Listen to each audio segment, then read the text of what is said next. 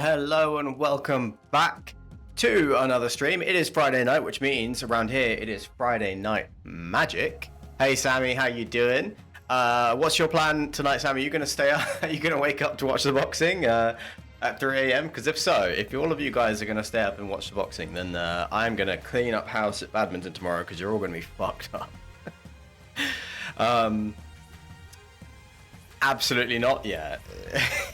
I cannot believe that some people here are going to wake up at like 3 a.m. to watch this event. I could not care less. I mean, I'll probably check the news, watch the highlights, but you absolute like trash YouTuber versus a 60-year-old man. Yeah, not interesting. I'm right there with you. I'm right there with you. So. Quick stream update. I have once again fucked around with the sound. I have reinstalled Sonar, and I spent a good 3 hours over the last couple of days experimenting with Sonar, with different levels. So now microphone should sound good, music should be at a good level, and when we move over to the game sound should be at a good level, and I really think I've got it right this time. So I am very eager to know how it sounds for you guys, because I have tried, I believe I have extensively tested it so that I have gotten used to like how to test it, because it is a massive faff. Like, to actually test the audio, I have to go through a bunch of different steps, and it's a huge amount of like annoying fiddly work. But I think I have tested it, and I think I've got the levels for everything right. And so hopefully that it's, it is absolutely fine. But I'll be very interested to see if you guys are hearing something different than my testing. You shouldn't be. I think I have a handle on it, finally. We had airport staff push our grandma on a wheelchair. Mike Tyson is the same for him.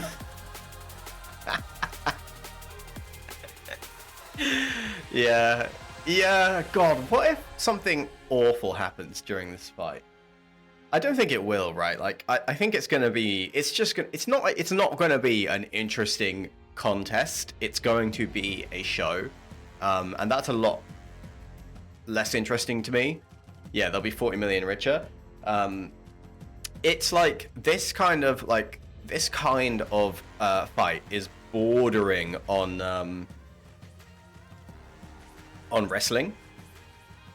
Bordering on wrestling, like it's a storyline, and there is so little of this bout that is actually about the contest and the physical sort of pitting one man against another, that type of thing. It is 100% about the storyline and the hype, and it feels a little like wrestling to me in that sense, which is not interesting, dude. Just not interesting. Anyway, let's cut over to Arena. So what I'm gonna do, this time is I'm actually gonna cut this music, and I'm going to.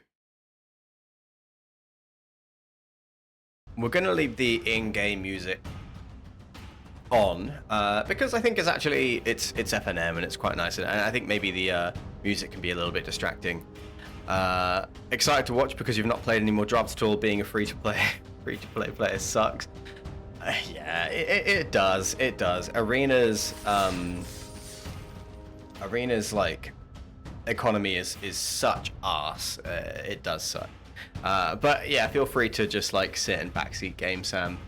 You're totally welcome. So we're going to do some best of one drafts. We've done a sealed. I've done one draft, which will be up on YouTube soon.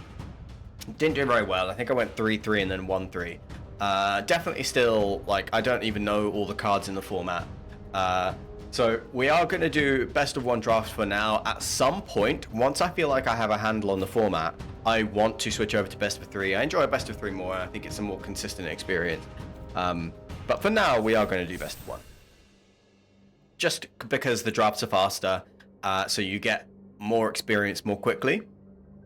So I think best of one is like fine for the beginning of a format, but definitely this time around, we're going to play a lot more Foundations than we did Duskmourn, because I was exceptionally busy during the Duskmourn draft, meta.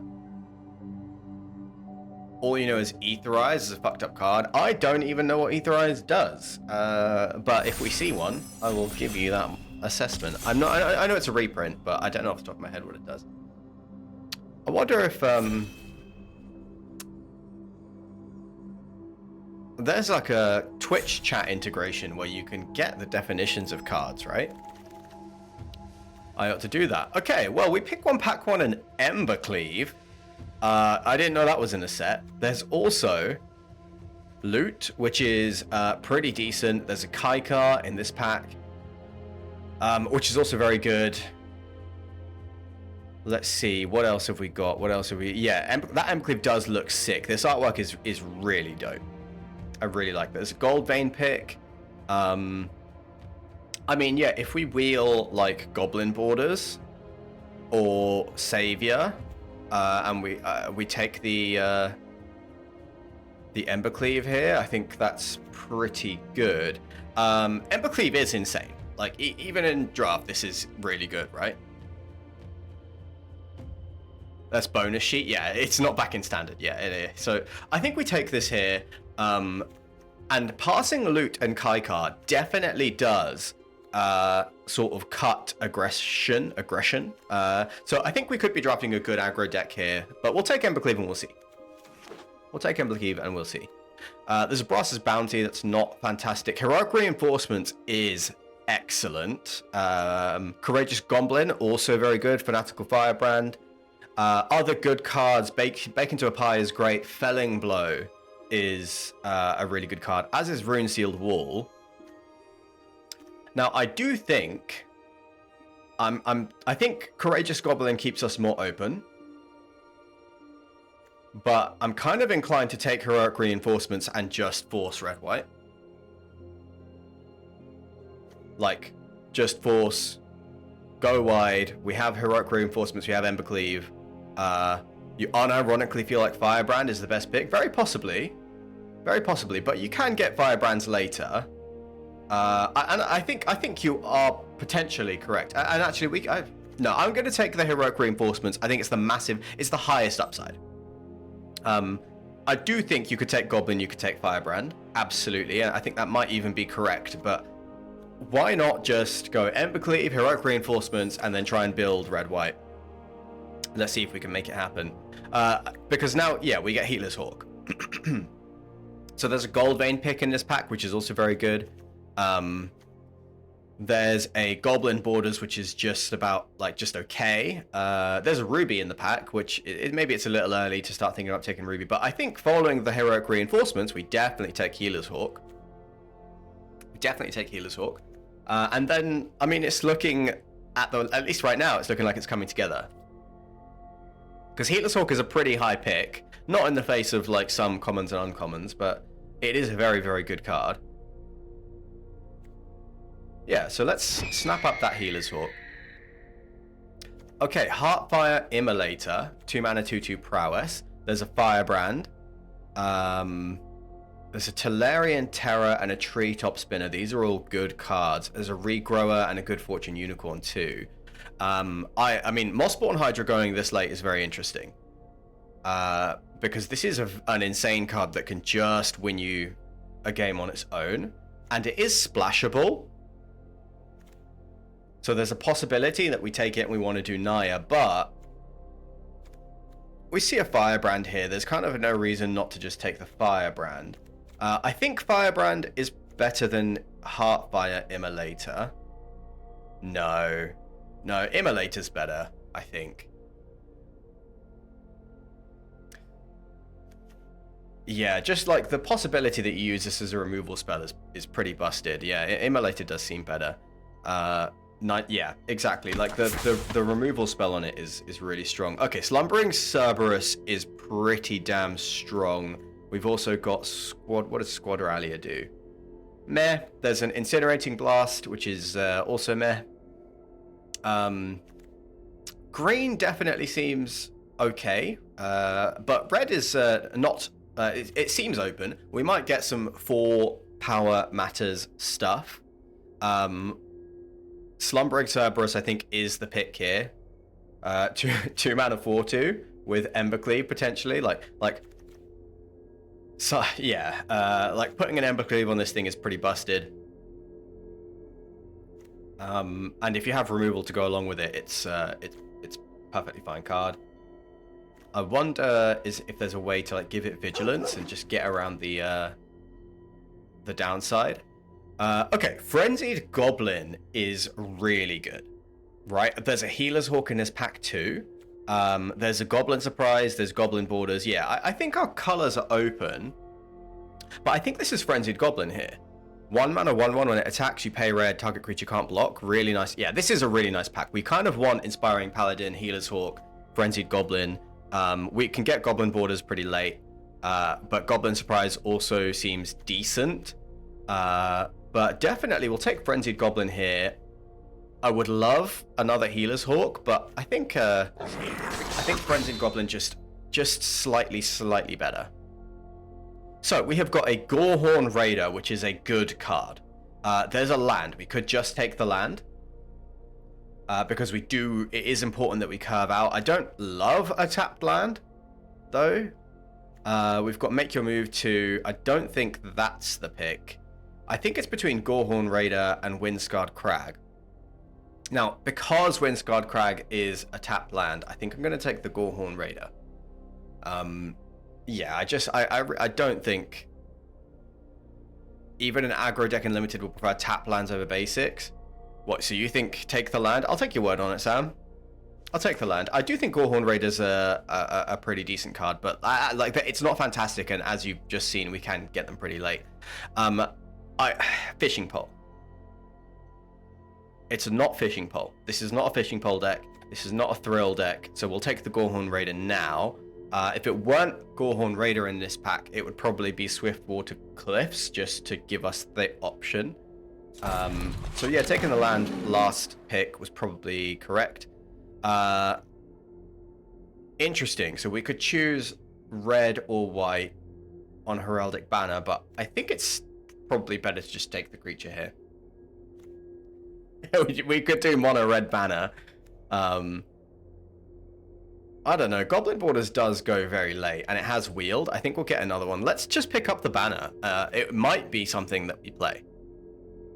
It might be. And I'm pretty sure, yeah, so getting the Courageous Goblin on the wheel is pretty good. 2 mana, 2/2. If you control a creature with power 4 or greater, it gets +1/+1 menace till end of turn. We have Slumbering Cerberus. Banner is super underrated, in your opinion, like the Bloomburrow one? Yeah. Yeah, I mean, Banner is really good, and I think we are doing fine on creatures. So I'll take the Courageous Goblin here. And now we get the Goblin Borders. So we're not going to take Involuntary Employment because we're not really doing the sack deck. But we saw a bunch of Goblin Borders, and they started to wheel. So I was pretty confident we would get those on the wheel anyway. We could take Bloodfell Caves here, but I said we just take the creature. I don't... Yeah, I'm fine with taking Goblin Borders there. Squad Rallier, I guess we'll take that. We're going to play it. 3 mana, look at the top 4, reveal a creature power 2 or less, put it into your hand. The rest on the bottom. I mean, maybe.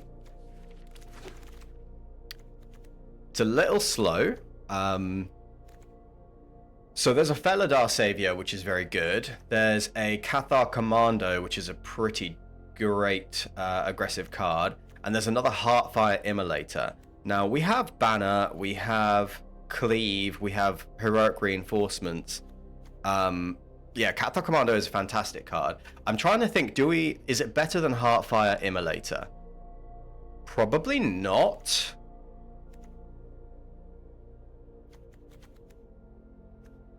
But we do already have one. And this with an Embercleave on it.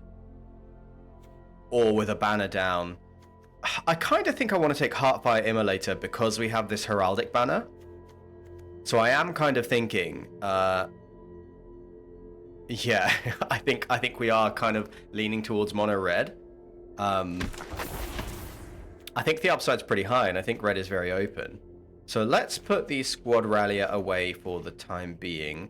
Let's assume we'll always get to cast Embercleave for 4 or less. So there's an Ajani's Pridemate. That's a fantastic card. There's a Courageous Goblin in this pack that's pretty good. And I mean, so I think Felidar Savior is probably the best card in the pack that we could play. But Courageous Goblin is red. Do we want to take Courageous Goblin as another good aggressive 2-drop? Or do we want to take Felidar Savior as just a top end? Heroic Reinforcements, is that in this pack?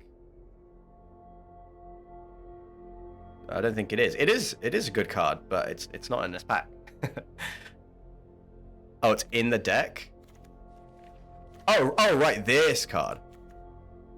Yeah, that's true. That's true. I think we've got, like, if this is our top end, maybe even Gorehorn Raider, like we may or may not play it, then let's focus on a good aggressive deck, which means good 2-drops.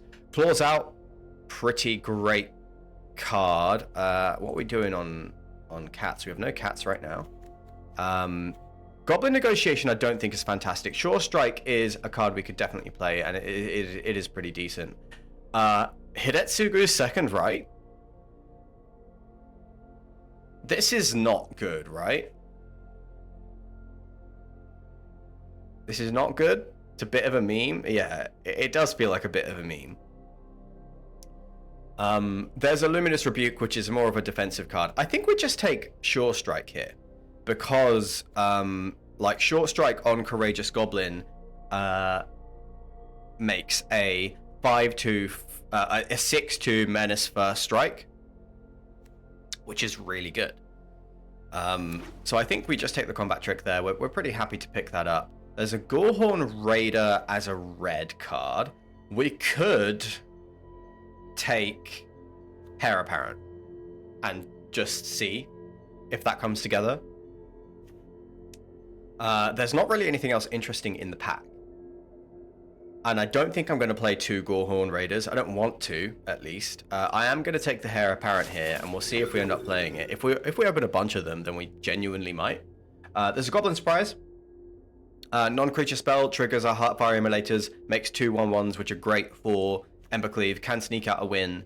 This is the kind of card that we want. There's a Stab in this pack, which is pretty nuts. But I think we're pretty committed to effectively mono red now.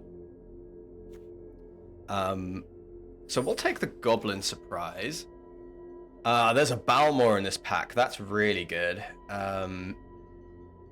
Crackling Cyclops seems decent. Axeguard Cavalry is probably just better.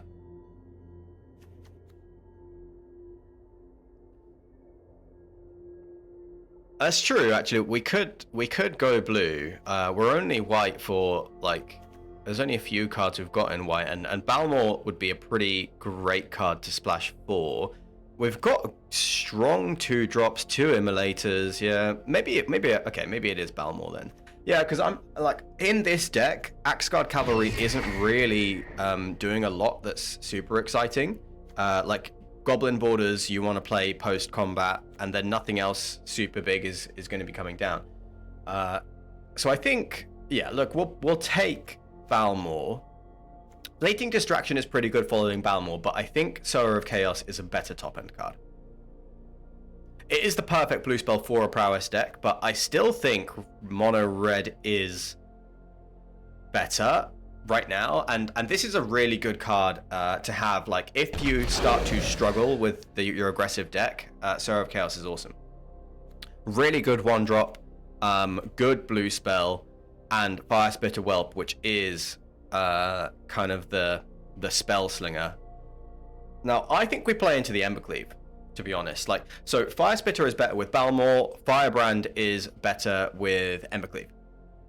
I'm inclined to just take the Firebrand and play into the Embercleave plan. Although I think that you could make a case for... so we got the Cathar Commando back on the wheel, which is pretty great. Because that is a fantastic card. Now, I'm kind of tempted to take the Katana here, and there's a possibility that we play that. And I don't think we are supposed to lean into Balmor. I think red-white is the way that this is going. We'll take Goblin Negotiation. Maybe it's just a kill spell. Maybe it's just like a 4-mana kill spell, and that's fine. I don't think we're going to do Balmor. I don't think... where else? We can shave the Hair Apparent. We're not going to take Uncharted Voyage. Brineborn Cutthroat. I'm going to sideboard Involuntary Employment. Involuntary Employment. Because I think we're going to get better cards, to be honest. So there's a Perforating Artist, which is pretty sick. But there's a Banishing Light, just a good, clean removal spell. There's another Goblin Surprise. There's an Axeguard Cavalry. There is a Tiny Bones. I don't know what this does. But I don't think we're going to want to splash for it. Steals cards. Make some discard and steals cards. Cool. Okay, yeah. I think we're going to take Banishing Light here. This pack 1 cements Boros over mono red. This pack 3... how do you mean? As in, like, taking the Banishing Light here cements Boros for you? Let's see. We've got... Okay, well, there's an... there's a Dauntless Veteran, which is probably the best card in the pack. There's a Fire Spitter Whelp. I think I take Veteran, and yeah, I think that the Anthem effect on a stick here is probably strong enough to warrant playing white. I mean, Heraldic Banner does actually help you splash it as well. So we can definitely, like... we can take Veteran here. We only want a couple more cards. It might be that Gorehorn Raider gets cut now. Probably the weakest card in the pack. I would love more removal spells, to be honest. What have we got? We've got, like, these Heartfire Immolators. Yeah, I'd love to see a burst. I'd love to see a Burst Lightning. We manifested it again. That is exactly the card that I wanted to see to kind of push this deck up a level. So yeah, Burst Lightning is awesome here. And then any cards we take now, because we're probably going to play 16 lands, any cards we take now, we can cut a land. So there's a Burst Lightning, there's a Heroic Reinforcements, there's a Sure Strike. So it's between the Burst Lightning and the Reinforcements. I think I'm going to take the Burst Lightning. I think that's definitely the pick, and I think we cut the Gorehorn Raider. And that is awesome. We are feeling very good about this. We are feeling very good indeed. I don't think any of these cards are going to cut it. So we'll just rare draft this, I suppose. Yeah, I don't think we're going to play Cyclops. I don't think we're going to play Armasaur. I mean, we could play Armasaur, potentially over Goblin Negotiation, now that we've got these two Burst Lightnings. Like Armasaur right at the top end, but I don't think so. I don't think it's likely to make the deck.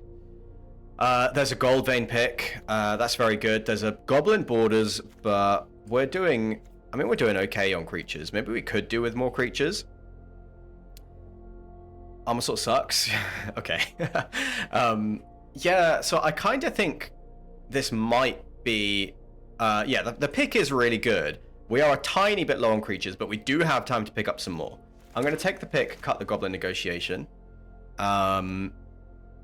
I don't think we want Stroke of Midnight. Destroy target non-land permanent. Its controller creates a 1/1. It's not the kind of card we want to play. We'll just take it here because we're not going to do anything else. But we're not going to play that card. We are looking for... I'll take a Firebrand. Second Firebrand, I think, is probably Well, we've got a Windscarred Crag here, actually. So, yeah, we pick up this firebrand for free. There's a Rogue's Passage, maybe, but I don't think we need it, to be honest. I don't think we need it. None of these cards are going to make the cut. Let's just take the Guarded Air. There's a Courageous Goblin. We'll take that for sure. Will we play it? Is it better than a Katana? I would say probably. I mean, maybe, actually. Is it better than a Katana? We might not play the third Goblin.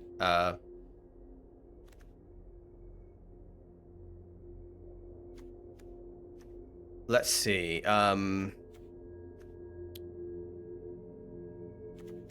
Is Pick better than Katana? I think Pick is better than Katana.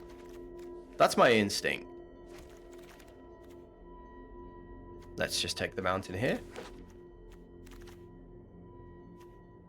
As a Goblin Negotiation.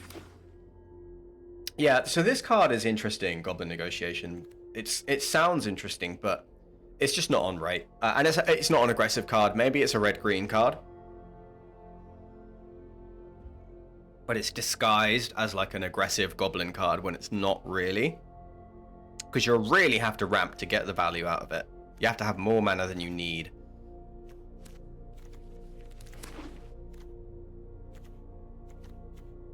I think we're going to want all of our 1-drops. There's Cathar Commando. It's really good with these burst lightnings and stuff. Fishing Pole, last card picked. People do not rate the Fishing Pole.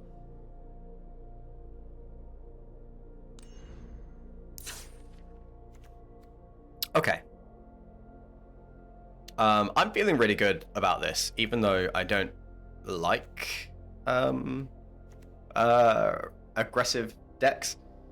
I am feeling really good about this. I think we are gonna cut a land and play 16. Not a fan of Sorrow of Chaos. So yeah, Sorrow of Chaos is the weakest card here. There's just... Well, actually...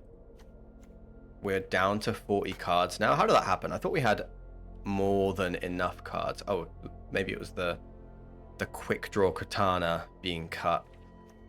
I'm going to put this back in and reconsider it. Think your creatures are too small to be spending 3 mana a turn on them? Its target creature can't block this turn. So you can block down something that's troublesome on the opponent's side, which I do think makes it a lot better because you can force your opponent into some pretty dicey blocks. But Sorrow of Chaos is one of the weaker cards in this deck. Banishing Light, tiny bit slow. How many creatures have we got? 15 plus 1 Goblin Surprise, so 16. So I think the potential cuts are Banner. Let's say Ember Cleaver is a 4-drop.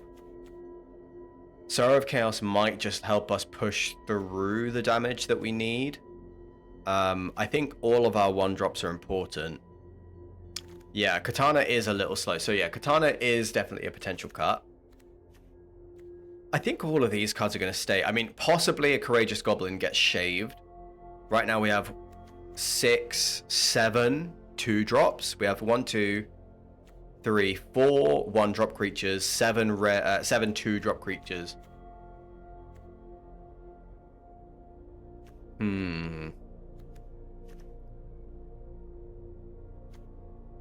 How many non-creature spells do we have?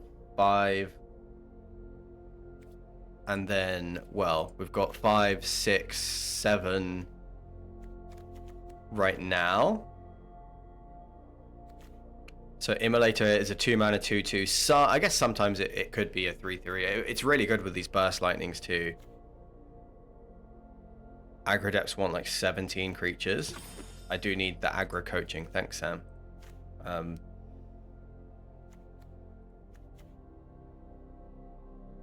I don't think that we want to add any of these creatures, including Squad Rallier.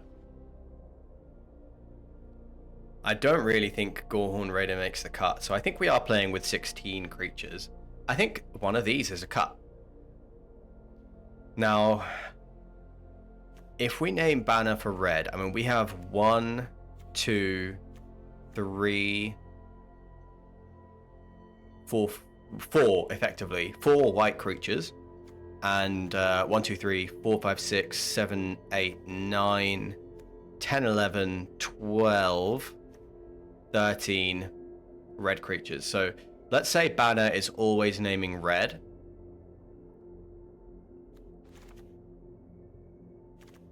That's pretty good. Like banner on turn 3, naming red does seem pretty strong. It's and it does fix as well. It's important to remember that the Gold Vein pick and the Heraldic banner do help fix if we need the second red or something. I do want to try out the Katana because I think it's nearly as good as a Gold Vein pick. I don't know. To be honest, I think Gold Vein pick versus Katana. I feel like Katana's better in an aggressive deck. No, actually, the equip one is super important, right? Like the equip one makes a massive difference. Versus Katana's equip 2.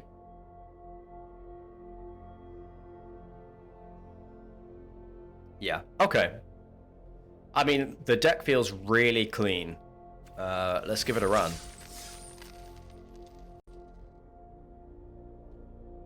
Let us dive in and give it a run.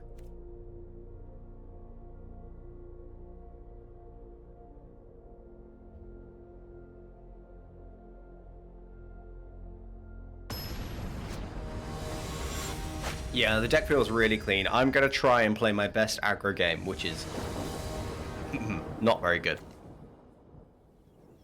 Okay, so we have Courageous Goblin. We can go opponent's going first, but we can go turn 2 Goblin, turn 3 pick. And that seems okay. It's not a fantastic hand, but it is an okay hand on... Like, I would like to not have the Embercleave in this hand. But since we are on the draw, you have enough 1-drops to warrant a mulligan. Good point. Good point. And it is basically a 6-card hand with this Embercleave, but we've got the Burst Lightning, we've got the Banishing Light. Like, maybe we'll actually go over the top here. Okay, opponent is playing blue-red. So we'll need to be careful here. This deck can be pretty explosive. We do want to sort of dodge around the counter spells. Let's play a Courageous Goblin. Opponent's thinking about countering it. Nope. Brineborn Cutthroat. Now that is something we might Burst Lightning. Goblin Surprise is a good draw. Yeah. Feeds into Embercleave very, very nicely. That it does. Okay, so we're going to go Mountain, Pick, Attack here.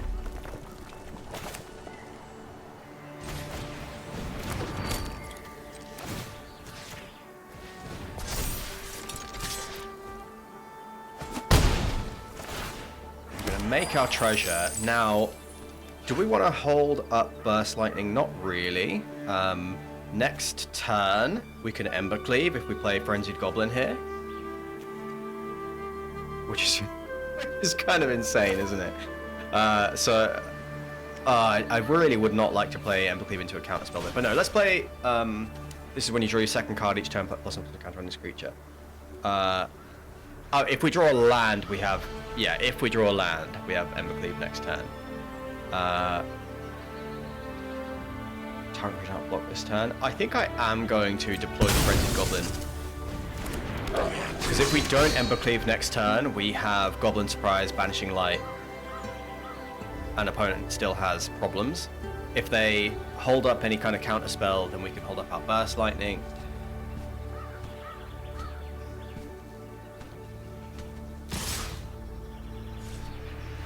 We're going to hold back the Brineborn Cutthroat. Deal 2 damage to me. We are playing 16 lands. Oh, that's the one that turns it into a land. Enchant creature, land, or planeswalker, turns it into a land. Okay, I mean, they have ramped us.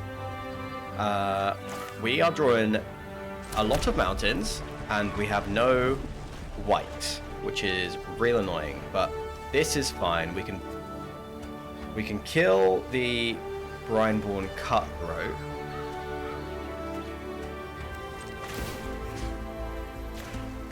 Actually, no. I think we just like we have 3-4 mana. I think what we're supposed to do is not use a kill spell on this right now. We just attack. We pay a red. This can't block.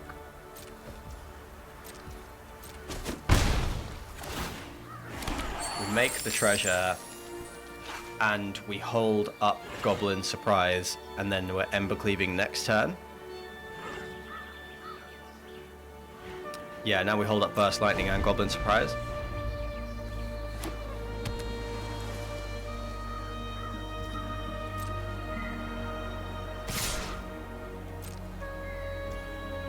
So we could trade a 1/1 off here.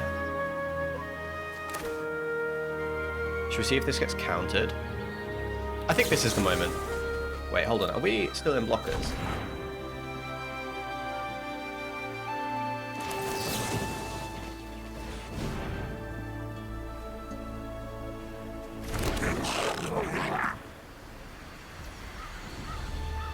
Yeah, we have enough. Yeah, I passed.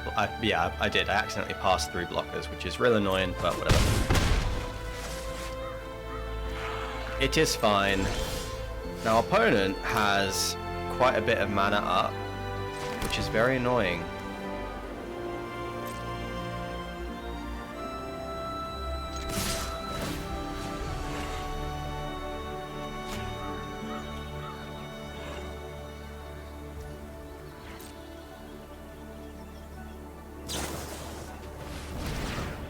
Etherize! That is gross. That is really, really gross. Okay, do I have to kill this thing? Not just yet. That is really, really gross. Alright, so we play you.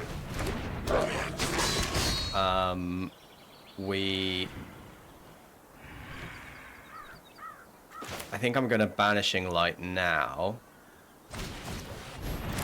Etherize is rough, but let's Banishing Light the Brineborn Cutthroat while they're tapped down. Let's equip pick over here. Hold the Burst Lightning.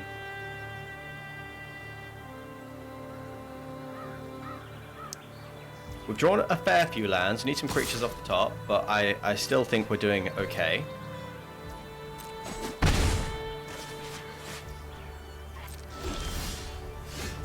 As a Goblin Borders, it's good. That is good. So we'll just attack. See what the opponent does.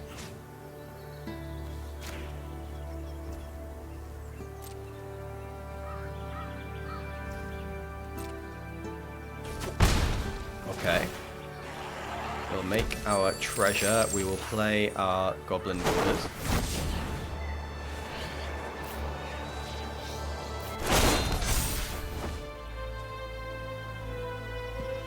I think we'll just... I mean, are we going to re-equip?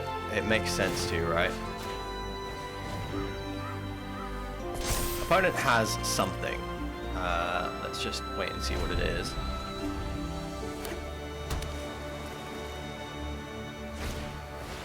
Archmage of Runes. I mean, that's probably fine. If we... Heroic Reinforcements is also pretty good, huh? Yeah, so if we pay... We've got 4, 5, 6, 7, 8 mana. We pay 4. We have 4 creatures then attacking. Ember Cleave goes down to 2. And we hold up Burst Lightning. So we cleave now while they're tapped out, yes. But we have... So if I re-equip this over here, it can punch through an Archmage of Runes too. So I think what I'm doing... Oh, actually, I can prevent this from blocking. Yeah. Busted. Okay. So we pay 1 red, and then cleave costs 2. This is insane.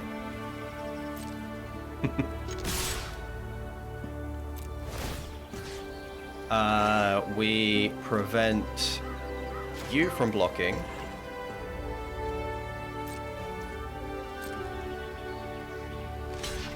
And we Ember Cleave on the 6-5, win the game.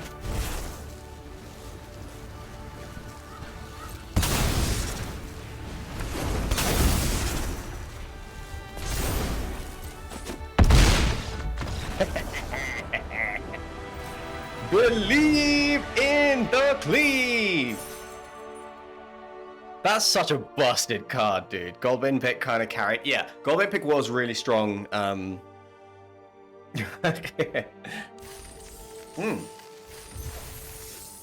was really sweet. Ember Cleave is such a goddamn strong card. So busted. It will never happen, Sam. I would never be an aggro player. So the only consideration is, do we want like Stroke of Midnight? In best of 3, possibly I would board this in against like the enchantment-based removal spells. We have a Cathar Commander, right? Yeah. So yeah, I mean this is fine. We could have taken that mulligan. Still, we found a way through. Opponent was a little bit aggressive. Still, I think, you know, they took the chance, they played their big rare, and we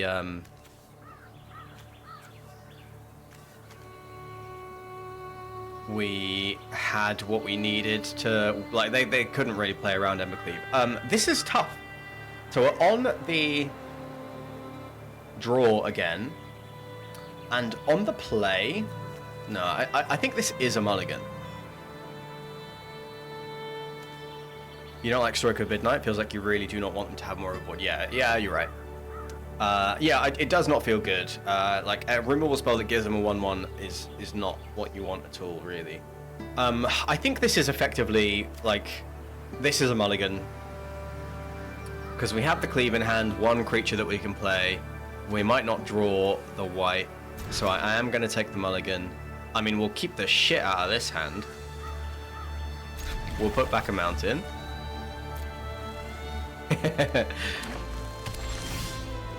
Yeah, I mean, this is pretty funny.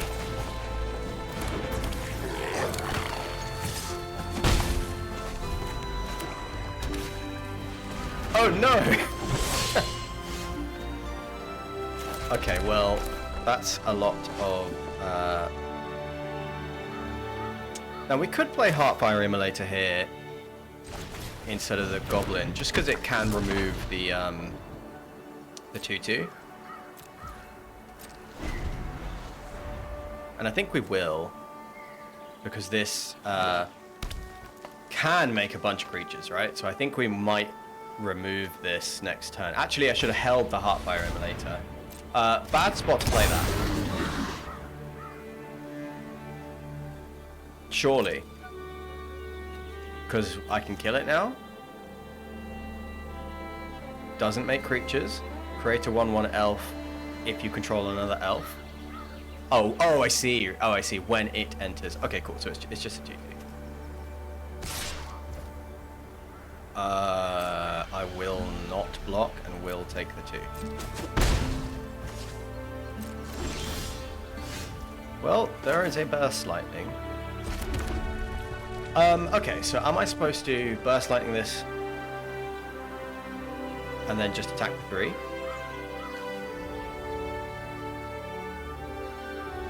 I'm supposed to attack... No, I'm supposed to attack with the 2/2 and then Burst Lightning the other one, right? Yeah. I'm supposed to attack with the 2/2, see if they take the trade, which I don't think they will.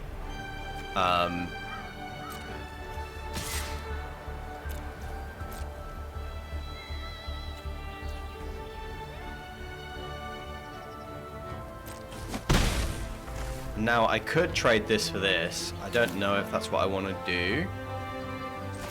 Yeah, I think not. Right. Do I want to just trade the Heartfire Immolator now and then hold up the Burst Lightning? I kind of think maybe I'm supposed to. Is this at sorcery speed? This could be at any time.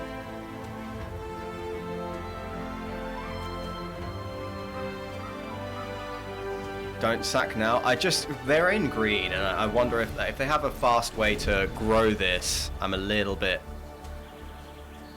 nervous that it blows us out. If it grows, well, it costs us 2 mana for you to deal 5 damage. That's true. That's true.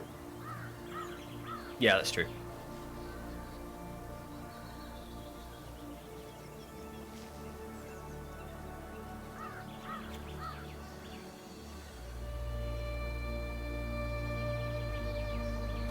Actually 6 damage with the firebrand. Yeah, see, there you go, Sam. You're thinking like an aggro player. It was strange putting this into play. It kind of tells me that the opponent does not have many plays because they played this really, really early and while I had 2/2s on the board. So I think what's happening now is the opponent does not have anything to play and is wondering whether they should just scoop.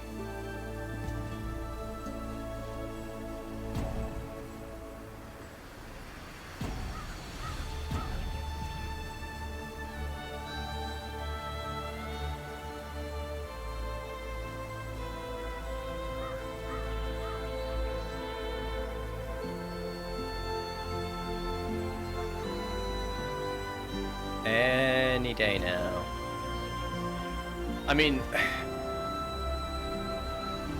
yeah, either they have absolutely no plays or they have disconnected or something, but the way that they played out the Wildwood Scourge does kind of imply to me that they didn't have anything.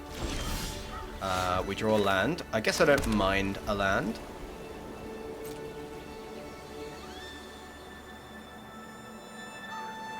Because it does let us dump our hand out.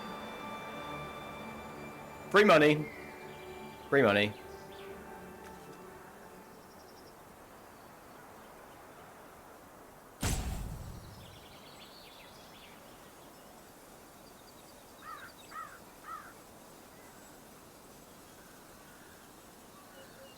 Well, I guess we'll just wait this out. Yeah, I like this set though. I know it's like we go back and forth on like whether it's like actually exciting or if it feels a bit basic, but honestly I like basic. When it comes to Magic, Magic is a complicated freaking game. And it's quite nice to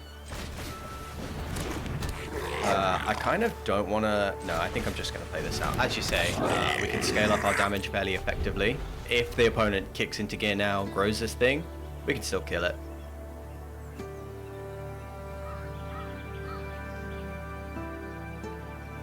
But this just feels cozy to me. Like, when I first started playing Magic, Fanatical Firebrand was in the game. Llanowar Elves was in the game.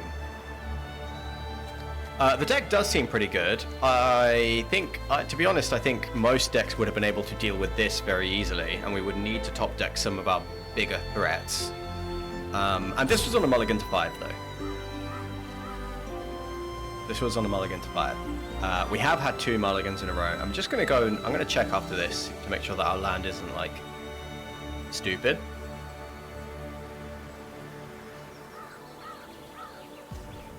But we should have this. If they kick into gear now, and we remove, like, they do something, we remove this, they have 2 blockers, we're still dealing 5 damage, at least.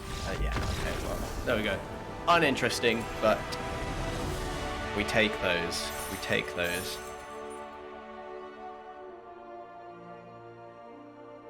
Yeah, you're very good point, Sam. We are lucky that it's skewed to red and not white. We're playing, yeah, I mean, there's a small argument that you'd want to play, like, Cutter Plains, but, fine, we're not going to complain. Definitely could have skewed to white, yeah, it's true. Still, put me on the play, and give me a hand I don't have to mulligan. That's what I'm asking for. Okay, well, we got both of our colors. We have a 2-drop, and we need a land. We're on the draw. I don't love it. This is not a very good hand for us. Yeah, it is a bit of a heavy top end. And again, like, well, that's 3 games out of 3 that our opening hand has had Ember Cleave. If we don't draw land, we're drawing a playable creature. It's true. Okay. Alright, let's give it a go. That's probably one of the worst things we could have drawn.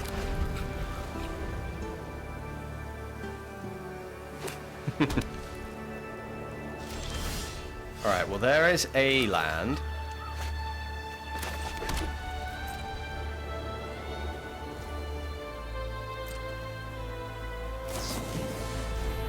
Oh! What the fuck is this? That can, unfortunately, trade off with our Banishing Light. So we will have to Banishing Light this after we flash our own Cathar Commando in. Nessian Hornbeetle, troublesome card. Okay, we'll flash in our Cathar Commando. Goldvein Pick, unfortunately, doesn't get through a beetle here. I think we have to Banishing Light the Cathar Commando and then leave it there for this turn. Ugh, that feels gross, but otherwise Banishing Light does just sit and the Cathar Commando keeps attacking in. We could develop our board, take a bit more damage, and next turn we would be punching through the Nessian Hornbeetle. So we could be Dauntless Veteran this turn, and then next turn pick and attach. But I don't like having the pick on the field with this thing. I think I just need to get the Cathar Commando off the battlefield.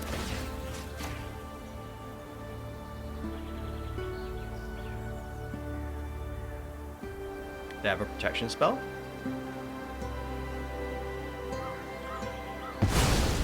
Okay, I don't know what the white combat trick is, but because they just showed us that they have something, I'm not going to attack into this Hornbeetle.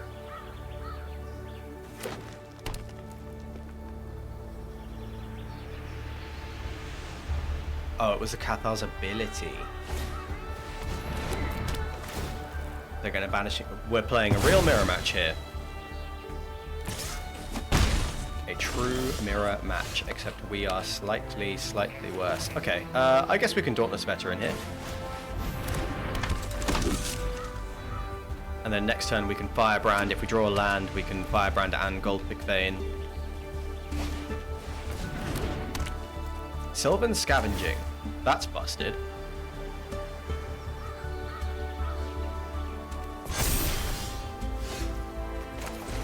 Okay.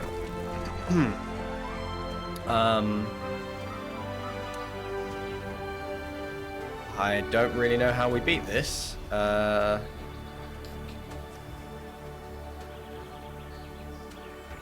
this is bad. So what we can do is Goldvein Pick, attack, and we're going in with a 4/4. Attach, attack. We're going in with a 4/4. We make 2 treasures. Or... yeah, they're not going to trade. Maybe I'm supposed to play reinforcements here, hope they block with a... No, that doesn't work. Okay, I think Ember Cleave gets us out of this. Like, I think that's our best shot. This is bad, though. So I think what I'm going to do is Heroic Reinforcements, attack with everything. They're going to take a bunch of damage, and now Ember Cleave is the way that we win this game. We like, if we attack all next turn and they, like, we Ember Cleave for 3, and it goes over here, then this will deal 6, 7, 8. It's not quite enough. It is not quite enough. Yeah, now they have these big beefy creatures. Oh, gross. Gross. So if I attack with you, am I supposed to just swing here and cleave? isn't bad. We can punch hard with cleave.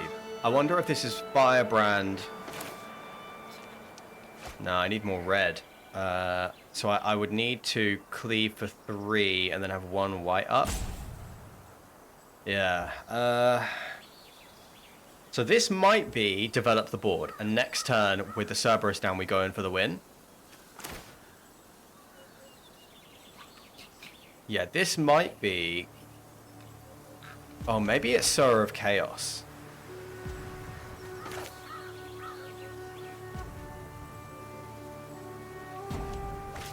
I'm going to play Cerberus. I'm going to play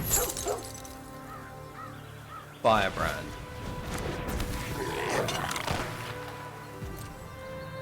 And then no attacks. And I think we're going to have to go in for a big Embercleave turn next turn and try and sneak out a win. Yeah, they are making a 3-3 every turn. They may not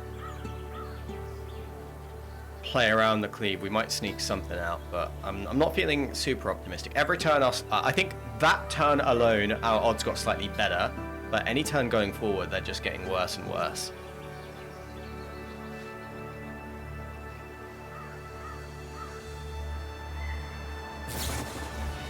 Bite down. That is very good. We needed the +1/+1 from that creature, from our veteran. But let's see, okay. They have 3 mana, we have Burst Lightning. Burst Lightning deals 4, so they're effectively at 7. So if we attack now, pick is double red. Sorry, cleave is double red. So we can play the pick, but not attach it. And this will untap if a creature... Oh, I have no idea. I think I'm supposed to attack, try and deal 4 damage to them. This is tough. This is tough. I think I have to attack all.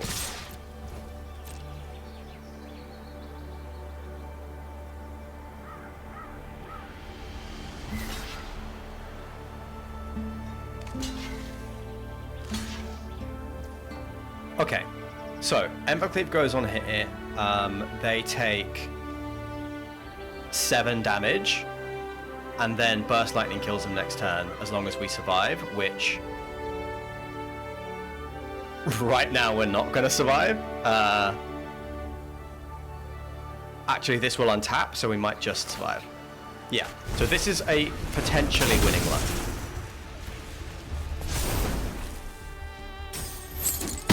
Yeah, they go down to 9, they take another... Yeah, so they're down to 3, and this creature should now untap, right? We'll play the pick. So now we have a blocker, and we Burst Lightning next turn. Okay, we found the winning line. Oh, it was not easy, though. That was tough to navigate.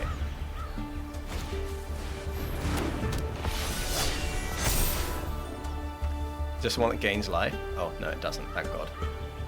Thank God. Okay, have we got this?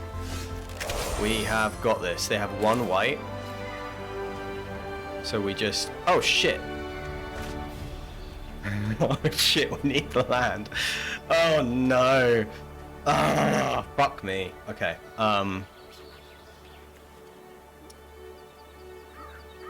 Oh, that's so annoying. But they have to chuck so much of their stuff. Like, if I attach the Goldbane pick here, it's a 6/4 with double strike. They have to chuck 4 of their creatures behind it, and that's still good enough, right? And we have the Burst Lightning. Yeah, so I think I'm going to equip this here.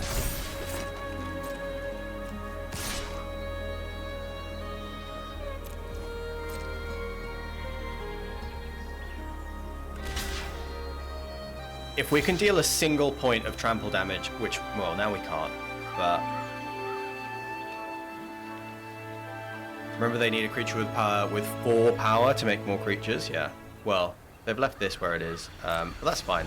So we will deal 6 to you, and then 3 to you and 3 to you.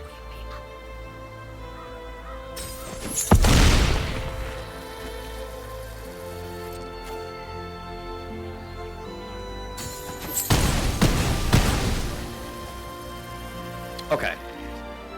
We'll play a Courageous Goblin. We will attach the pick over here.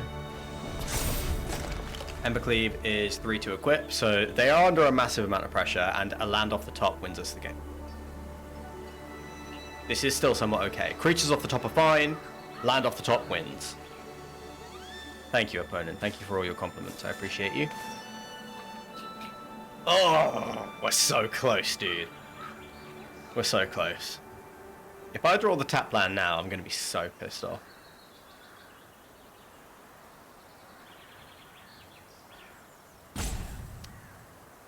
But if we deal a single further point of damage, yeah, fine. Absolutely happy seeing that there.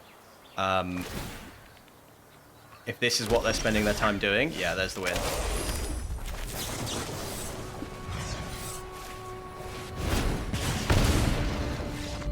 Oh, tough match. Lots of intricate decisions there. We had to attack at just the right time to get the opponent into range. Good game. That was a good game. Embercleave is fucking broken.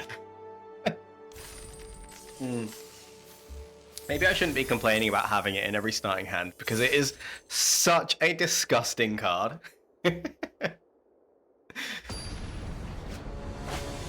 It's quite funny. Yeah, it is so busted. Okay, this is an excellent hand. This is the 4th consecutive time we've been on the draw. Opponent has taken a mulligan. But yeah, definitely we keep this. Turn 2, Healer's Hawk. Turn 3, whack a pick on the Hawk. One of the most broken things you can do with commons. So we'll go Windscarred Crag, gain the life. Opponent is on red, white 2. Now, do we play around... Healer's Hawk is the biggest upside. Let's just do Healer's Hawk. Oh wait, I can play Firebrand here too.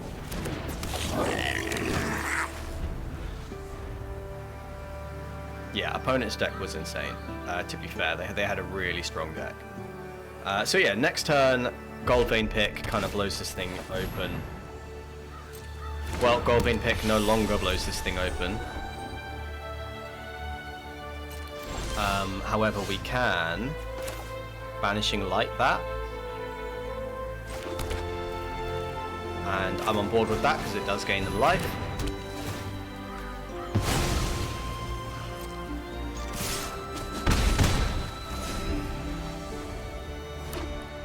Next turn we could pick and then Courageous Goblin. Cat Collector. Heartfire Emulator. Okay. So,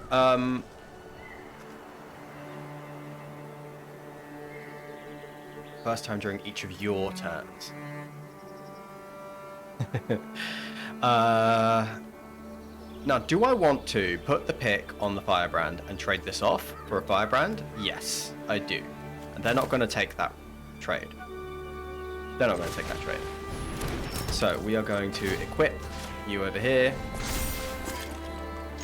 Tackle. Yeah. Okay, well, they took the trade, but I am absolutely fine with that. Because this thing is really good. It makes, like, it builds out their board. So we've effectively prevented them from making that 1/1 white cat as well. Okay. Opponent just cannot miss. Well, that might be an exaggeration. Do we just trade this off? And then play 2 more? No, I think we get the Dauntless Veteran down. And then represent a better attack next turn. Immolator it? That's a good point. I'm glad we didn't immolator it. Because we might need to find a way to deal with that. And if they... Yeah, if we attack now and they block with the angel, then we can immolator that. And that's probably worth it.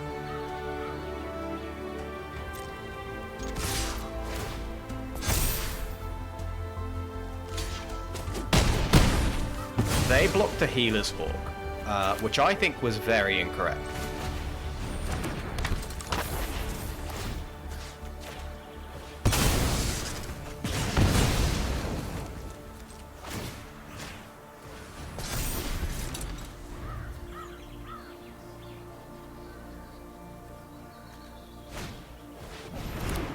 Prideful Parent, that's a good card. Yeah, I mean, opponent is... we're doing fine.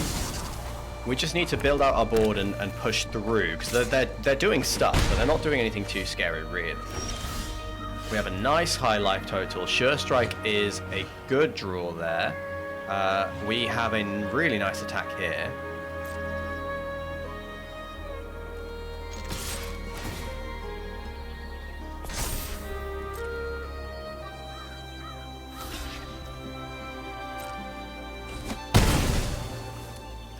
And we could play out the goblin borders, but no. Let's do Cerberus,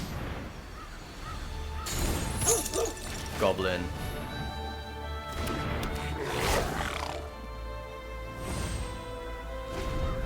Yeah, and we're in fine shape. They don't want us making these treasures. Yeah, we're gonna win. Like, I think they're aggressive. They are dealing damage in the air, but we're on a much higher life total. I think we're gonna go over the top. Burst Lightning, very good. At the beginning of combat, if you control a creature power 4 rotating and pay red, return it to the battlefield. Yeah, so we can just go in with this whole attack.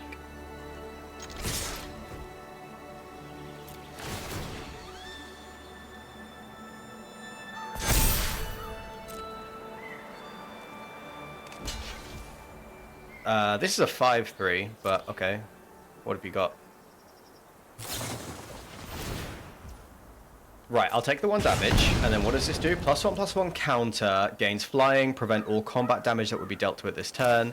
So we will Burst Lightning this.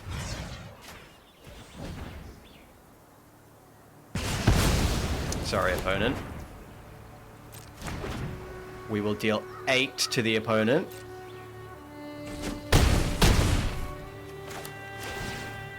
We'll make a treasure. Make a borders. Pass turn, and I think we have this kind of locked up, to be honest. Yeah, okay, I mean, the deck is steamrolling. We didn't even have, we didn't have Embercleave there. We didn't have any of our, like, busted cards. We did all of that with commons and uncommons. Good stuff, definitely, but actually the opponent's deck wasn't that impressive either. They were kind of plinking the damage in the air. We had a bunch of answers when we needed them. Heartfire Immolator is really impressive. Really impressive. I thought it would be good, but it's really, really good. Having it like be an aggressive 2-drop, but also having it be like an optional removal spell. The 4/2 is also really impressive. Like, it's effectively a 2-mana 4/2 Vigilance if you're aggressive enough, which is absolutely busted. Opponent goes first. We cannot be on the play. Arena will not allow it, but we have a 2/3, 1/2/3 curve, which is pretty damn strong. We need another red. We need another mountain. For the Embercleave, Golden Pick might get us there. Opponent has a Burst Lightning.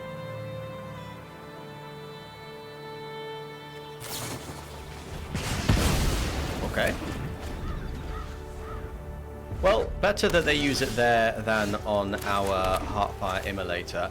Although, there is a strong suggestion that they have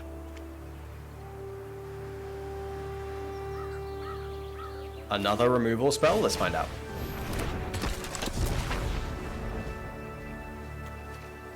That's true. We have won every game so far, so we can't really complain. The way they snapped off that Burst Lightning really strongly does imply that there is another removal spell coming. But they didn't use it. They are playing mono red, and we are going to... and we can get rid of the Heraldic Banner for a start, which is pretty thick. Maybe that's the play, but I don't think so. I think I definitely will just make the treasure here, deal a big chunk. Because so there's an argument that maybe you take out the Heraldic Banner because it might be fixing their colors right now.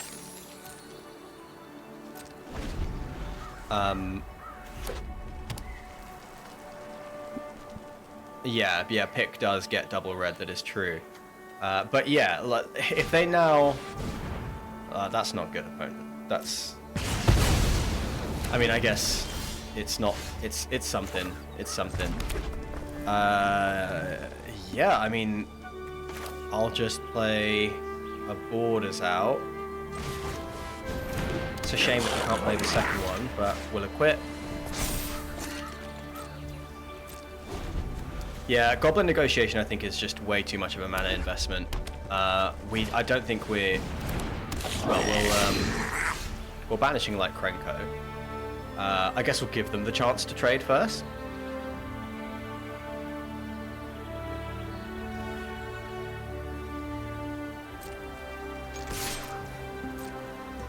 Yeah, I'm offering you the trade. That's true, we are holding up Cleave here, which is pretty busted, huh?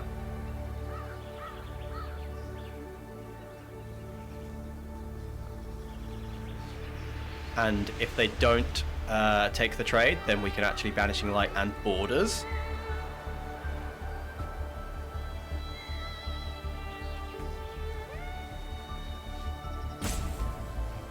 They're considering it. I think they know that they have to take this trade. They just really, really do not want to. Okay, down to 12. Now, the Cleave wouldn't have been lethal there, so I was not going to play it. So we'll Banishing Light the Krenko, we'll play the Goblin Borders. And we are now representing lethal next turn.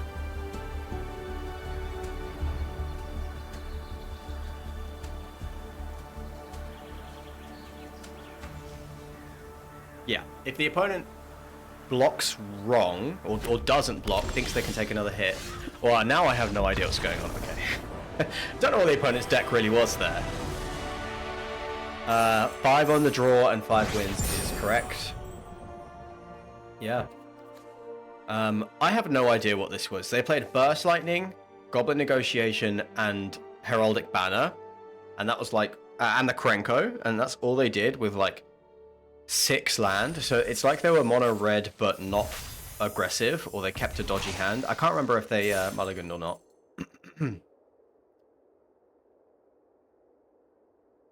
The deck looks like what you're about to draft with mono red. Hey man, though I think our mono red deck would have been better than that. We have all of that, like we have tons of great 1-drops and 2-drops. The opponent played bad removal spell, good removal spell, and a Krenko. And you do not want the first creature that you play to be your bomb, right? Because it's gonna get removed.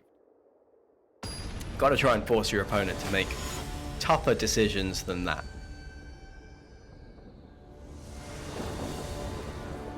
Okay, good land. We're going first. We have a 2/3, and we have the lands to play it, so I think that's pretty good. We've probably projected our Burst Lightning there. I will bolt that back.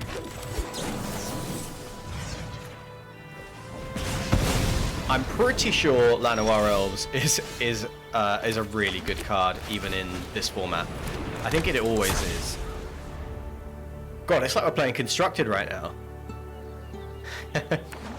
Yeah, so there's a good chance that they kept that hand because it had the Llanowar Elves and it accelerated them to something really good. Let's drop our Dauntless Veteran.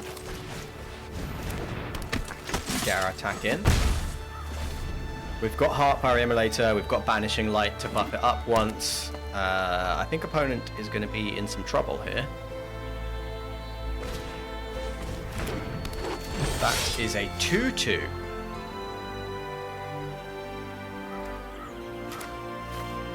A 2-2 that does very little in the face of this attack.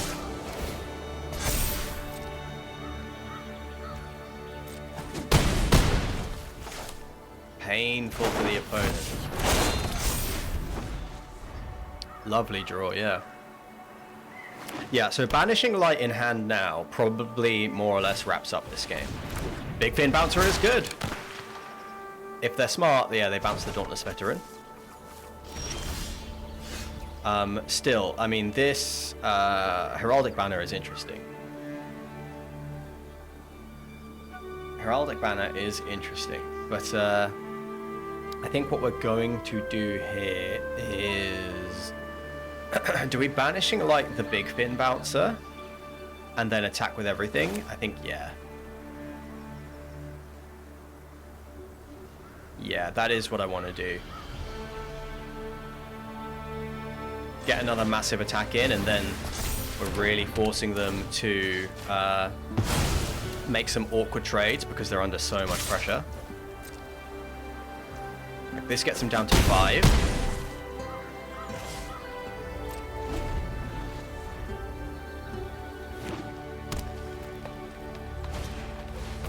Wreck Sage destroying my Banishing Light, bouncing something else. Good stuff. Okay, fair enough, fair enough. Yeah, bouncing like a Goblin Borders. Not bad. Opponent is holding on.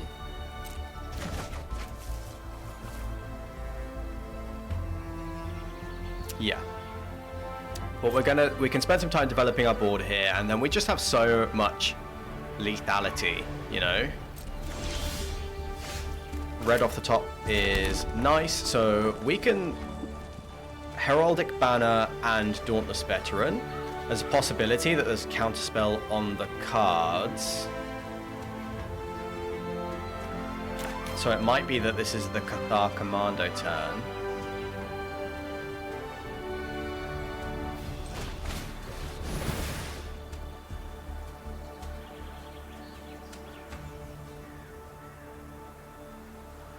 Yeah, they have a counterspell in hand.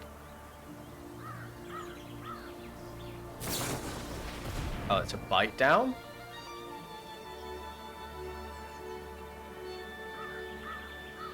I mean, we can just kill that. Like, we can sack our Heartfire Emulator and kill that now. And then hold up Cathar Commando.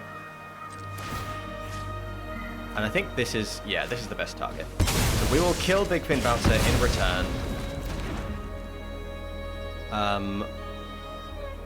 We will add red.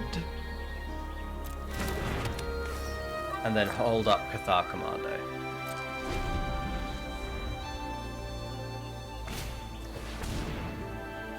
Three mana, draw 2 cards. Love to see it here. Boris, go on. Go for the attack. It's a shame we didn't choose white here, but still, it would have been fine. We flash in Cathar Commando, and like, but oh, Goldvein pick is awesome here.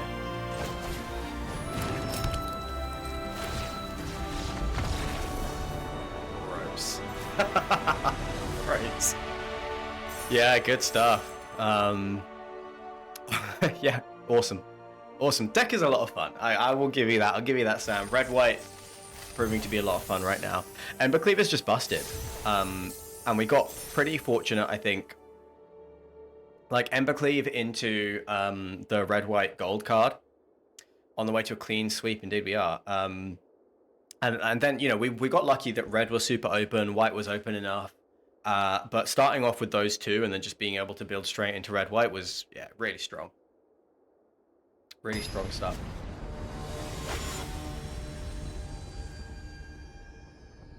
Being in gold probably helps too. Okay, opponent goes first, but we have Mountain Plains, we have Healer's Hawk into Goblin, potentially into one of these two spells into Heroic Reinforcement. So a really good curve. We'd be totally happy with just a couple of lands off the top. We're on the draw. My god, not an Aegis Turtle. Okay. Healer's Hawk clowns the turtle, and actually Courageous Goblin is pretty good into it too. Okay, if opponent is on blue-white like control, then we are just laughing at them, I think.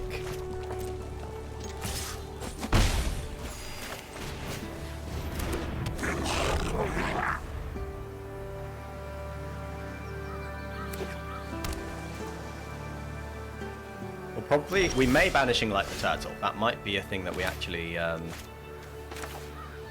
do. Do we go for an attack here with the Courageous Goblin? I think almost certainly we do.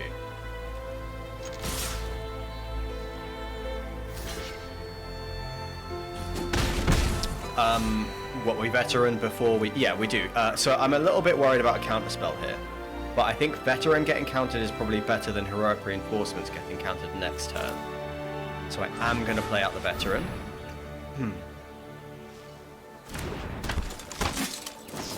It resolved. And a Spectral Sailor. So Spectral Sailor is also pretty sad in the face of Dauntless Veteran. Kaikar probably becomes the card that we have to Banishing Light. Can we punch through it with Heroic Reinforcements? Everything gets +1/+1, and then a +2/+2. So all of our creatures become 3/3s and higher. So I think I just Banishing Light the Kaikar now.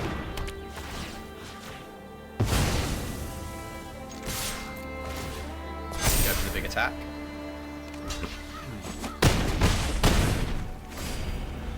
Yeah. This is... oh man, think twice here? That's not good for the opponent. Not good for you, my friend.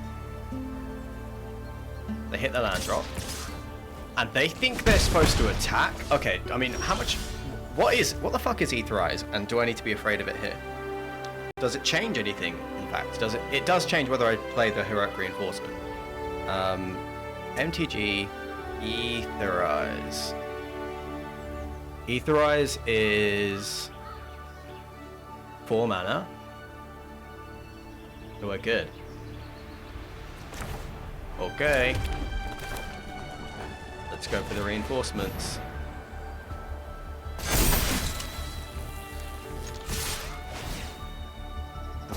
Dude. Insane. Is this lethal? It was exactly lethal. Yeah. Well, that was a hell of a lot of fun, huh? We just absolutely blew past 7 opponents there. I think that was the final boss, right? Bristly Bill. Yeah. Wow. That was a hell of a draft. Yeah, 6 games on the draw. 7 wins in a row, 0 losses, and we just bowled a perfect 300. The deck was insane. The deck was insane. Absolutely, it was. Embercleave is so damn good. I mean, even like the games where it didn't win the game on the spot, it just put such an like 4 to equip, and it like +1/+1 double strike trample. It puts such an outrageous amount of pressure on. What am I picking higher based on that? So let's have a quick look.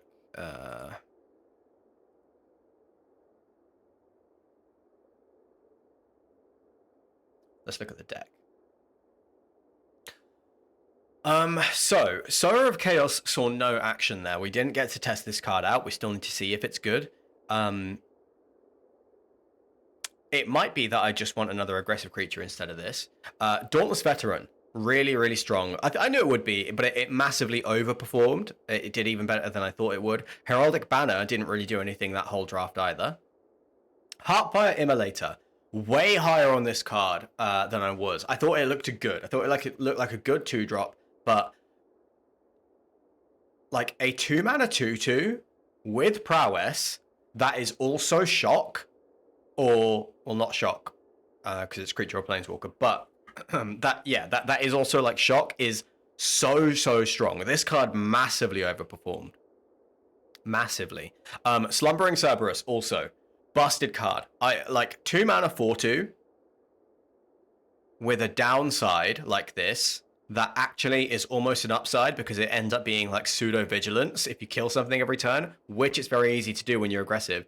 Is super busted. This also enables all of your like Courageous Goblin triggers because it has power 4 as early as turn 3.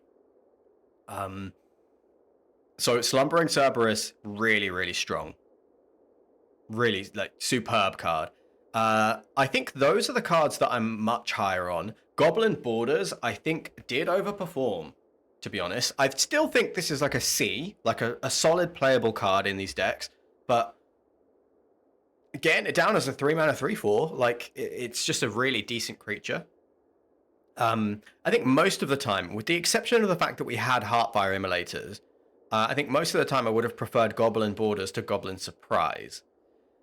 So that is my takeaways, and I did sort of talk about this through the draft as well. I think these cards, Heartfire Immolator, Slumbering Cerberus, massively overperformed. Goldvein Pick, Burst Lightning, these are super important cards for this deck. Heraldic Banner you don't need. Banishing Light, probably, I would say like one kill-all kind of removal spell is pretty important. There were definitely games in there where we would have had we potentially were in a losing position, but we had Banishing Light to answer something really problematic. So I did like Banishing Light there. Didn't feel too slow at all. Healer's Hawk is a busted card. Busted common. I would be very high on this card if I were you guys. I don't know whether this is better than Helpful Hunter, the 1 mana 1/1 that draws a card when it enters. I think Helpful Hunter is the card I would pick because I like drawing cards, but Healer's Hawk is really damn good. We know how good Burst Lightning is. Cathar Commando was pretty great as well, actually, the one time we got to use it. Heroic Reinforcement's really strong too. So good with the Dauntless Veteran. Like, Dauntless Veteran into Heroic Reinforcements is really nuts. Like, you immediately add 6 power with haste onto the board on turn 4, which is so strong. 1 mana 1/1 that draws would be OP. That's Helpful Hunter. Oh, is Helpful Hunter 2 mana? Let's find out.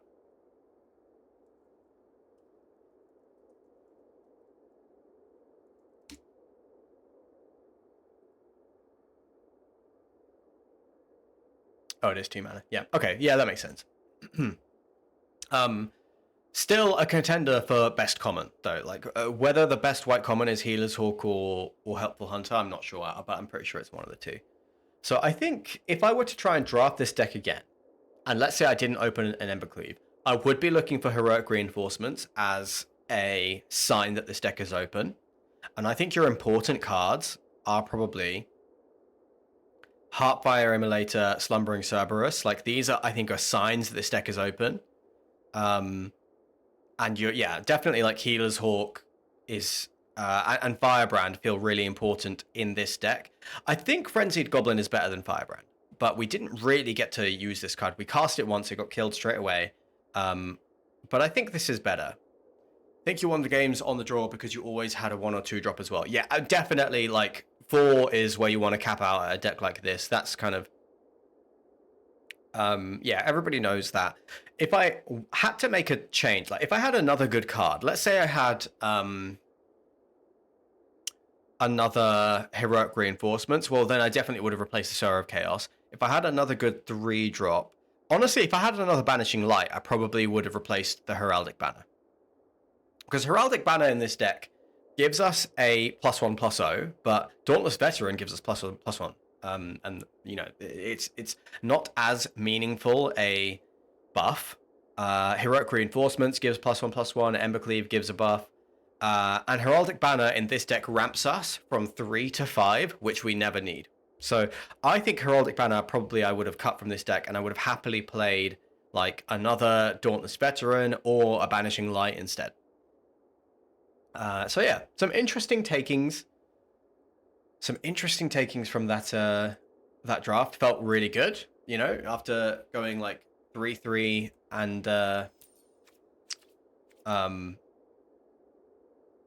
1-3 on Tuesday on release day. This felt good. Crazy that we drafted and trophied in the span of like hour and 20 minutes. Yeah, I know. Yeah, it does feel good. It does feel good to do that. It does feel good. All right, let's crack open our packs, and then what we're going to do is take a little break.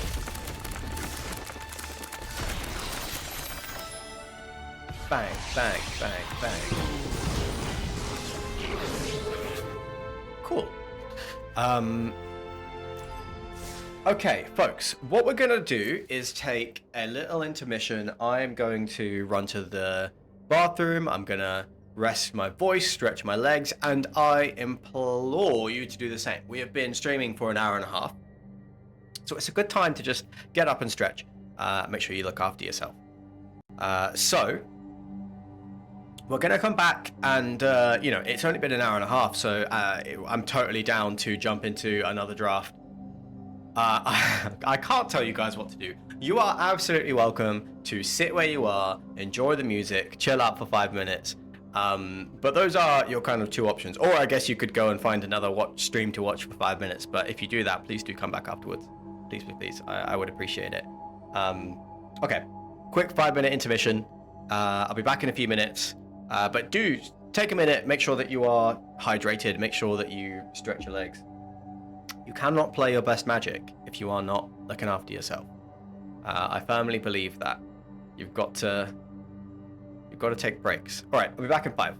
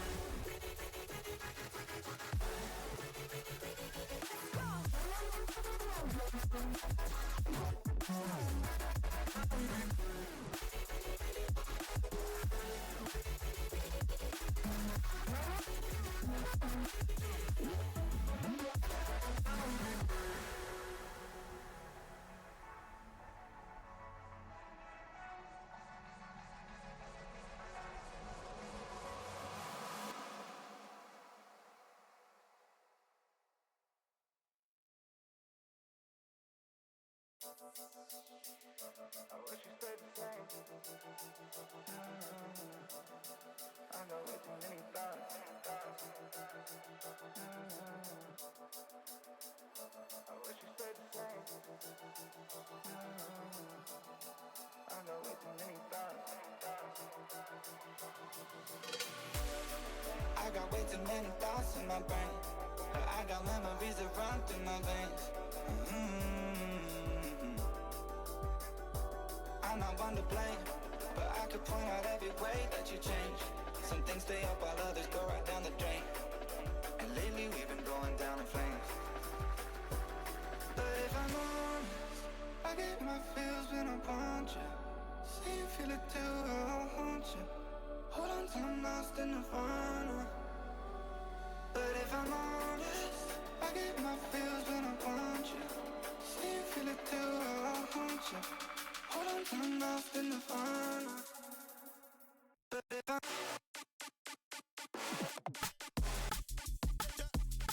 But if I'm But if I'm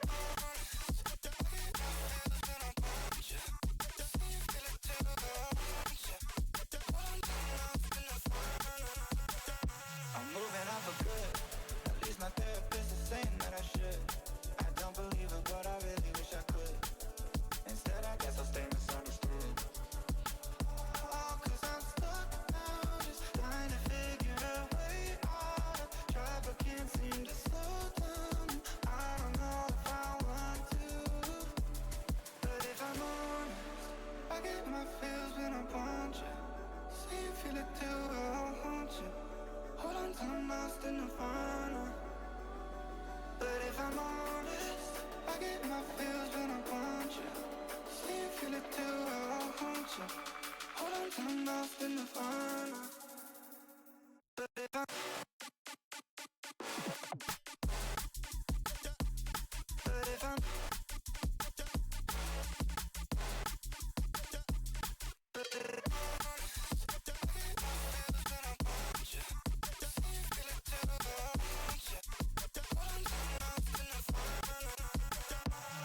Cause I'm stuck now, just trying to figure a way out. I try but can't seem to slow down. I don't know if I want to. Cause I'm stuck now, just trying to figure a way out. I try but can't seem to slow down. I don't know if I want to.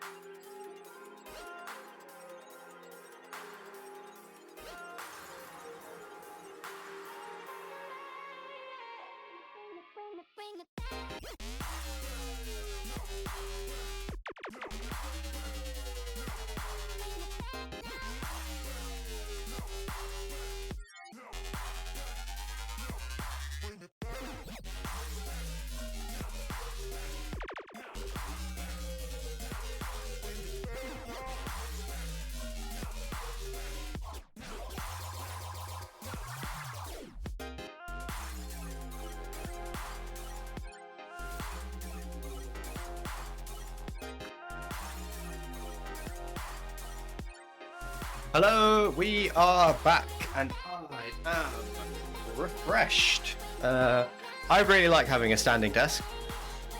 But one of the downsides of it is that, like, when you stand for hours, your like knees lock up a bit, and yeah, so like just stretching my knees out helps a ton. That's what I'm doing when we go on these little intermissions. I'm stretching my knees. I feel like an old person after an hour of standing. Anyway, we are gonna jump into another draft, I think. I'm feeling pretty energized. I don't know about you guys, but that draft was fun. It went by super quick, so I'm happy to just dive into another one. So let's do some stuff here. Let's, forgive me while I get used to all of this. Let's kill the music. Turn the game sound back on. And yeah, I'm gonna do best of one again because I still don't really have a grip on like what all of the archetypes do necessarily, what the key cards are in each archetype, and that is what I want to have locked down before we start like diving into best of 3, because best of 3 again is the way I prefer to play. I just don't want to do it until I actually know, how to draft the archetype. Yes, absolutely, Sam. This is so common to 7-0 and then tank incredibly hard and go 0-3, and like arena just does like the worst things to you. So let's see. Let's try not to have a really bad draft. That's all I'm asking for. Maybe it's good, maybe it's mid, but let's try and make it not really, really bad.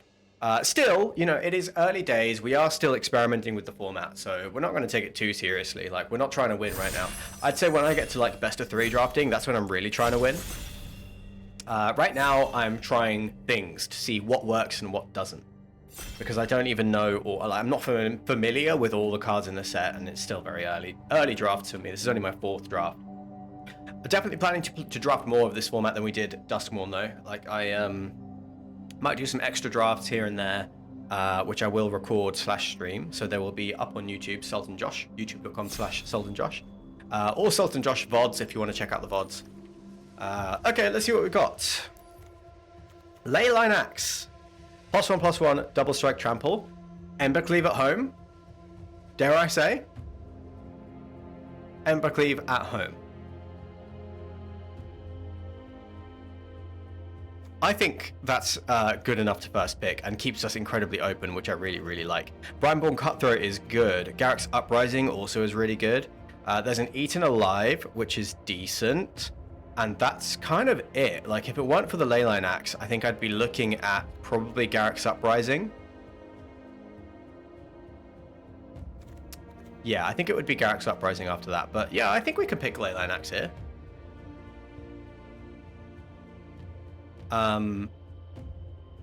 And like, this is, don't let Leyline Axe make you keep a bad hand. Well, we will see, Sam. We will see, because the upside is significant. Like, yes, you might keep a bad hand, but you effectively like get a free turn 4 potentially. So we'll see. Lunar Insight I don't think is very good. Grappling Kraken I'm not so sure about. Maybe in like green, blue. There's a Banishing Light. There is a Bite Down, and there's a Goldvein pick. So I could see taking Banishing Light here. I could see taking Bite Down here. I wouldn't take Rex Sage here. I think both those cards are probably a little bit higher pick than Rex Sage. I think actually the pick is Goldvein pick.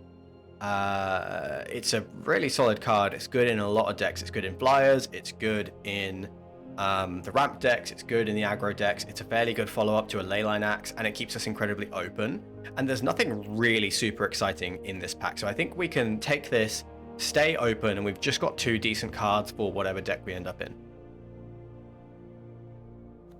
Leyline Axe seems solid, yeah, which goes to show how insane Embercleave is. Yeah, absolutely. Embercleave super busted. Okay, so following Goldvein pick and Leyline Axe, we have an Offer You Can't Refuse. There's a Slumbering Cerberus here. There's a Wardens of the Cycle, which is a very good card. There is... So Cerberus we know to be good. Dazzling Angel, I think, has been overperforming a little bit. There's an Apothecary Stomper too. So the green cards in the pack, I believe, are a little bit better than the red cards. But following these two, like, there's just like Leyline Axe on the battlefield on turn 0, and then Cerberus on 2, Equip on turn 3. It's just so insane. Like, you have a 5/5 double strike trample. Sorry, not a 5/5, a 5/3. So I'm going to take the Cerberus here.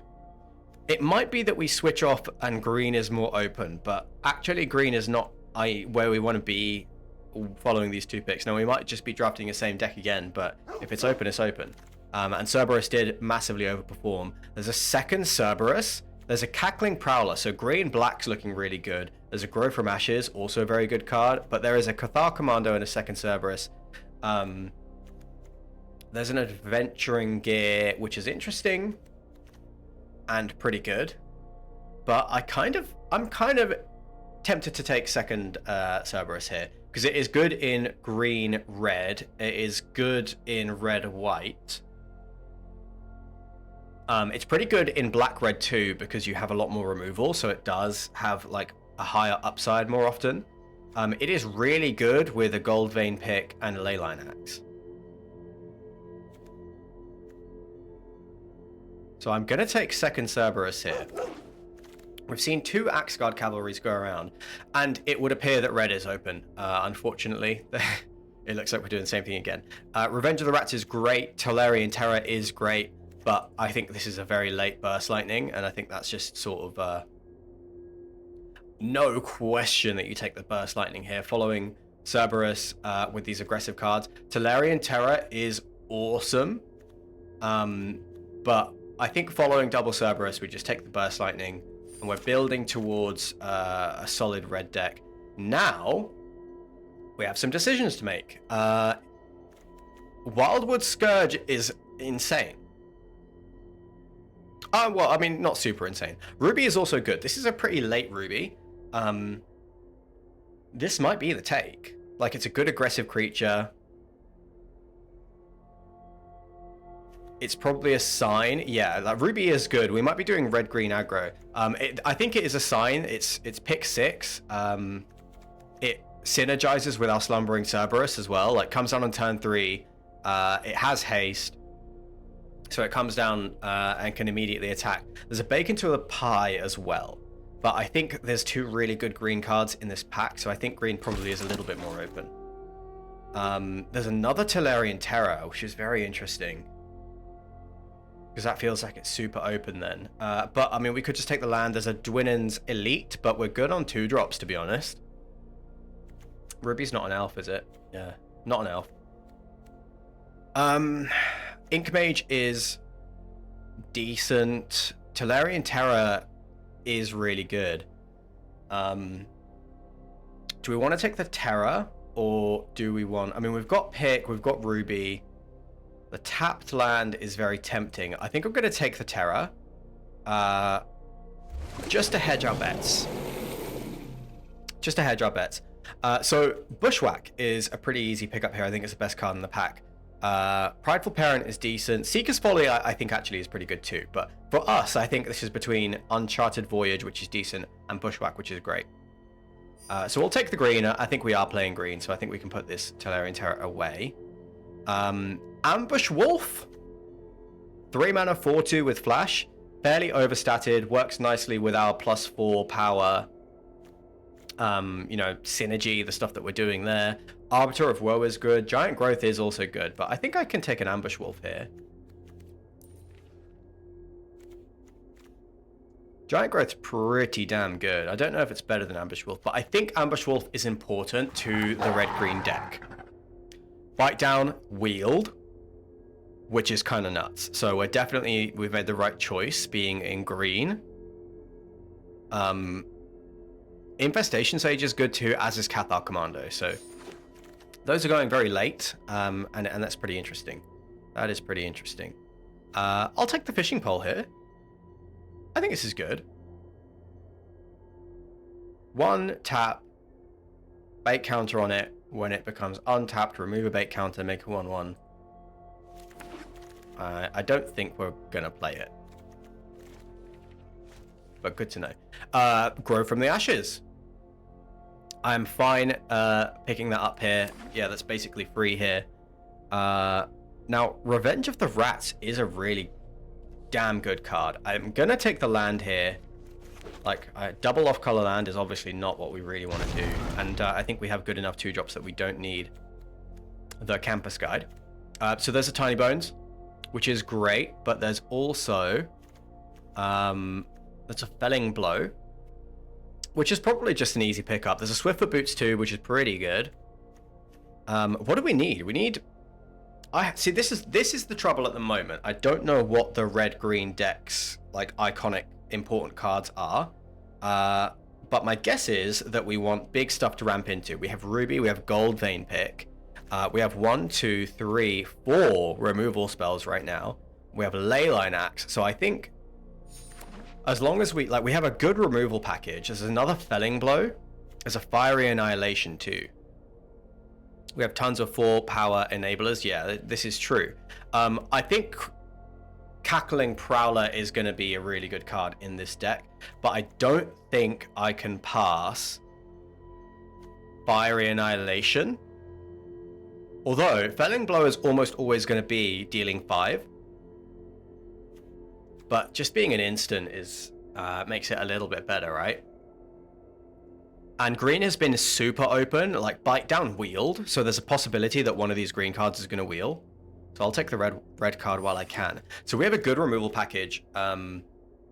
We do need more payoffs, I think. Like we want more big stuff to ramp into. We've got 1 ramp card. There's an Incinerating Blast. I don't really think that's it. There's a Grow from the Ashes, which does help us splash if we want to. That's looking like the best pick right now. Firebrand Archer isn't really what we're doing, unfortunately. Although, we do have this Tolarian Terror. Still, I think we take Grow from Ashes, and then like 2 Grow from Ashes, Goldbane pick, just enables us, I think, to splash anything really good that we want to pick up. So I don't mind that here. Not super exciting, but I don't mind it. So there is a Bushwhack in the pack. We have 1, 2, 3, 4, 5 removal spells. Bushwhack is great and actually is also fixing, but I think Elvish Regrower is better here. Yeah, Regrower is a perfect card in the deck. It's 4 power. It's a grindy card. It is kind of exactly the kind of thing that we want here. Gnarlid Colony. Each creature you control with a +1/+1 counter on it has trample. I mean, that's good. Giant Growth is good. Both are better than Gorehorn Raider. There's a helpful Hunter in the pack, but we're pretty deep into red-green, so we're not even going to look at anything else. I think this is Gnarlid Colony. It's a good 2-drop. It's also a 5-drop. I don't mind having a Giant Growth, although it's a little bit less good because we have plenty of 4 power creatures. We have plenty of removal. Gorehorn Raider, meh. Good card, to be fair, it is good. But it's like, it's fine. Don't mind picking up a Snakeskin Veil here. Blue-white seems very, very open. Like, Witness Protection is really good. Strix Lookout is totally fine. I think Dazzling Angel is really good. Resolute Reinforcements is solid. Still, there's a Snakeskin Veil for us in this pack, so we will take that. Tatiova. So there's a Bushwhack.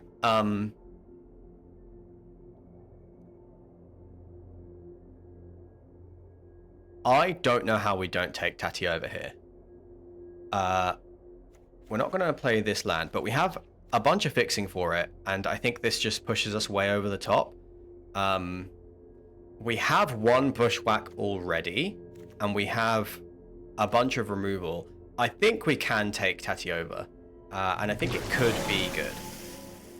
But we will see. We're not totally committed to Tatiova. Seismic Rupture might be good enough. I think it's probably better than Gorehorn Raider. Don't love this pack. Don't think we need Blossoming Sands. So I can see Seismic Rupture being good against like the aggro decks. Like, we are going to size up well against the bigger decks. And it's going to be the like the token decks that get us done in pretty quick. So we might play Seismic Rupture, but I'm not sure yet. Not sure if that'll make the cut. I don't think this is a Sower of Chaos deck. So I think I'm just going to take the Swiftfoot Boots and hope that we find big stuff to ramp into.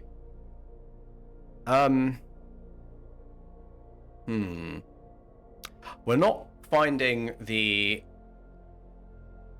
top end that we really need. I'll throw the Refute in the back. I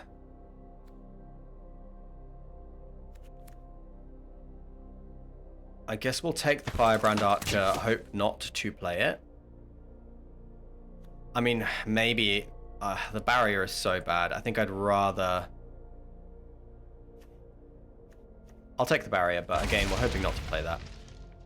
We're a bit low on playables here, going into pack 3.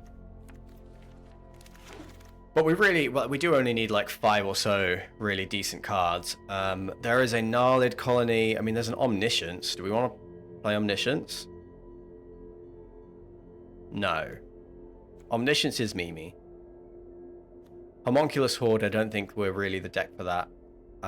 Yeah, Omniscience probably is. Yeah, it is not quite it. Is this a Gnarlid Colony?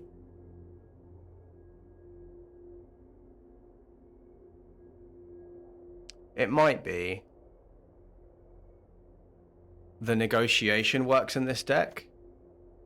I mean, it does. It does, but I think I would rather have the 2 drop right now. Just because we're really low on creatures. Look, that's our 8th creature. Needletooth Pack is what we need. This is really good, right? Beginning range of creature, and put 2+ post counters on the creature you control. Reeled that off a bit too quick. Heraldic Banner is decent. Colony does work. Yeah, Colony is good. Goblin Surprise is like okay. Dwynen's Elite, not really very good, but Needletooth Pack is perfect. This is the kind of card that we needed, and we have loads of removal. But like Grow from the Ashes and Tatiova together is so strong. So yeah, we just need to like we're gonna try and go over the top with this deck. We're gonna try and go over the top. We need more creatures. I would love some big creatures to ramp into. It could be Dragon Trainer. There's a Bite Down, which is very tempting. But again, we have quite a few removal spells, and Dragon Trainer is a creature. It's the kind of, yeah, it is the kind of thing we want. It's good to get back with a Regrower. Okay. Makes a 4 power creature. So that's okay. That is okay. There's an Incinerating Blast. So first Incinerating Blast. Or third Grow from the Ashes. There is an Aetherize, and we are already splashing blue. There's a Kiora. Do we take Kiora? 3 mana, 3/2, enters, draw 2, discard 2. When it attacks, if there are 7 or more cards in your graveyard, you may create Scion of the Deep, a legendary 8/8 blue octopus. Yeah, so you want to play this late, and we are going to have a pretty easy time splashing, I think. So I guess we do just take the rare there. Okay, there's an Evolving Wilds, and there's a Giant Growth. I do think we need the wilds here. I think... I wouldn't mind taking a Giant Growth, but I wouldn't be surprised if we see another one of those. I mean, there's a land, a Thornwood Falls, which is what we want. Don't think we're a Frenzied Goblin deck. We could be a Spitfire Lagak deck, actually. We could be a Spitfire deck. But the land is probably pretty important. And Spitfire is not that good. And we still have a little bit of time to find... Okay, are we a Progenitus deck? Are we a Progenitus deck? Do we want Ambush Wolf or Progenitus? But, I mean, all we have to do is cast it. No, we want Ambush Wolf. Ambush Wolf is what we actually need. Oh, I really wish I could have taken Progenitus there. I really wish I could have taken it. But we didn't. That was sensible. That was sensible. Best card in this pack for our deck, probably, is Big Fin Bouncer. Well, we're not aiming to play it. There's another Goldbane pick. There's a Goblin Negotiation, which is probably pretty good. Does this go face? It does not. So, Dwynen's Elite or Goldbane pick.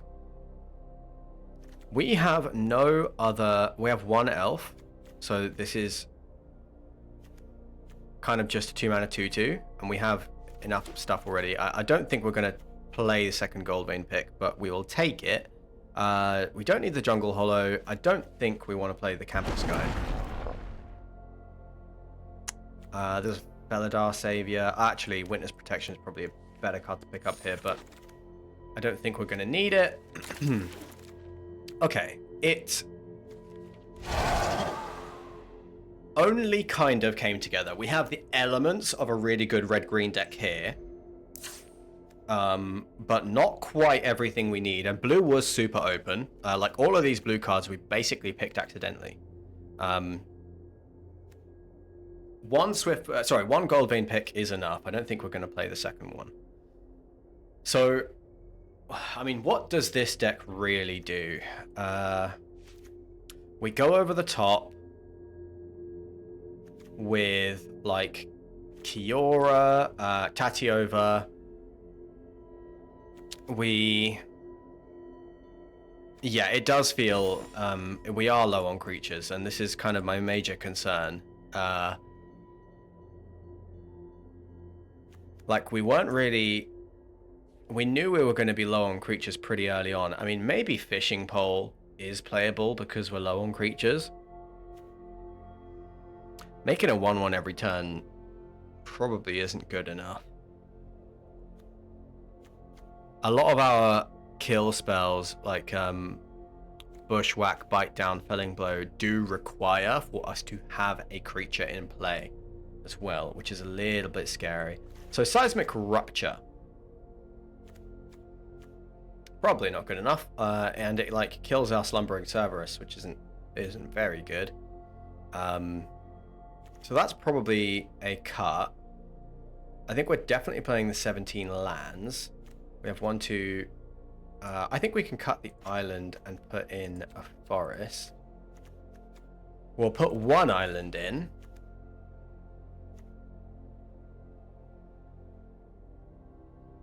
For fetching purposes. So the problem is I'm not super clear on what our game plan is with this deck. Like we remove their stuff. We don't have great attackers because like Cerberus and Ambush Wolf have 2 toughness. I guess getting a Leyline Axe on one of these is the game plan, to be honest. Like we get a Leyline Axe on one of our 4/2s, and that's how we win the game. We've got Needletooth Pack, Tatiova to dig through to the Leyline Axe. Leyline Axe on the 4/4 flyer is really strong. We can regrow, helps us grind. So yeah, I guess we stabilize and then we try and find Leyline Axe, whack it on a 4/2, win the game that way. It is like Teemo control.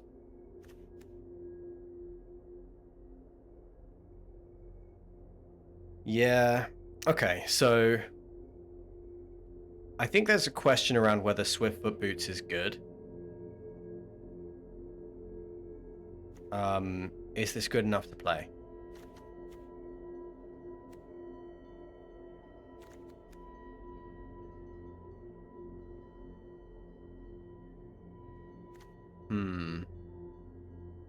We've got a Snakeskin Veil, and we've got a Swiftfoot Boots. Which one would we want to play? I don't think we play both.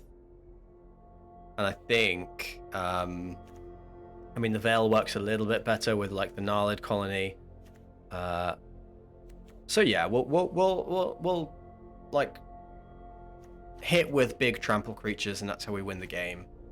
I think Seismic Rupture does get cut, and yeah, I think that what we're doing here is cutting one of these 2 cards.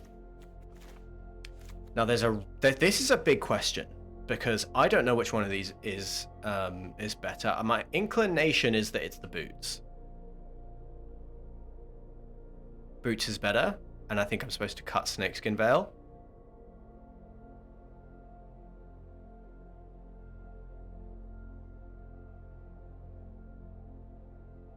Just because you get so much more value out of the Boots, we're likely to have a good amount of mana to spend on it. Yeah, okay.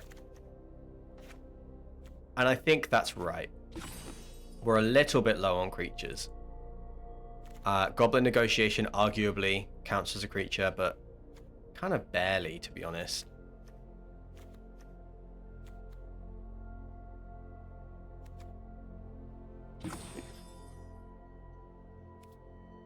Certainly less confident about this deck. But still, we have a good amount of removal. We have a good amount of good cards. We will see whether Swiftfoot Boots is better than Snakeskin Veil. That's the question that we're going to try and answer as we play. And like Kiora, Tatiova, and Leyline Axe are how we're going to win this game. I guess there's a question around whether Tatiova is any good at all. I think it will be with 2 Grow from the Ashes. I think it will be good. I think Needletooth Pack's going to be great too.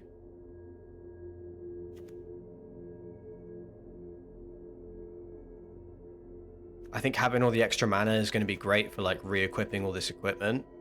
I can see the vision. Oh, let's have a look at the mana first, actually. So we need green most urgently, I would say. We need the double red, but not really, not till later. We need the double green. Yeah, I think it's just an even split. I mean, if we do a quick count, we've got 1, 2, 3, 4, 5, 6, 7, 8, 9 red pips, and 1, 2, 3, 4, 5, 6, 7, 8, 9, 10, 11, 12, 13, 14, 15 green pips. Right now we're playing 7, 8 red sources. Or really 9 because of Ruby, but not, no, Ruby doesn't, I wouldn't count Ruby because the mana is quite, you have to be able to play Ruby. You can click the curve bar to see a count of pips. Oh, you can? Neat. Yeah, so there's like a possibility we're supposed to play an extra forest, and it does make sense because Grow from the Ashes can go fetch a mountain. I think that might be right.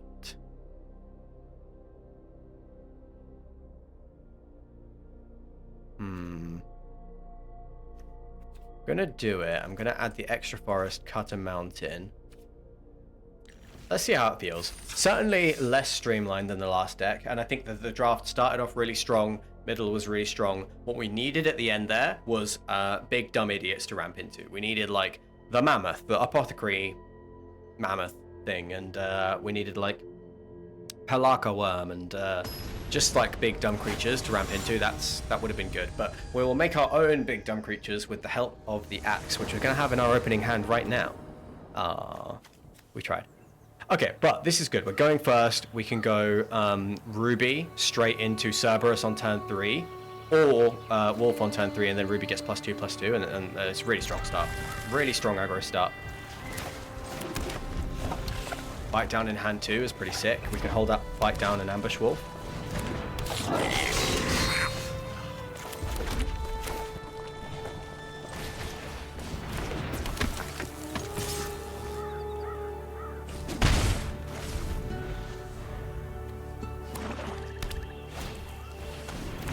Vampire Gourmand. Do we want to get rid of this thing right now? No, I'd actually be happy for them to use the wolf as a I was thinking use the wolf as a combat trick. I don't like this thing drawing them cards is really good. So there's a possibility that it's correct to opponent is figuring out how this card works. It's a bit awkward because you have to select the creature first and then you get the option to decline, but you do have to select the creature, so they seem to be figuring that out. Next turn, I mean, we could just attack through the Gourmand. Like we could play the Cerberus, attack through the Gourmand, and then let it attack us, and that is fine. It is just a 2/2. We don't mind it attacking us. And if they sack the Goblin, am I fine with that? They start drawing cards. I'm fine with that right now. Although we could remove it with Bite Down. So I should have Evolving Wilds this turn. I'm going to save the Bite Down for the turn when... for the turn when the Cerberus attacks, so that we can guarantee that it untaps. And let's just keep hitting the opponent. We can go fetch up our blue source. We don't want to discard any of our cards right now, so...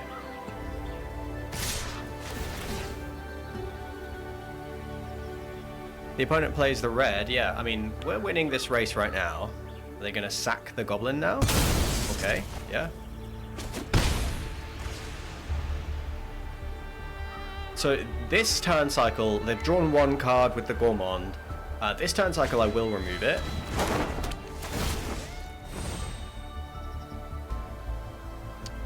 So we don't want to discard any of our cards, right? We'll just lose a 3 life.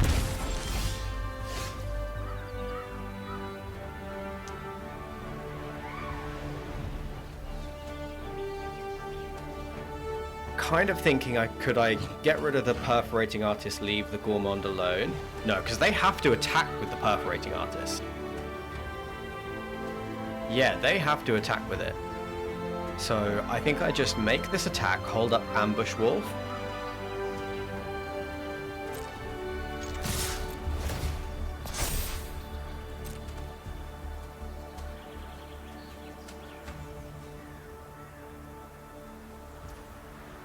Yeah, so they take a bunch of damage.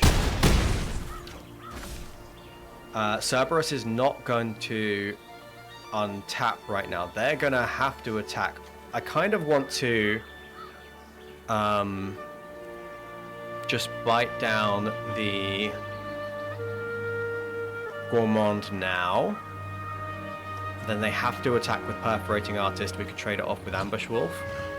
No, we can't do all of that. Can't do all of that. We can, however, trade it off with the Slumbering Cerberus and then play the Ambush Wolf next turn. Let's do that. Yeah, I'm going to take out the Gourmand, untap the Cerberus, and take the block if they offer it.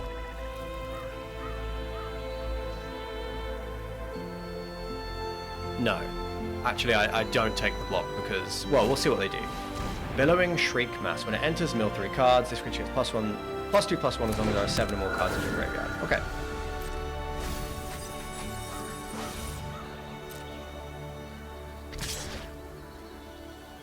So, do I take this block? Now that we're either trading with this or we're trading with this. I think we do. Yeah, I think we take this trade now.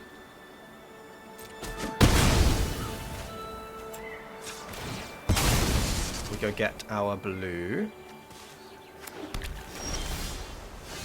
There's a replacement Cerberus. So we can go... do we want to get Kiora on the battlefield? This goes up to 3, so we definitely want to attack with Ruby this turn.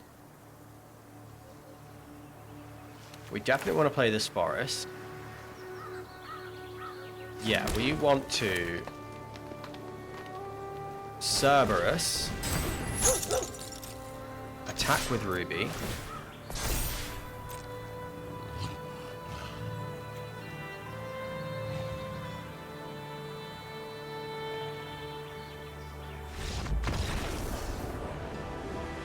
No idea why they scooped there.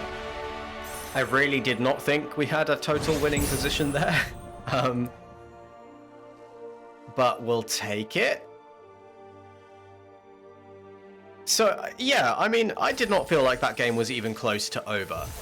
Opponent was going to go down to 6, but they had a creature on the board. They had 3 cards in hand. We weren't going to have lethal the next turn, so I don't really know what that was all about. That felt strange. That felt strange, but whatever. Maybe they just... somebody knocked at the door and they had to run or something like that. Yeah, the dinner was ready. Mom! I can't pause it, Mom! Okay, first, yeah, I mean, this is a good hand. We're going first. We can go 2, 3. Then see what we want to do from there. Maybe on 4 we can grow from ashes with kicker if we get the hit in. So yeah, this is good stuff.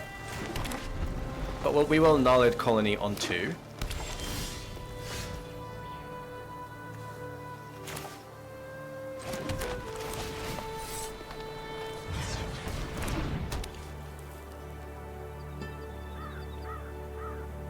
Opponent has a Snakeskin Veil, which we're going to have to play around.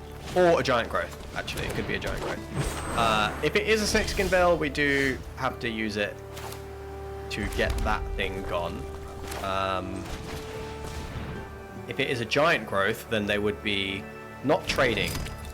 They'd be eating this Gnarled Colony. But I think it's worth it.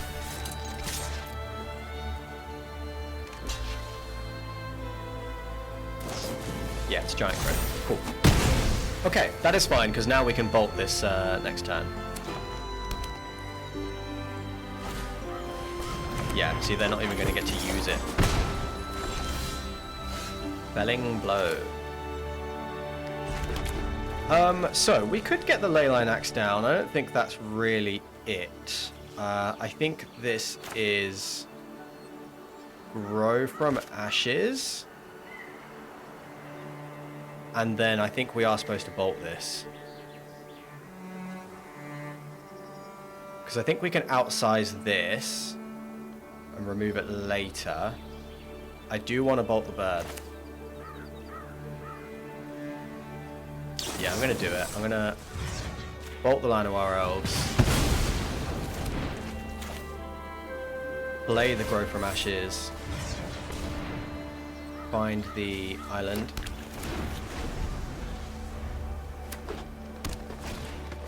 Any creature we draw off the top gets a lot better with the cards that we have in hand. This is good though, this is good from the opponent. They might get us dead pretty quick here.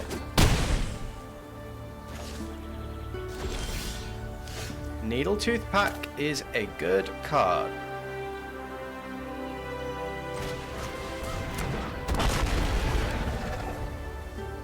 And it's really good with Felling Blow.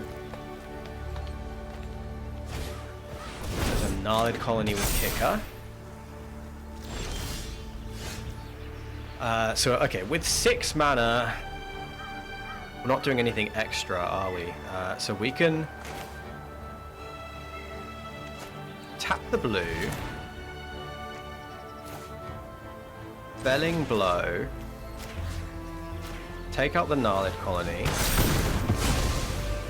They have 6 tough, yeah, so we can actually make a big attack here.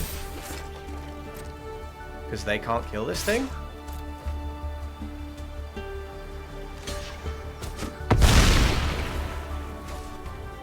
We're going to hold the land because we can discard it to a Kiora. We now have an 8-9. And next turn... not next turn, but one turn soon, we might be able to give that 8-9 double strike a trample. Gotta be careful we don't die. Thornwood Falls. So 1, 2, 3, 4. So I guess we play the tapped land here, right? They're going to swing back for 5, potentially 6. Risky attack, but I think I am supposed to attack. No, actually, because they take the damage and then they swing back. They have 6 on the way back, potentially 7. And it's a little risky. We're just going to do this.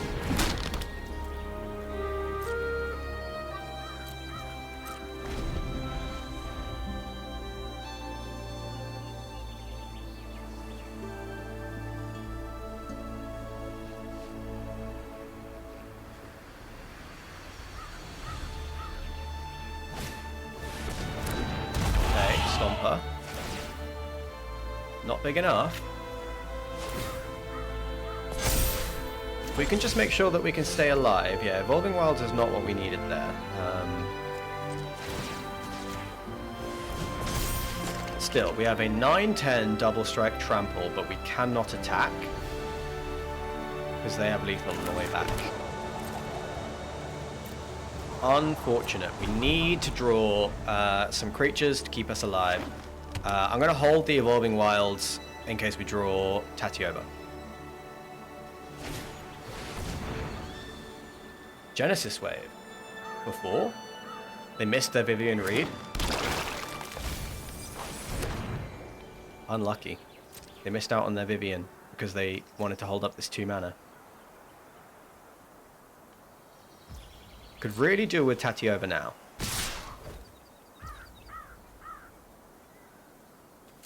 Yeah, I mean, if they have the pump spell, then it's just over.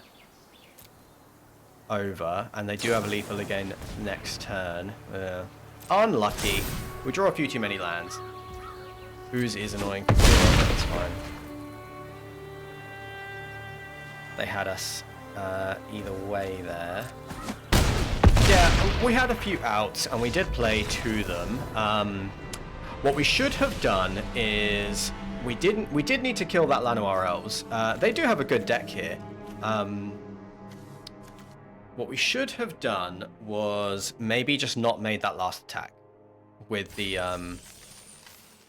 yeah, they have a good hand. That was all mono green, I think. Yeah, so I think I made the attack with the Needletooth pack. I should have just held it back, knowing that the opponent had an equally big swing on the way back. We might have been in that game if I hadn't made that one bad attack.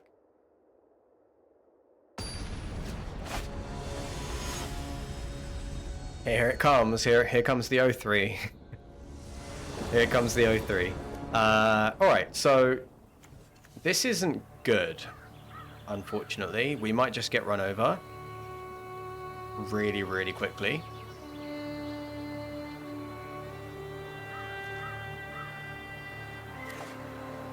Opponent kept 7.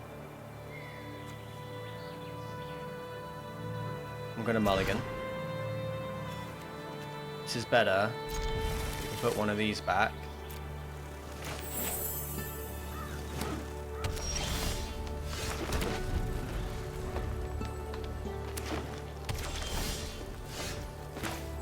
Okay, let's hold back the Gnarlid Colony.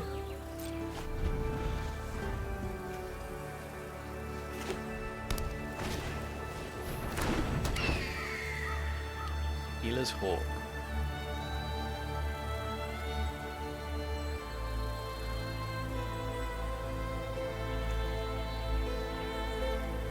Trainer on 4. I mean, yeah, we might be gearing towards that just to block this Healer's Hawk right now.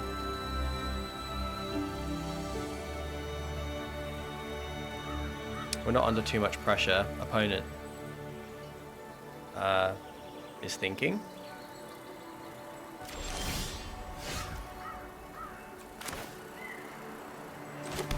Yeah, let's grow. Let's find our mountain. And then Dragon Tamer next turn. And then we can Gnarlid Colony with Kicker, and we're doing okay. They haven't put us under too much pressure, so now we have quite a few Haymakers in our hand. We have a good few turns ahead of us. Our opponent is acting real weird. In that last game, maybe I should not have attacked into that Giant Growth. Knowing it was there,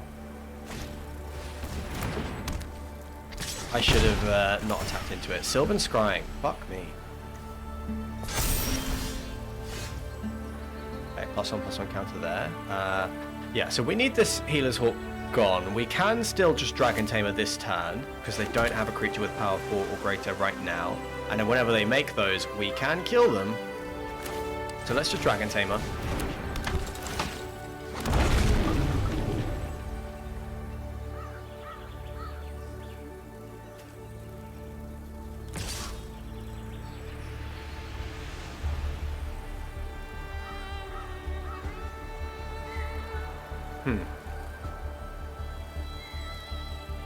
Are we going to trade this for a pump spell? Yeah, it does scream combat trick. Do we want to... No, I'm going to wait for the combat trick to go down. They're not putting us under much pressure now. If they don't use the combat trick, they're not likely to make a 3-3. So they're kind of highly incentivized to use it here because it gives them a 4-power creature and trades with my dragon. So now it's going to be in their hand. They're not going to get the Sylvan Scavenging trigger. And if they don't do anything, then, you know, we're in fine shape, really. Next turn we can Ruby and Fiery Annihilation.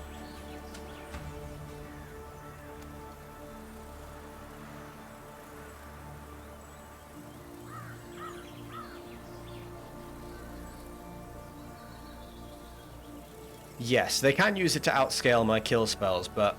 So we're either trading the combat trick for the 4-4, and they get a 3-3. Needletooth Pack is a good card. A good card indeed. So, what do we want to do here? Do we want to try a Fiery Annihilation?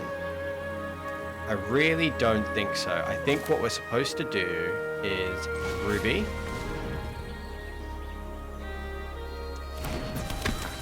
Attack.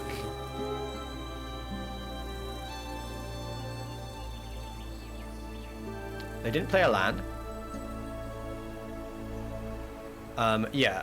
So yeah, we would have either been trading the Healer's Hawk for a 4-4 and they get a 3-3, or we trade it for one of our kill spells and they don't get a 3-3. Now what we can do is when they target this, we can try and kill it. We can see if they have a combat trick. And then if they do, we can then kill it with Goblin Negotiation potentially. Although this does only deal 4, but that should still be enough for next turn. So let's just hold Fiery Annihilation, and hopefully they do something here. They tap out. They didn't. So they are almost certainly holding on to a combat trick, but they haven't drawn land. There's a Banishing Light on the dragon, so this is a perfect opportunity to... Oh, they might take the Ruby, but yeah, okay, they do this. Let's wait for them to... Well, let's just do this now. Submit 0.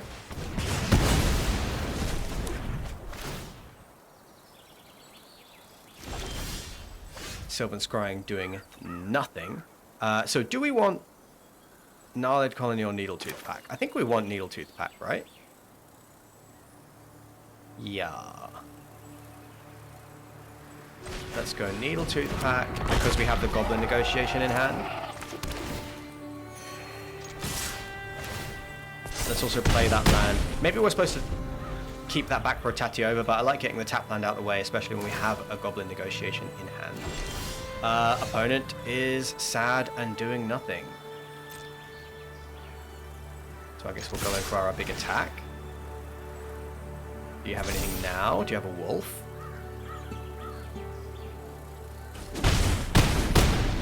Okay. Should we play around a removal, like a board wipe? Let's play around a board wipe.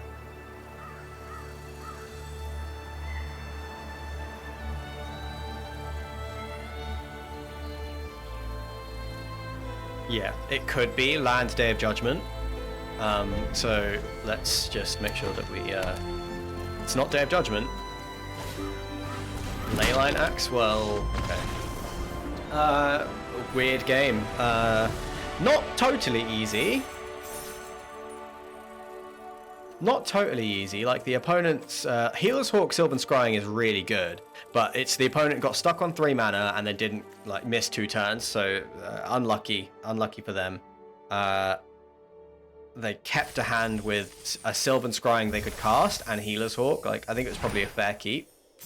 It sounds like they had a pretty rough draw. Okay, well, we're 2-1. We're still not out... I mean, we didn't 0-3. That's the key thing. We didn't 0-3. Yep, this seems about right.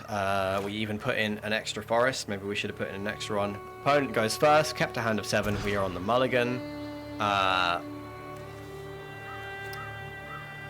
I mean, we keep this, I think, but we have no creatures. We have no removal spells. We have, This isn't good. But I don't think... I think it's better than a multi 5.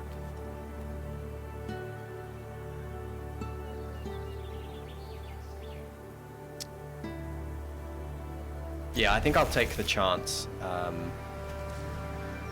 Put a land back. We will put the Leyline Axe into play. And maybe that's enough, like... Yeah, okay, so that's a horrible draw. If the opponent has a slow start, we might be fine. This is really rough, though. This is so bad. I guess we'll put Swiftfoot Boots down. Whenever a creature does come out, it's going to be absolutely busted. We're basically playing Voltron. Drawing the red is important, and we're not going to sniff at that. Do I need to kill this straight away? Yeah, I do. Right. I just need to kill this now.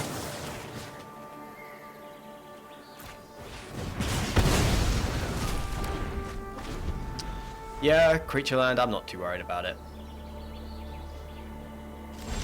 They don't have any extra lands in hand?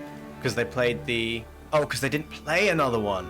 Another creature-based removal spell.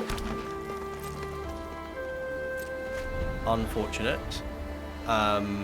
So we didn't need to kill it? Yeah, good point, Sam. Very good point. We did not have a good read on that. Well, there is a Gnarlid colony.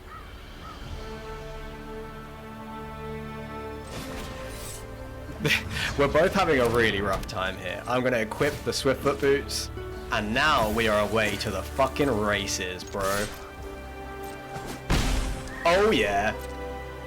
We're going to have a hexproof, +3/+3, double strike trample, and a bunch of removal spells in hand. So actually I think we might have just clinched this game. We might have just clinched this game, which is pretty hilarious. They found their black.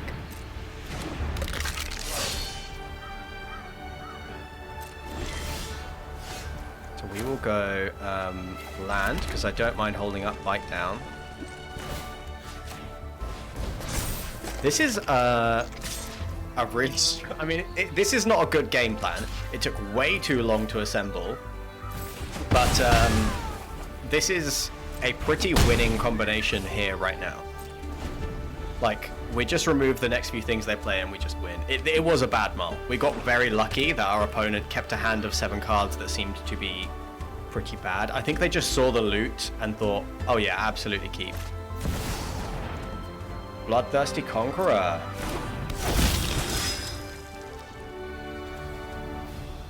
Can I actually deal with that?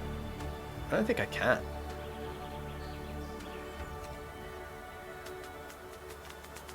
Whenever an opponent loses life, you gain that much life. Okay. Cure is interesting. I'm going to go for this attack, deal the first strike damage, and then see what happens.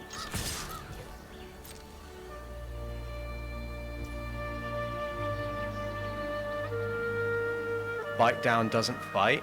It doesn't. However, this is only 3. So I guess we could spend 2 spells on it.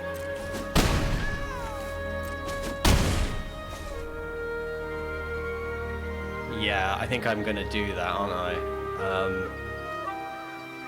So we could Felling Blow, +1/+1 counter. No, I think we Bite Down and Burst Lightning on this thing. Yeah. Is there a more efficient way to do it? I don't think there is.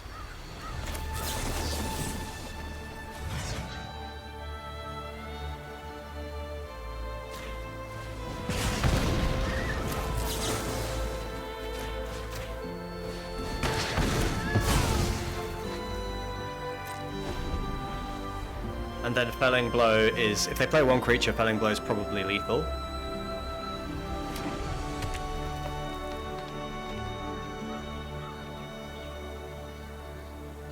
And actually, these equipments are pretty sick on a Kiora, because it wants to attack. That cannot block, opponent.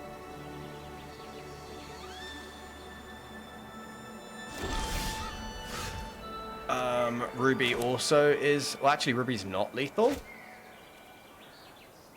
But Kiora is lethal with the Swiftfoot boots.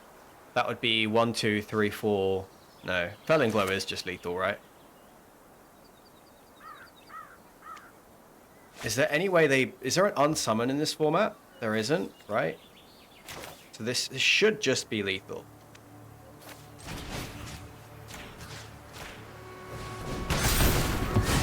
And then Ruby comes down and does even more damage. Yeah, I was just a tiny, tiny bit hesitant that they would have some kind of way to bounce my creature. Oh, but it had hexproof. Yeah. Okay. I don't know what's going on. Arena seems to like me today because I feel like we are cheesing a lot of these games.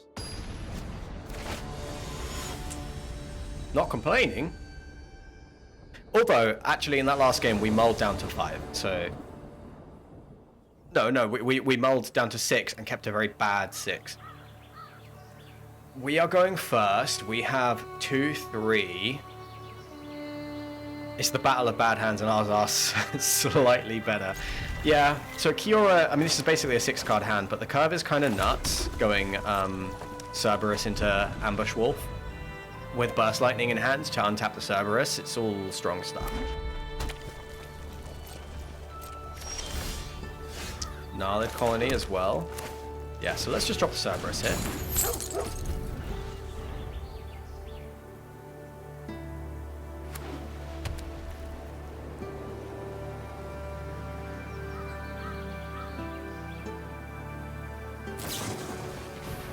Okay, love to see that.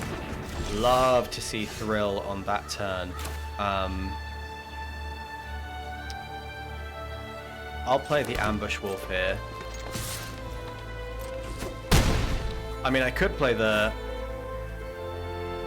Colony, hold up the Burst Lightning, kill something.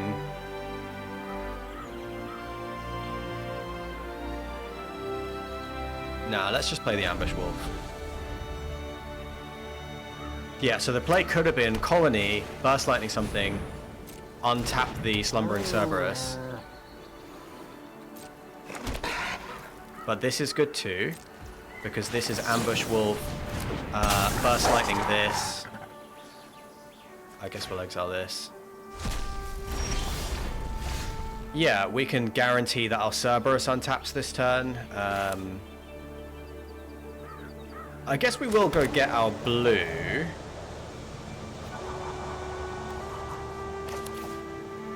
And I think I'm gonna Burst Lightning here. Feels like a bit of a waste of a Burst Lightning, but this is a lot of pressure.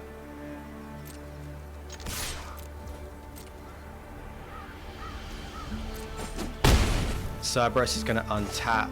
I suppose we are gonna go get our blue, and if we draw a land off the top, then we can play Gnarlid Colony next turn. So I think I want to slow roll it. Or do I want to just play it now? Well, next turn is going to be Kiora plus Cerberus, so let's just play this now.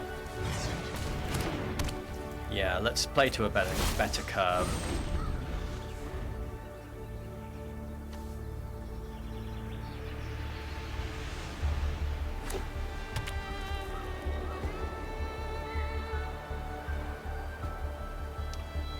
We'll start with Kiora next turn, in case we want to discard the Cerberus. Opponent needs to develop their board. I mean, there's a possibility we kind of run out of gas. Like, these 2 toughness creatures are really problematic. That is not a solution. Opponent is playing aggressively inclined creatures way too late. Have a removal spell or something? Or a frickin' the enchantment removal thing? Ring of Oblivion or whatever. Make your move. Destroying Ambush Wolf. Okay. That is the opponent done. So we can attack with both here. They have to double block probably the Slumbering Cerberus. And, well, we could haste another one out. No, we can't. Not quite yet. Am I supposed to play Kiora first to see what we draw?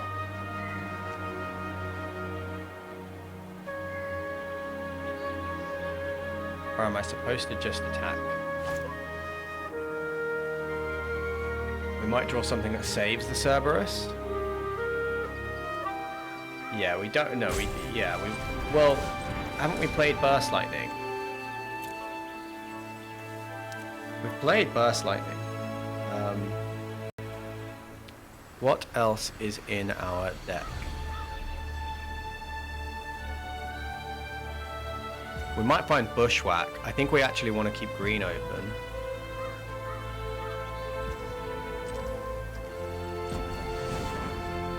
That's true. We're more likely to find a land. Okay. Kiora it is.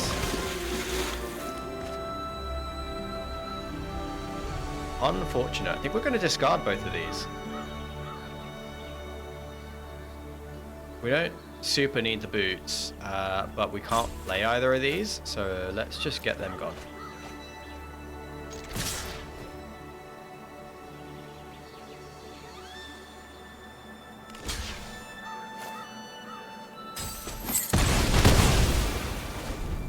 Not drawing a land there is unlucky, but Kiora is nearly doing her thing.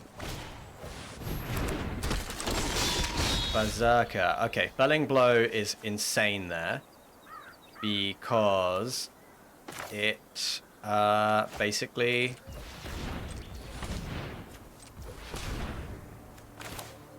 wins us the game.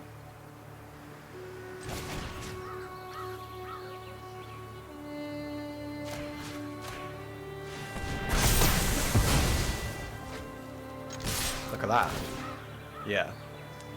Do we want to create an 8/8 blue octopus? Yeah, Felling Blow was a nut straw right there. There was a small risk they had the removal spell, but they haven't. They would have used it on the 4/2, I think, if they had it earlier. That's only 7 toughness worth of stuff, my friend. So we can go Cerberus, Forest, Swiftfoot Boots, Equip.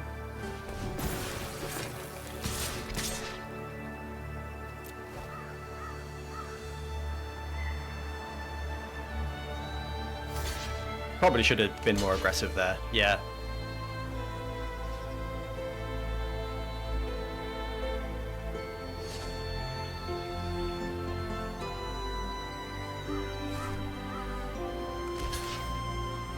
Yeah, we should have just attacked all. There's not really any risk here. And the opponent's so low. They could have, like, chumped, or they could have traded Kiora and the Cerberus, chumped with the 1/1 and taken 2 though, and then if they have a kill spell here, then we're in a really bad spot. So I think the attack was safer. Now, if I put the Swiftfoot Boots here, now I'm comfortable just attacking them, because now this thing cannot be stopped.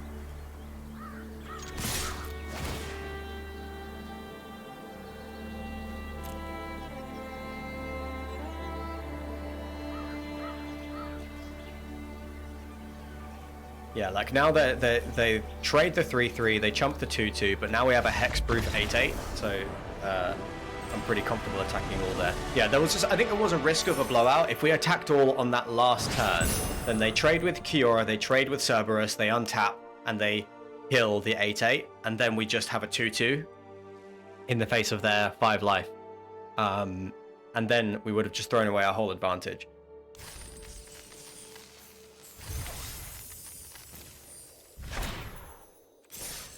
Okay. Guys, we're on fire. We are on fire tonight. But have you not understood that smashing the opponent's face without thinking is how you 7-0? It's okay. I mean, you raise a good point. Very well put. I hadn't thought of it like that. Okay, I like this a lot. Opponent is going first, but we can Thornwood Falls, and then we've got Gnarled Colony into Pick, and then we've got Felling Blow. It's a good hand.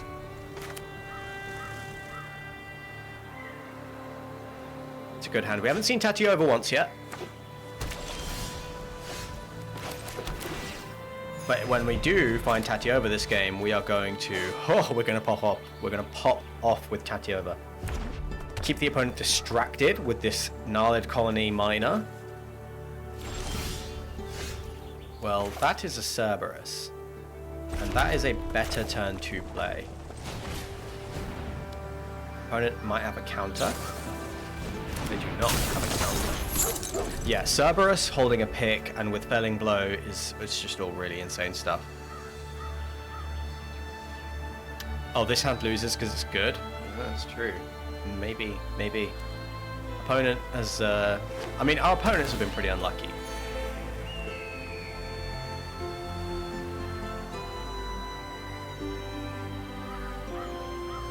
So next turn might just be Felling Blow, to be honest.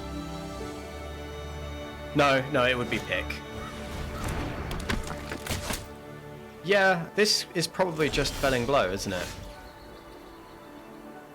Like we Felling Blow one of these and then attack, and then the Cerberus untaps. And it's got a +1/+1 counter on it, so we can attack again next turn. So we'll just go Forest. Felling Blow, which one is worse? I think I want to take out the Firebrand Archer. That's going to do more damage over time, right? No, Elementalist Adept is scarier. I'm going to take out the Adept.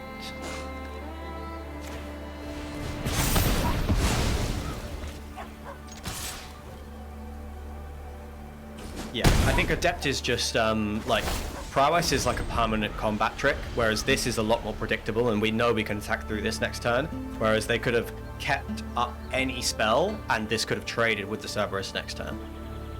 So I think that's a better target there. Mischievous Mystic, that's a damn good card. Whenever you draw your second card each turn, create a 1/1 fairy.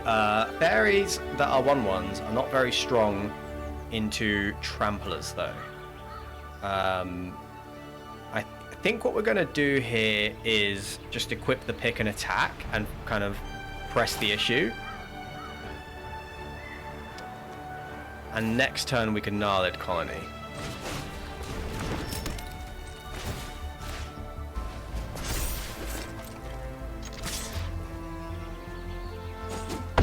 Yeah, they're going to take 6. Yeah, so we'll play the Evolving Wilds. Next turn, we can Gnarled Colony, and then Cerberus has Trample. Yeah, ballsy no block for sure. But they don't want to Archmage of Runes now. I mean, opponent is playing banger after banger. Is it going to be enough? I don't think it is. I do not think it is. I think that was just a little bit too slow. An attack? Opponent is on a different planet right now. Opponent is on a different planet right now. Let's go get a Forest. And there's a Burst Lightning. Oh, this didn't untap. I forgot that is how that worked. Now, let's just make a big old Gnarled.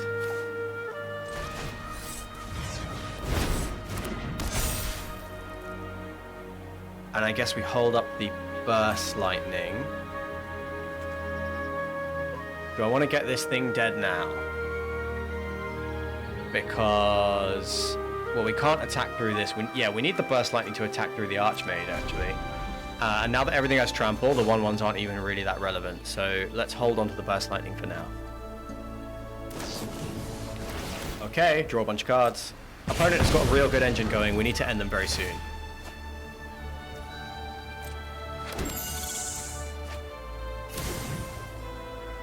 But we do need the Burst Lightning to get through the Archmage of Runes.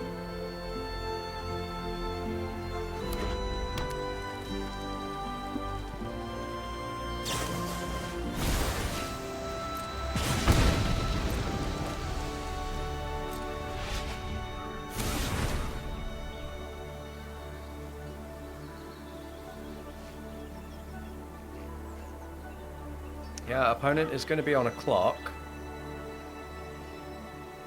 They ought to really start thinking about, like, it's going to be a race. It's going to be tight because they are obviously drawing like a ton of cards. I think they probably are in a, well, they're in a much better position than we are because of the amount that they're drawing.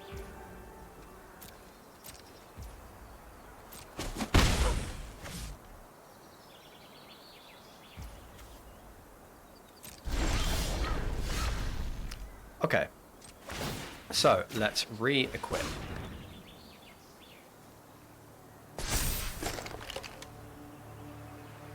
Let's go for the attack.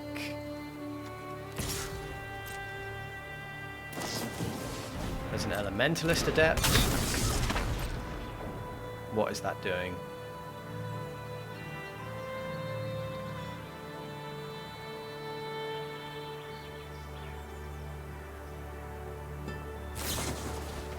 And the Burst Lightning. Yeah, draw a card. Deal 2. Declare your block.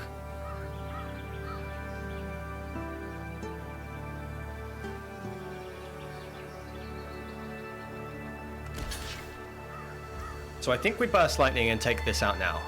Because we deal 5 to them, we get them down to 5. And the Slumbering Cerberus is going to untap and is big enough to attack through the Archmage of Runes. And they are now tapped out.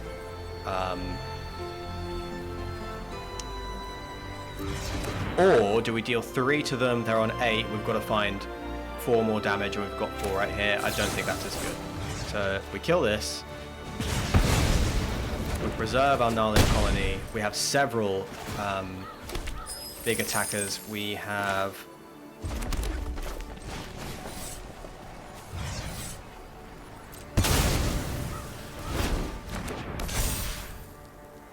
a ton of yeah, like we have a ton of threats here. We can yeah, we have a really good attack next turn. They're gonna have to be very careful what they do this turn.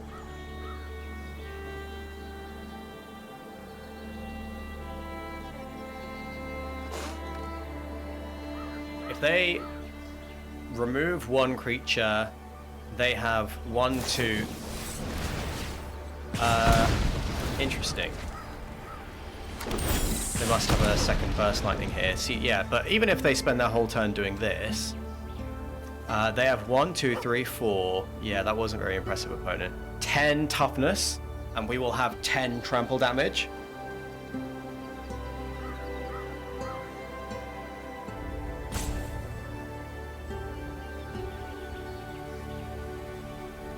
So we'll equip the Goldvein pick to the Cerberus and just attack. And they'll have to trade probably their 2/2/2s and their Archmage of Runes. Maybe we just attack with the Cerberus, actually.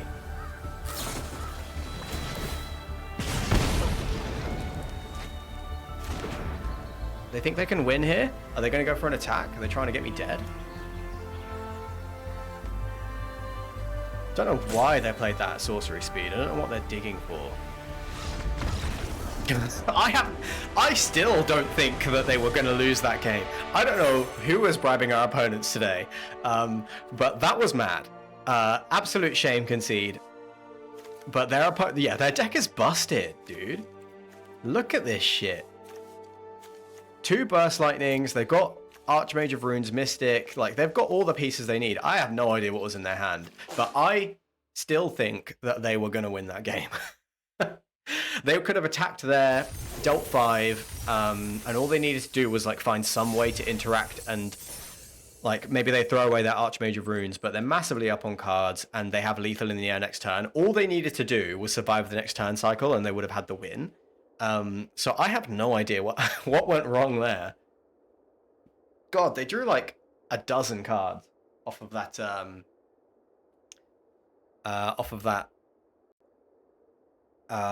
freaking Archmage of Runes. Yeah, like they burst the 4/4, they make sure they don't die the next turn, and they just had the guaranteed win. So yeah, opponent, it's past their bedtime. They were super tired. Going first, probably a mulligan.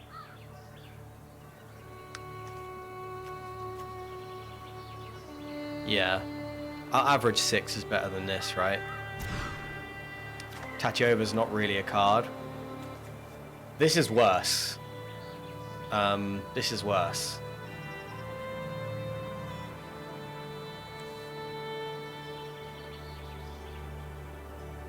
Getting really unlucky here. Opponent kept 7. I'm gonna have to keep 6 and just hope it comes together. I guess actually we put this island away.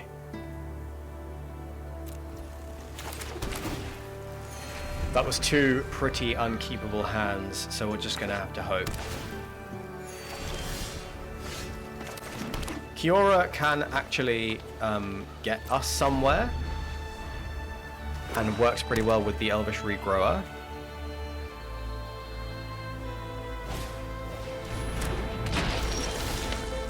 Swiftfoot Boots. I think I've just got to drop Kiora here. Like, they're not incentivized to kill her immediately because she's just a 3-2 right now. So we'll drop the red spell. Am I supposed to drop... I mean, Bushwhack can find the land that we need.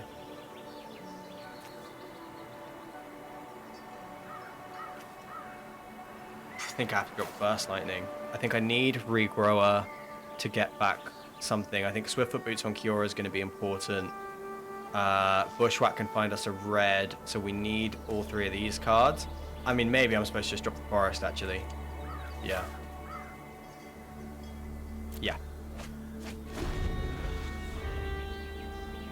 Yeah, but, like, getting the Boots on Kiora next turn, I think, is... just means that as long as we survive, we're gonna win that game. Like, the turn Kiora goes online, we just make an 8-8, make it hexproof, and we've just got it.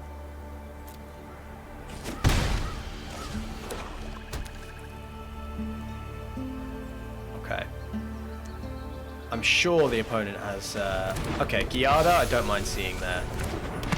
Our blocks are horrendous.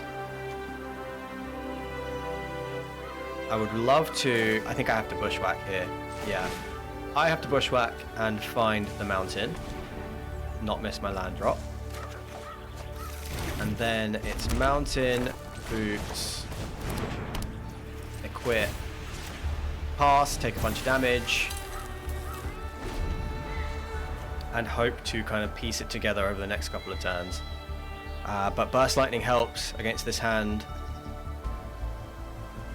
We might need to Burst Lightning the Hungry Ghoul if they trigger it. Taking 6. If they tap out, we'll have to take a chance to Burst Lightning down the Ghoul, because that's the biggest source of damage.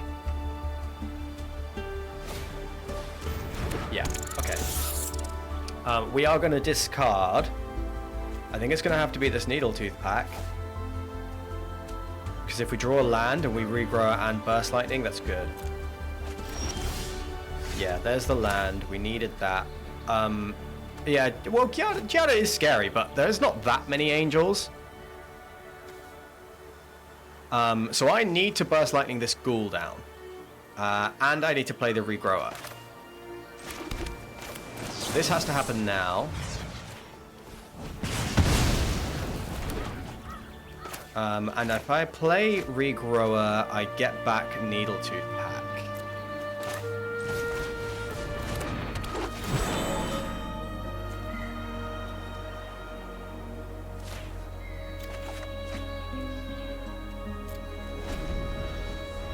Right, so we're starting to stabilize.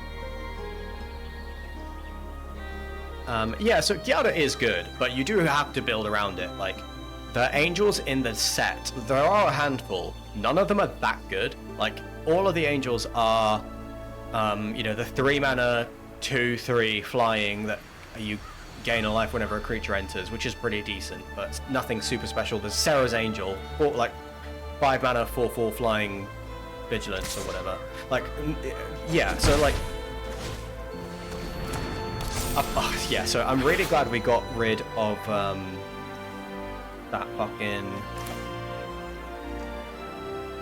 sack outlet. Opponent has loads of stuff to sack, no way to sack it right now. I don't think we have any good attacks, but let's just play Needletooth pack.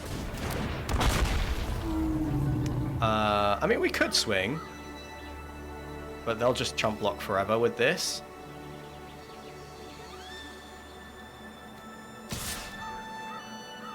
I'm going to swing. Needletooth Pack is pretty good against a sack deck. Yeah, they just take the 4.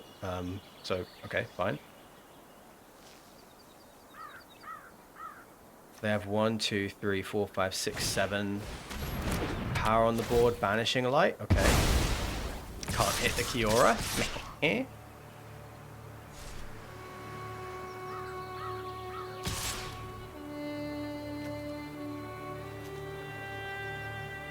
Unfortunately, the 8/8 is like horrendous into a 9 lives familiar. So I think we're losing this game. Because, yeah, Kiora's so bad into a 9 lives familiar.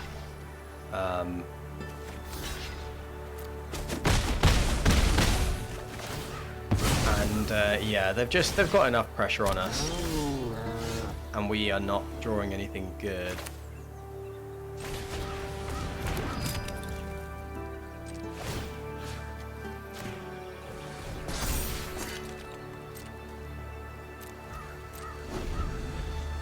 Like, our blocks are reasonable, but they can just power through, right?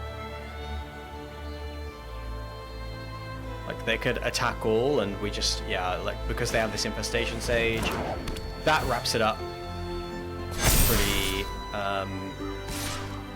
pretty effectively. They should be attacking all here, because I have to block them 3/3s.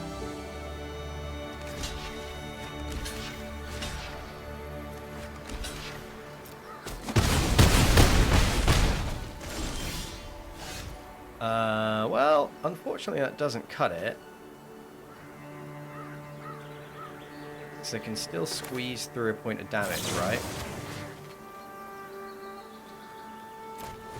Don't have any way to get another permanent in the graveyard. And, no. Unfortunate, but it was a really gross mull. We had 2 bad hands, so that's fine. I think with a good hand of 7, we probably could have found a win there. Like, I think our deck is still good. Yeah. That was unlucky. Still, we're doing good. We're having fun. So what are you up to, Sam? Are you playing something else?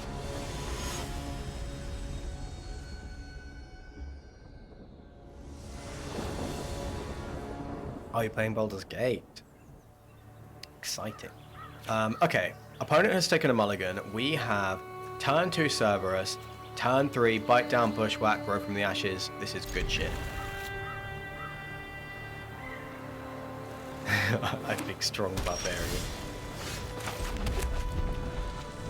Yeah, this is a great hand. Are we gonna play into a counter spell? Let's find out. No. No counter, no Essence Scatter. Now there might just be a Burst Lightning here. Fire Spitter, well. Yeah, so we can... Yeah, I should have played the Forest last turn so I could Evolving Wilds this turn, but... Let's... Bite down. Attack.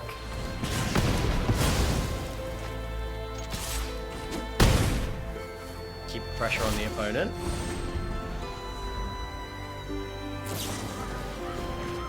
Think twice. Okay, lots of land. I guess we'll Grow from the Ashes this turn. Yeah, you do love to see a draw spell there. Yeah, I think this is going to be Grow from the Ashes, find a blue source. Evolving Wilds, we're not seeing frickin' Tatiova, but if we draw Tatiova off the top, we can play it next turn, play a land immediately. And it's good stuff, we're all happy. Solemn Simulacrum.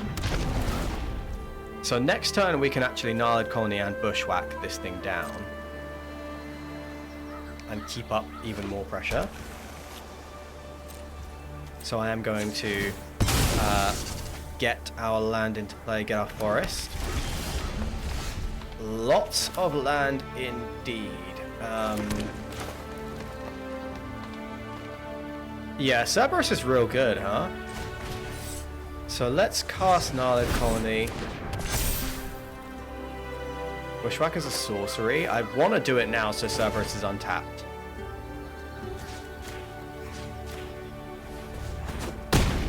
This gets the Cerberus untapped.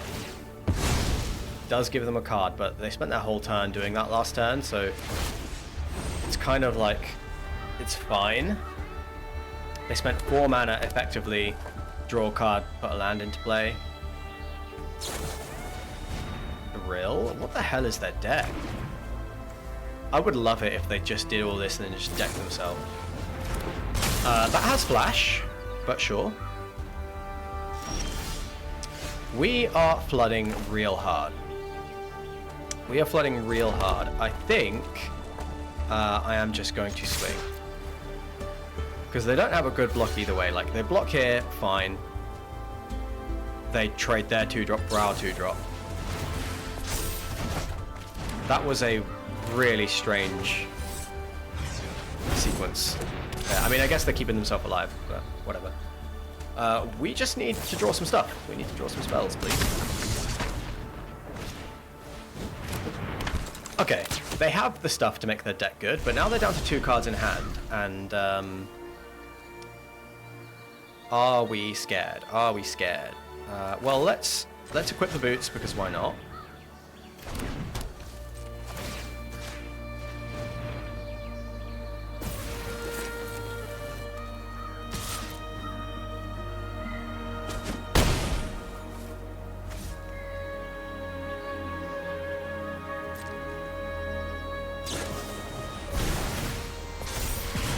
So strange doing that there when they have an attack with it next turn. Shut up, Lucas, you suck. I'm doing actually surprisingly well. I went 7-0 and now I think I'm like 5-2.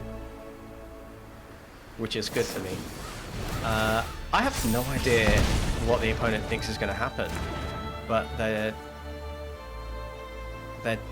they need to do something. I mean, they've probably found some interaction at this point. I really don't think you're attacking here, opponent. I don't know what they could have, but they need some interaction, and we have Swiftfoot Boots in play. Leyline Axe. Oh, ho, ho, ho, ho. That's fun. That is fun.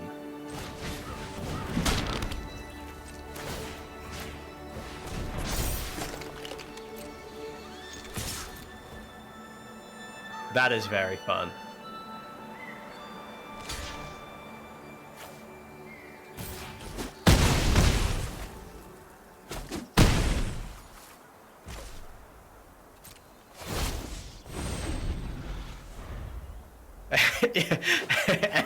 We have built our own Embercleave. We have Double Strike Trample on a 5/5 that's got Hexproof. Opponent is on 2. So the opponent literally did just draw a bunch of cards and then lose the game. Doesn't do anything here, my man. Doesn't do anything here. And we can play this with haste as well.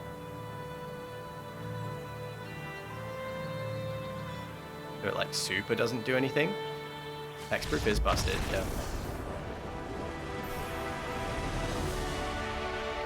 Oh, right, because we would remove the hexproof. Yeah, good point. Yeah. That would have been probably the only way we would have lost that game. I think Sam is responsible for like half of these wins tonight. Alright, I mean, are we going to do it? We're 6-2. Are we going to go for 2 trophies in a row? We might. Fluke win, still suck. Right. Sam, ban Lucas. So, I can't believe how many mulligans we have had with this. Like, the first draft, we were on the draw 6 times, and this time I think we've had to mulligan every single. I think one hand we had to keep. I think every other hand has been a mulligan. Yeah, no, don't really ban him. So this is a mulligan. I feel a little bit scammed, to be honest. This is also probably a mulligan, but we'll keep it and hope it. Opponent did mulligan, but we'll keep it and hope it works out. Put a forest back. We might just get run over. Does the music sound choppy to you guys? It's not a good draw.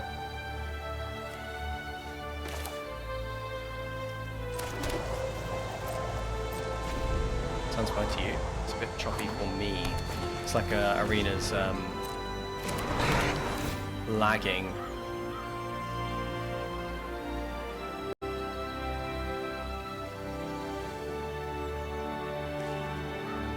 Oh, right, sorry, opponent. Yeah, them dropping the 3-1 there is pretty rough. It's kind of exactly what we didn't want to see, because we have no way to deal with it right now. It's not a fantastic card, but it's really good right now against us. Mountain. Well, it's not nothing. It ain't nothing, but it ain't much.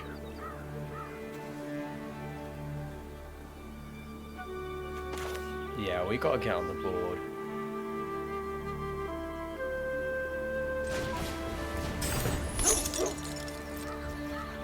Okay.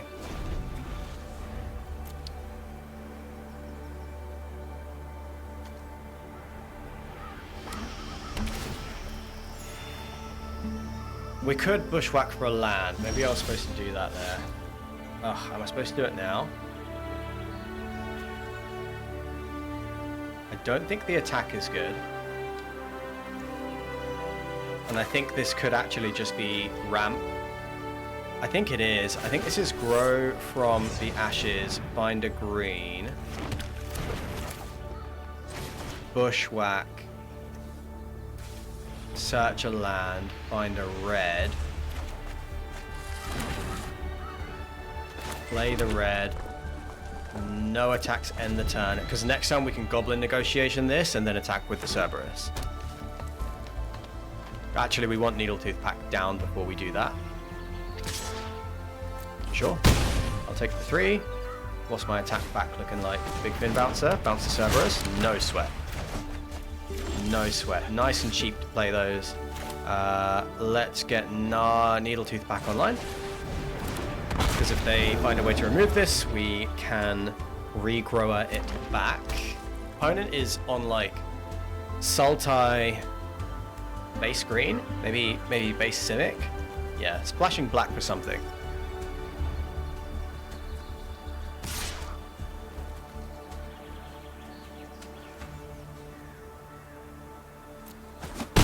Let's take the 3.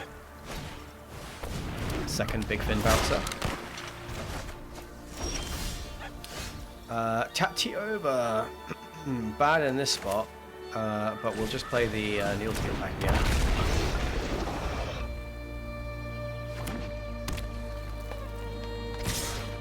So now we will have to block one of these, right? We can't take 9 here. Yeah, you were right, Sam. Yeah, you caught on quicker than I did that they don't have a trick.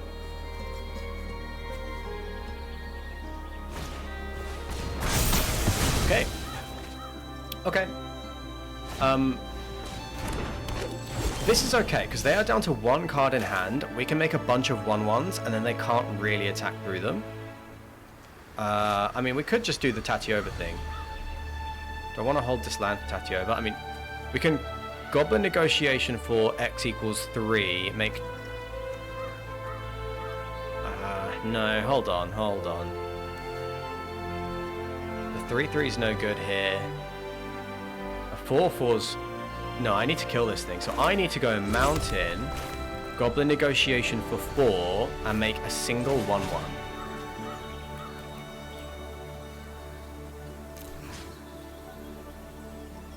No, I think get the big one down, because the single 1/1 blocks both of these. I think I need to kill the big fin bouncer.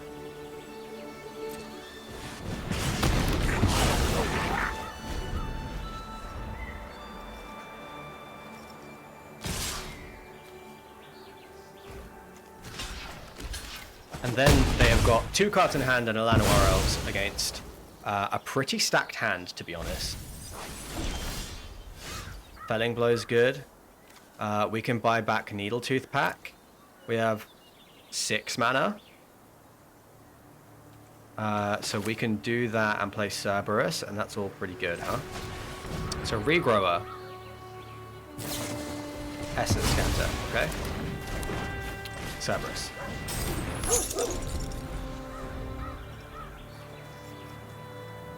Felling Blow plus Cerberus is pretty good stuff. So I think we're okay now. There's a Tatiova, we can kill that. So do we want to get our own Tatiova online right now? No. We want to kill theirs, turn off that value train.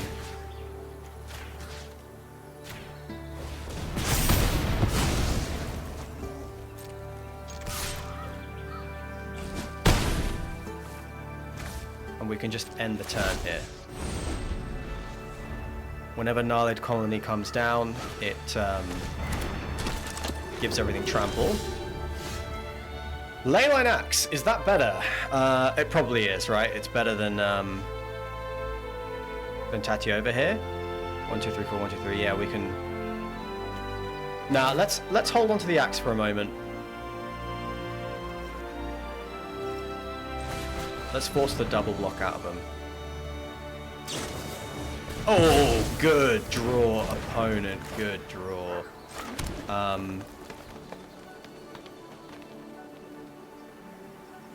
All right.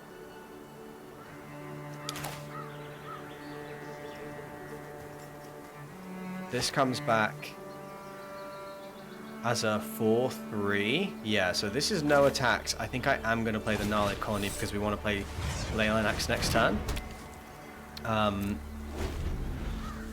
And that on the Cerberus is going to put them under a ton of pressure. Are they going to double block the Cerberus? If so, maybe Leyline Axe goes on the Gnarled Colony.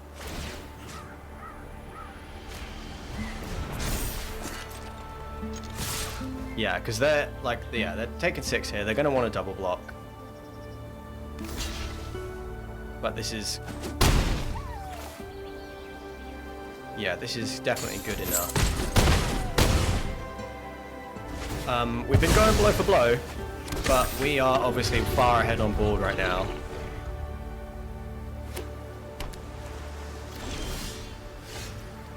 I actually kind of think they were supposed to attack there, because if we did draw land like we did, they would have won the race still. All we needed was like a single pump spell or something, but they would, if 2 attacked them then they would have won the race. Like if we now don't draw another creature or anything. Yeah, I actually think opponent threw away by not attacking there. Through that game. I think they should have attacked, got me down to 4, I swing back. If I don't draw anything, I swing back, I get them down to 4, and then they have lethal on the way back. So this thing couldn't have attacked unless I drew another creature. So that was their biggest upside play. I think they're a small misplay from them there. That is a 2nd trophy. That is... this is like an all-time high. This is absolutely my the peak of my Magic career. 2 trophies in a row. That's nuts, right? That's really, really exciting. Yeah, sweet. The deck felt pretty good. Let's crack these packs and we'll have a quick look at the deck.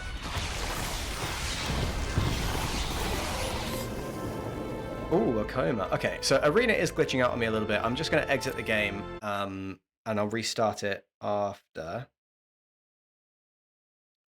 Let's have a look at this deck. So, I'm pretty high on the Cerberus. Like, this thing is good. I think this thing untaps more often than it taps. Like, it untaps more often than it stays tapped. Leyline Axe absolutely is a pick one, pack one. I completely agree, Sam. Like, Ember Cleave it is not, but damn good card. Especially with like Cerberus, with like these Ambush Wolf, with these 4 power creatures, Leyline Axe is really strong. We did not get to use Tatiova, but I still think this is good. I think it's a really good card in this format. I would play Tatiova still. I don't know if it's like incredibly high, but I think it is a playable card. Dragon Trainer, decent. Needletooth Pack, yeah, I mean, these are as good as we thought they would be. Swiftfoot Boots, absolutely solid. Absolutely solid. Way better than Snakeskin Veil, because there was certainly a game that... So, for one thing, the haste, super relevant. For another thing, the persistent hexproof is so hard to deal with. It's obscene how broken Embercleave is when Leyline Axe is good. Yeah, cost 7 mana to use Leyline Axe at sorcery speed versus 2 mana flash on Embercleave. Yeah. Embercleave is absolutely broken. Swiftfoot Boots, good in this format. Absolutely. Like, the persistent hexproof is actually pretty backbreaking because it is so hard to deal with. And when you have like a double striker with hexproof, like Swiftfoot Boots plus the katana, I think would be really good. Ruby was solid. I'm liking Gnarlid Colony. Goblin Negotiation is not good. Even in that spot there, we spent 5 mana on it to kill 1 3-drop creature, I think, and make a single 1/1. This card is not good. I think it's like borderline unplayable, to be honest. I think it was okay in this deck specifically because we are a ramp deck with not many things to ramp into. Grow from the Ashes, decent. I mean, there's no surprises here, really. I think Kiora is very good. Easily splashable, very good. And in this deck, the draw to discard 2 was actually as useful as the 8/8. So yeah, honestly, looking at this, not many surprises. I'm pretty high on Bushwhack. Like, this is a card that saves games. It can be either a cheap kill spell or a cheap land, like fixing. It can fix a bad draw. Like, there is a lot of hands that become playable or become good because Bushwhack is in them. So I'm quite a fan of Bushwhack. What else is there? I don't know if there's much else to say. Goldvein Pick definitely I say overperforms. I think people were low on this card back in Kaldheim Limited, but by the end of Kaldheim Limited, it was pretty unanimously agreed that this card is sick.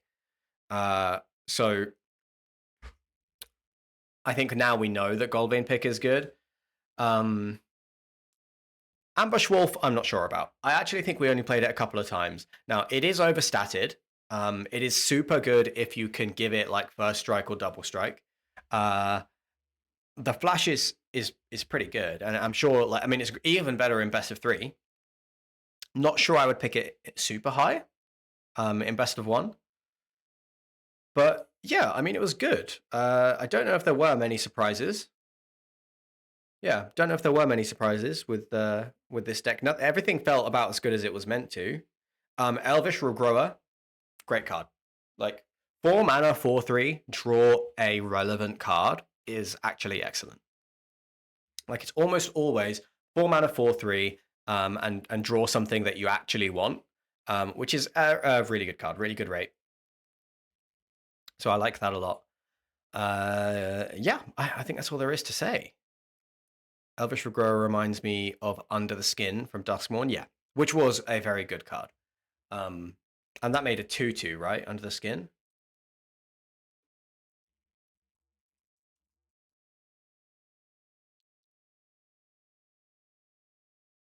So that was 3 mana, make a 2/2, and return a permanent. This is... and it was an uncommon. This is 4 mana, make a 4/3, and return a permanent. So a slightly better rate. Yeah, I think it is better than Under the Skin in all ways, other than the fact that maybe Under the Skin is a sorcery and maybe that matters at some point. Plus, actually, I guess, like, I don't know, manifest is a tricky one to assess. In some decks, it is better to manifest. In some decks, it's better to make a 4/3. But obviously, if there's like a decent card that you get into play, and that you can flip up for value, then maybe the manifest is better. But still, both good cards, both really solid. Both really solid. Okay. I am going to put on some music again. Right, okay, so we have played 2 drafts. That's 2 trophies in a row, which is pretty insane. I don't know if we're gonna ever top that again, but I'm feeling pretty good about that. What we're gonna do is, so I want to take a break. I mean, I could keep streaming. I feel pretty okay. Might switch over to playing some Dragon Age Veilguard now. Now I know that it is Friday, and that Friday is for Friday Night Magic, but we have played 2 full drafts, guys. And I don't want to imply that you're spoiled, but 2 full drafts is a good amount for one stream. So I'm thinking maybe we don't taint tonight's amazing stream by now jumping into another draft and going solid at 0-3 because I'm tired and I'm playing like shit and we're getting unlucky. 3.5 hours of Magic is about standard FNM stuff. That's true. We have played usual FNM kind of rate. So yeah, we're gonna take another intermission. I'm gonna take a little break. I'm gonna refresh my drink. I'm gonna stretch my legs, and then we're gonna come back. And I think I'm just gonna fire up Veilguard, and we're gonna sit and chill for a little bit, just until we want to wrap it up. So we'll sit, we'll chill, we'll play some Veilguard. We'll be back on Sunday morning for another draft, and then some more Veilguard. That is the plan. So up to you guys. If you want to stick around, hang out with me, play some Veilguard, I would love to have you here. Otherwise, if you're really fixing for more Magic content, then I'm gonna, then tune in on Sunday morning, and I'll get you then. Okay, awesome. So 5-minute break. Take a break. Take a breather. Stretch your legs. Don't go touch grass right now because it's dark outside, and that's mighty dangerous. But I'll be back in a few minutes, and we'll pick up then. Bye for now.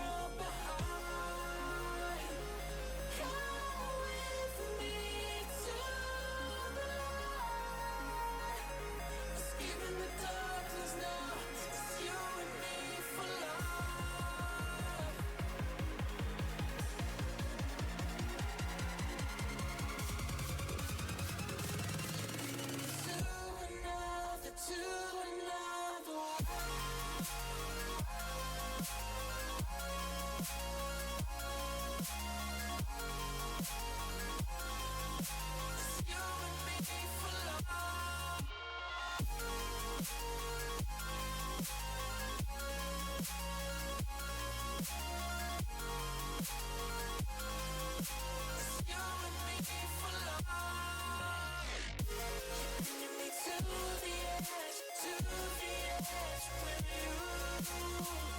You're bringing me to another world. You're bringing me to the edge with you. You're bringing me to another world.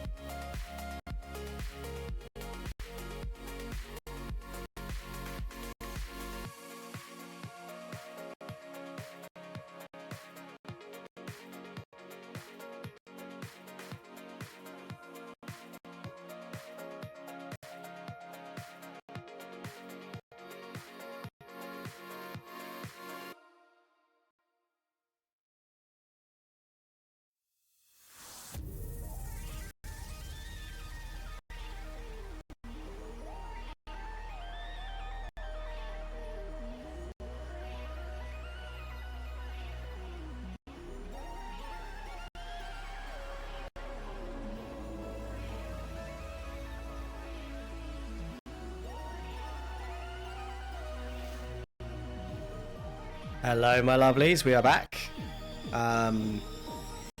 So we are switching over to Veilguard. However, this piece of shit game takes like forever to open. Every time you open it. So bear with me. Bear with me while we get that going. Also, actually, I do want to check the mapping of my controller once we've got the game open, because I want to... So I have an 8-bit Do Pro controller, and it has these two Pro buttons, one here, one here. And they're remappable, and I want to map them to block and dodge in Veilguard. What's interesting, Sam?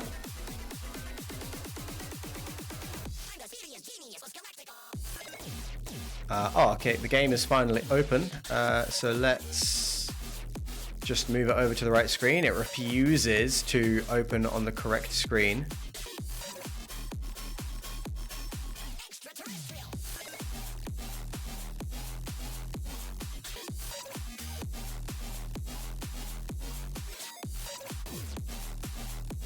Okay.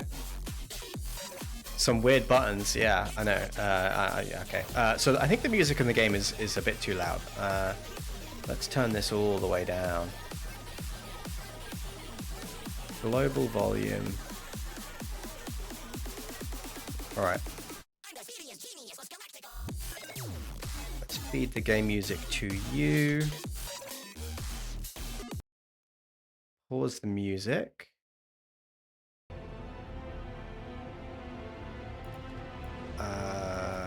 Mute while minimized off. Okay, how does that sound? I mean, that sounds like, it looks like it's at a good audio level. Hopefully that sounds okay. Yeah, I mean, so it's a wireless controller. It's plugged in right now because it just works better that way. But, well, it's so that, like, you're holding it like this, your middle fingers are on these two Pro buttons. Is that not, like, is that weird? Is that not normal?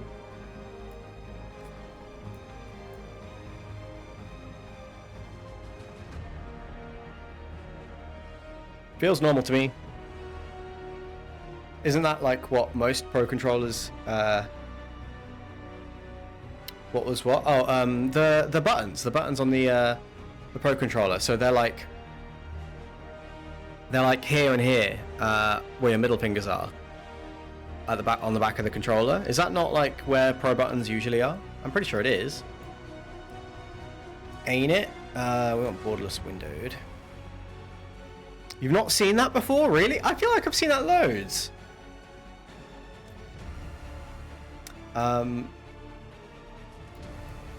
Controller bindings. Yeah, okay, so what I want is dodge roll on B, and I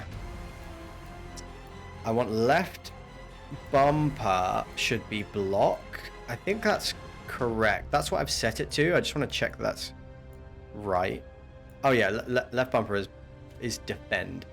That is what I want. So let's dive in. You play Smash with a GameCube controller, so I'm like a boomer when it comes to controllers. No idea what that means. That I have no context for the meaning of what you're saying there. Okay, we'll need a boat to get there. Let's head to the dock. Boomer response. I don't know. I have no idea what you mean. So, okay. So, quick recap.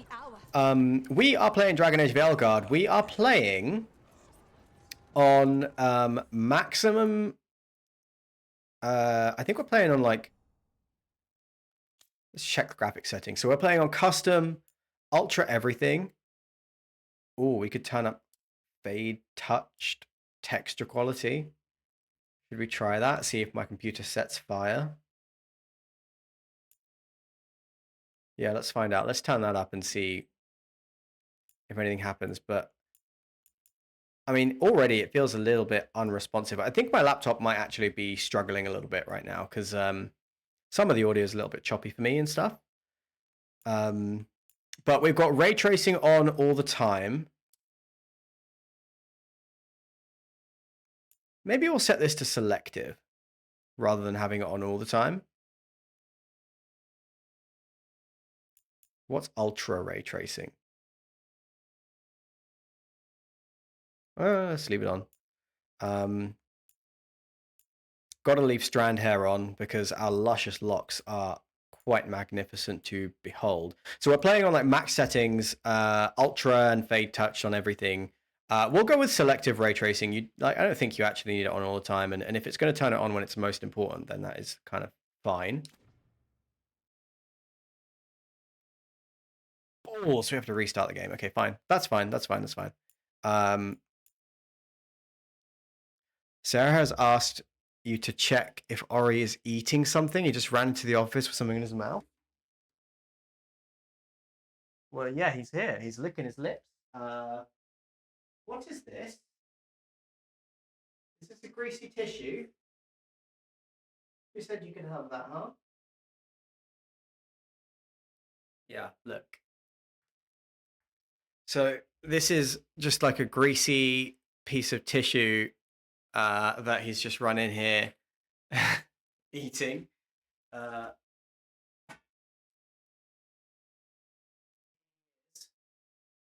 you see? Oh, he's done now. He was just like smacking his lips like, delicious. No, we caught you on camera, mister. Very naughty indeed, Orion. Very naughty indeed. Where did you get that, huh? All right. Bye. Yeah, all right. So rather than resetting, let's just turn down the textures slightly. And I'll turn it up maybe next time. No, but I'm fine. Fine. I'll restart the freaking game. Let's put texture quality up to fade touched. And let's restart this freaking game. Yeah, this is really long. You're going to see now, like, if it actually opens on the right screen, which I am doubtful. But this game is really not running very optimally. It's just really like with this. Look at this. This is trying to close it down. It's finally closed. Now we can open Steam. We can launch it again. It's opened on the wrong screen once again, and it's just shitting itself, to be honest. It could be my laptop, but the game runs absolutely fine. I just think it just takes ages to like. Yeah, I mean, you're going to see now, like the steps it has to go through every single time you boot it up. It's really big and bulky and clunky. Looks incredible though. It does look incredible.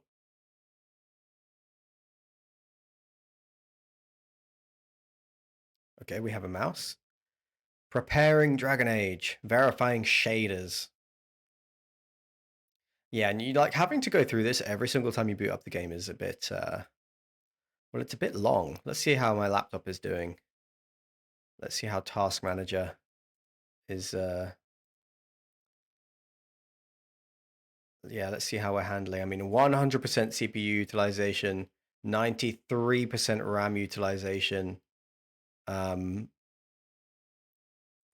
card's doing fine. I guess that's the important one, although we're not actually playing the game yet. I'm going to put that over here and keep an eye on it and see like how well the laptop is doing. Because I actually didn't like, it's a good, like this is a good laptop. I bought it about a year ago and I wasn't sure how well it would run new games and stuff. Obviously like an RTX 3080 Ti is a really solid piece of kit. But you know, I'm kind of pleased to see that it is running things very well. That said, it looks like it crashed.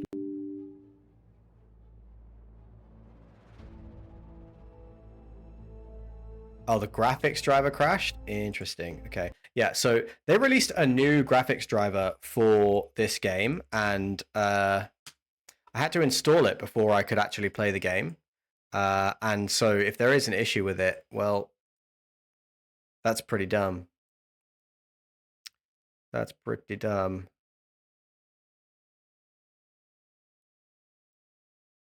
I do not want to download an NVIDIA app. I need you to shut up and leave. All right, so Dragon Age. I guess if we launch it from here, it's more likely to work correctly rather than launching it from Steam.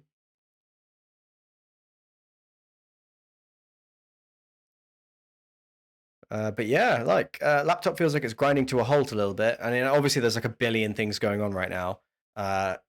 It's been running at maximum capacity for like 4 hours. It is streaming. It is running a bunch of different programs at once. I think it's coping okay though. Let me know if you guys see like anything weird happening on the stream. Because obviously we're going to have different perspectives there.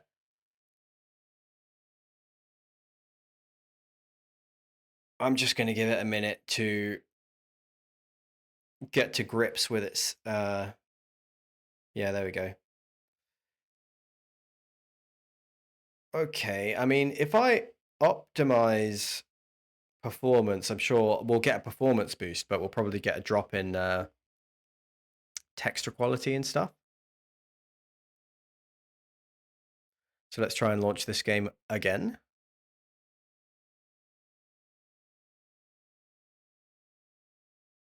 Once more into the fray.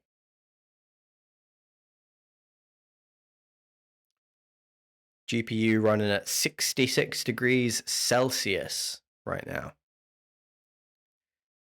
That's yeah, that's running pretty hot.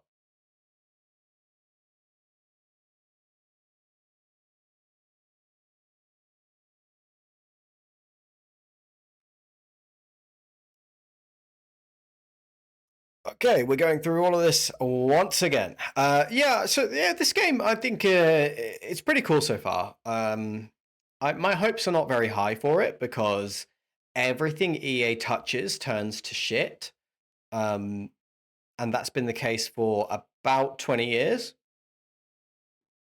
So my hopes are not very high, but it does look fantastic. It's really cool to be back in Thedas.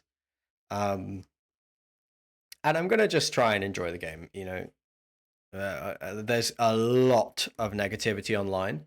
And a lot of it, I think, is like founded in truth. Like a lot of people complaining about the game being just not a Dragon Age game. And it honestly barely is. It is in that the lore is Dragon Age lore, but the way that it plays and everything like that is just, it is such a massive departure from what Dragon Age is at its core. And most people who play games play them for the gameplay, not necessarily just for the lore, right? I'm getting no sound from the game.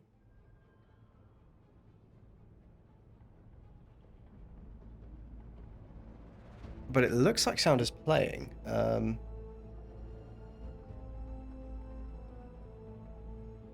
Is it my headphones?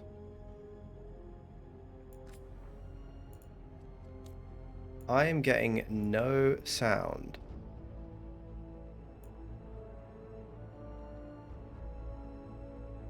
Are you guys getting sound? Looks like you are.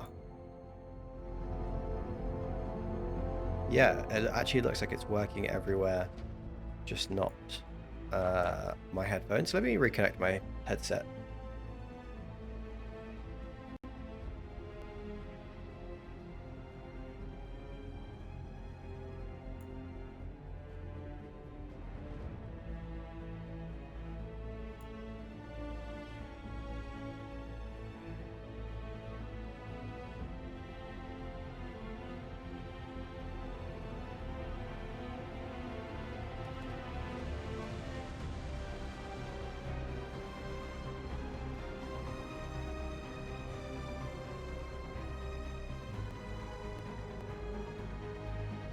Fixed it.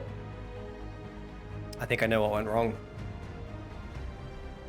Let me just disconnect these from my phone.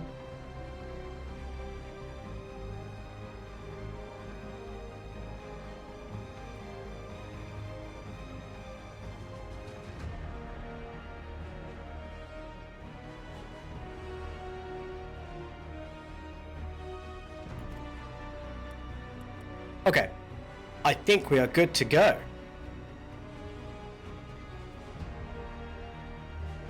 Sarah, you've really got to just verify your Twitch account, and then you can comment in the chat yourself rather than asking Sam to do it.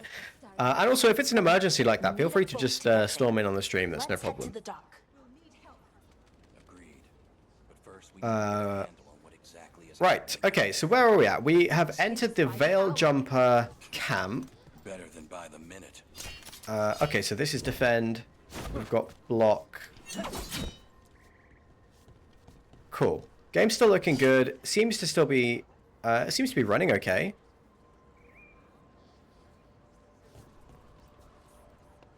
So yeah, we defeated an ogre last time. Harding had the shit kicked out of her, needs some rest. We defeated an ogre, and whoever this person is, whose name I cannot remember, Bellara or something, joined the party, and we're here with Nev, I think? I can't remember. Can't remember anything. It's been literally days since I played this game, so it's all just left my head. So we need to travel to Demeter's Crossing to find the missing Veil Jumpers. Don't remember anything about that quest, but sure. Sure. Let's see what's going on around here. Crossing. Veil jumpers have gone missing. Do we know why? Someone will have to go out there and find out. Okay, thank you for that exposition. So we got to travel to Demeter's I Crossing. have what you need. Can we sell... Is any of this, like... Are we supposed to keep any of this for any reason? Let's say no. Okay. We got a little boost to the Veil Jumpers faction there.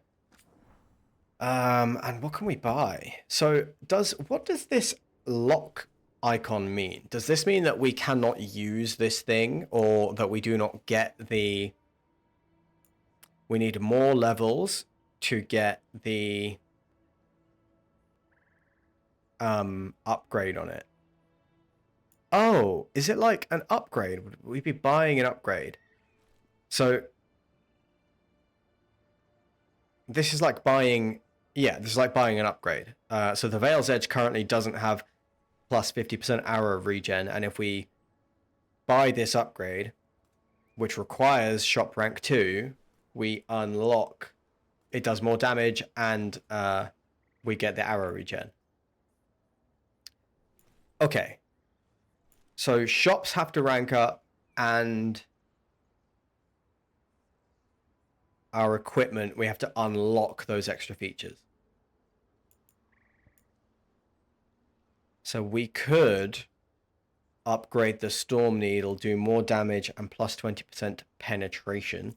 Don't know what penetration is. Ignores a portion of defense when attacking. Interesting. Sounds useful. Oh, we can upgrade Harding and Bellara's weapons too. Concentration. Attack my target applies vulnerability to electric damage. That seems really good. Because we have an electric attack. Costs 250 gold. Let's buy it. Okay, is that done?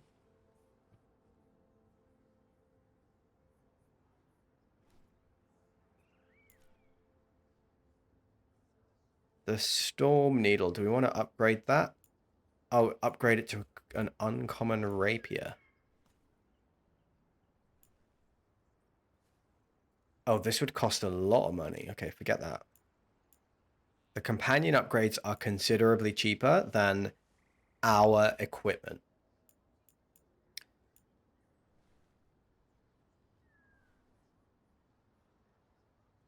Okay, I'm getting the hang of this. What is this? Forest Guardian's Helm.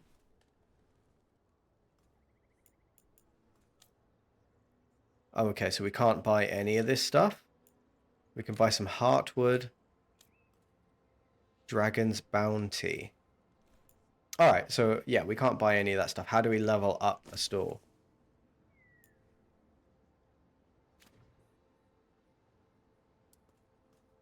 Shop rank. Rank up merchants, unlock new items. Interesting. So it costs gold, heartwood, and veil jumper strength to rank up this shop. There is a ton of mechanics here that I think are not going explained. Maybe they'll be explained later. And now that we've met, do your best not to die, yeah? It can be rough out there. It can be rough out there. That's the plan. If it gets too rough, just come back and I'll square you away with better bits and bobs. See ya. I wish we could be British. I wish we could have a proper Cockney accent. Like a little orphan boy. What is this? Scouting report. Apparition. Expedition scouting report. Veil jumper Kada reporting. I was in the northernmost stretch of the Arlathan forest trying to find a way into the Ganellis ruin. We've recently discovered an old journal that claimed a lost Hala keeper found a room full of relics inside Ganellis. Down in the labyrinth. The entrance was blocked by rubble. As I was getting ready to wedge myself through a gap, an apparition appeared in front of it. It seemed to be blocking my way. Whatever it wasn't solid, so I think I could have passed through it, but it seemed to be waving its arms. It felt like a warning that I shouldn't enter the ruins. I didn't argue and turned and ran. Okay. Ghosts in the Ganellis ruins. Ganellis? Maybe Ganellis. Ganellis? There's a campfire here and we can use it by the look at the... I mean, it's on the mini-map. Maybe it's just actually symbolizing like the Veil Jumpers camp. I thought maybe there'd be like a rest mechanic or something there.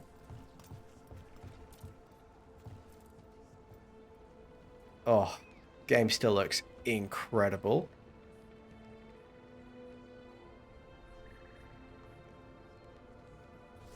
Yeah, it just looks sick. And like the excuse that like there's rogue magic flying around to just do this cool stuff like rocks floating and stuff, I think is fair enough. Fair enough. I would do it too.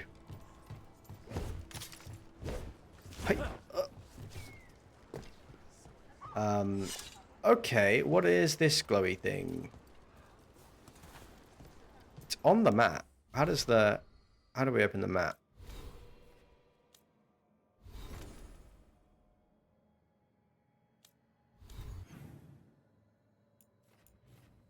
So we've got beacon, current respawn location. Okay. Sanctum. So does it just mark out a safe space? And there's an Crossroads Illuvion there. And we are going over here. Okay, I guess let's head over to Demeter's Crossing.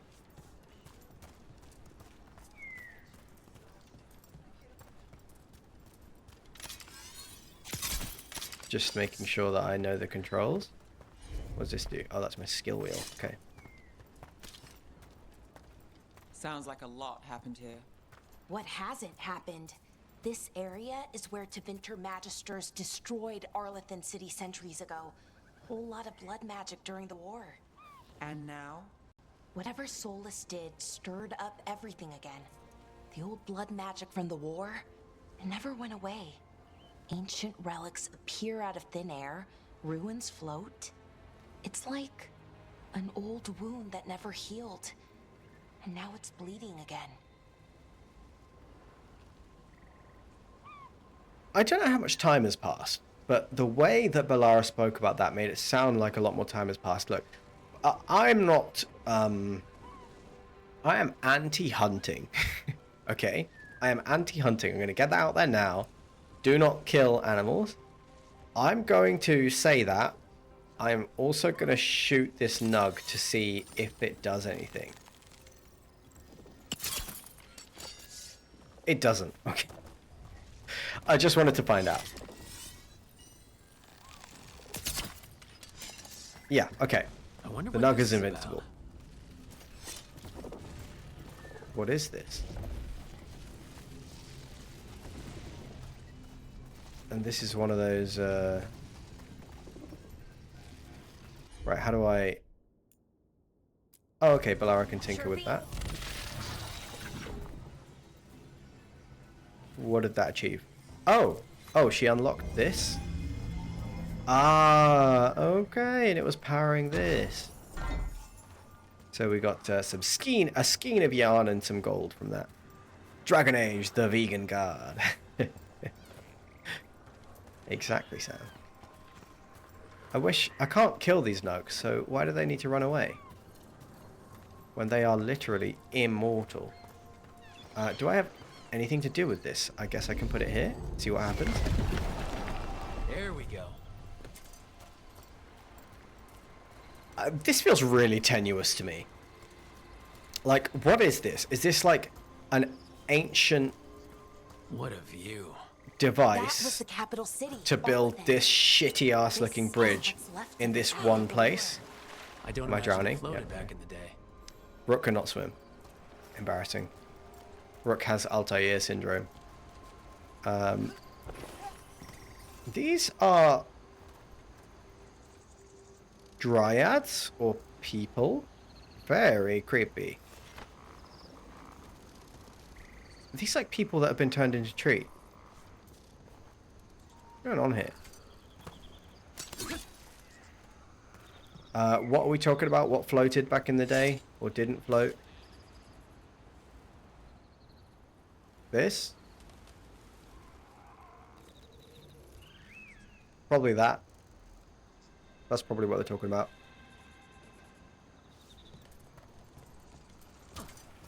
Okay. Yeah, it feels really tenuous that these things would be all over the place, but we'll look past that.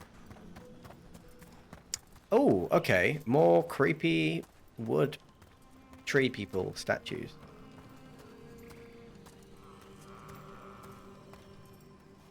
They're running from something? Oh no. This guy fell over, but it's okay because they all died. I can hear them like, I don't know if you guys can hear that. I can hear them like creaking. Oh, so creepy, dude. What's this? Flawless crystal. And butterflies.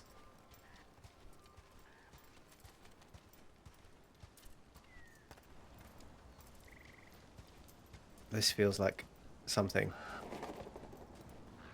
Oh. Is this the top of the camp? Okay.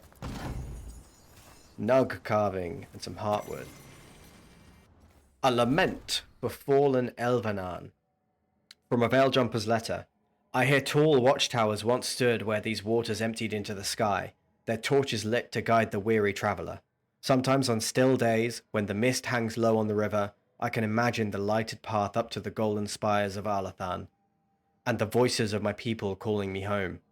I know Elvenan, our lost civilization, is not how I imagine it. Alathan was a place of wonder and magic, and also of conflict and war ruled by tyrants. Yet still I mourn it, and wish that I could have seen it just once and called it mine. Added below in different handwriting, these feelings are not yours alone. There is no sin in grieving what was lost, imperfect though it was. Strife. So Strife could be the name of an elf, could also be the name of a demon. The demons tend to be named after concepts and emotions in Dragon Age. Like in Dragon Age 2, we had infamous demon Justice, or something like that. Actually, I can't remember. If I activate this, what's it going to do? A ladder. Neat. Pointless shortcut unlocked because it really was not far to get to that point.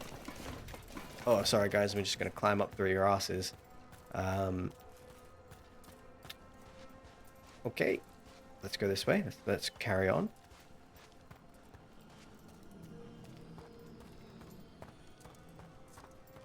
Yeah, so something happened and these people all turned into wood. Ooh. Oh, is this the boat? It's a big old face. Some crazy shit going on here.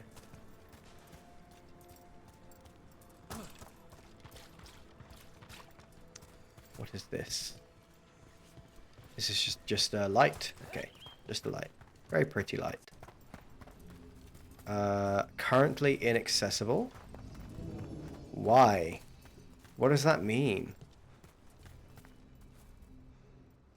So like through here is currently inaccessible? Okay, fine.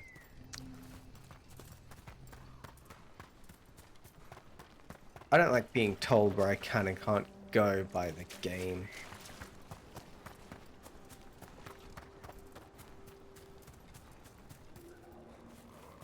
What are these things? I'm sure we're going to get an explanation soon. But they are, like, beautifully creepy. Rook, you ready to go? Harding. Oh, I'm stuck on this log, Harding. I'm stuck. No. I'm going to explore over here first. If that's okay. Looks to me like... is it like a quick map? No. There's stuff over here, a beacon. Okay, so actually it's like semi-open. Looks like it's like semi-open exploration. Which was very similar to Inquisition. It was like zonal. Can't climb this, but there's something up there. I'm going to explore around here a little bit more.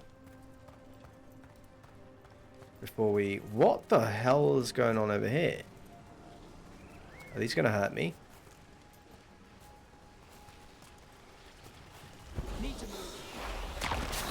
Oh, yes. It hurt me and it applied necrosis. Okay. Lesson learned. Oh, there's something in that one. You gotta move! I did move.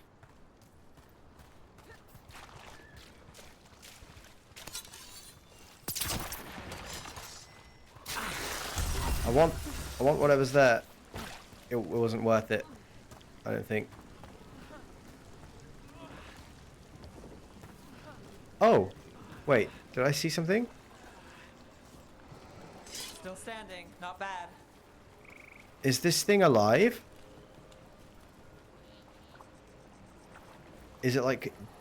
Oh, there's like bugs all over the floor. What the hell? What's happening here? There's bugs all over the floor. There's a dying animal.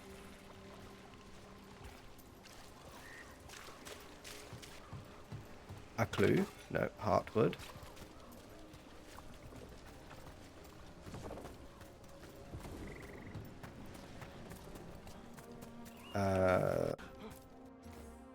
Worn inscription. The secrets of the past now hidden, to each and every man forbidden, but seek ye with a watchful eye. Find a key in the owl's cry. Huh.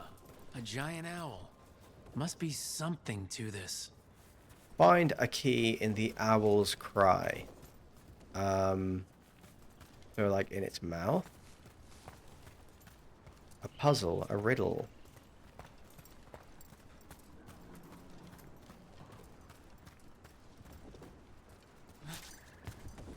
Can't jump up there. Okay.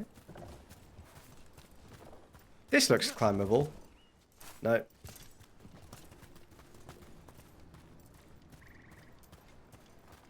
Oh, and I guess we just cannot go past here yet. Yeah, currently inaccessible. Okay. Seems lazy. But fine. So that beacon is inaccessible. We can't go any of these directions. I guess we're still like really early in the game. We're still in like tutorial mode. Open.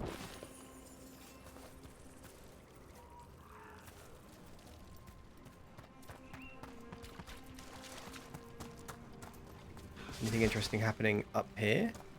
On this big face? Nope. Can't climb it. Alright, let's go to Demeter's Crossing.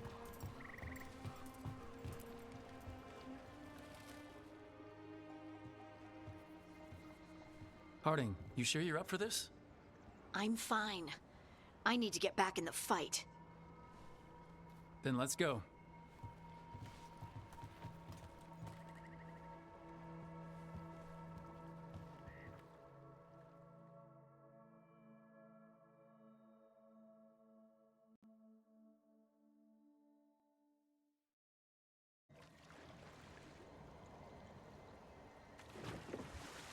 My guess I've never is seen fog this thick in Demetta's Crossing.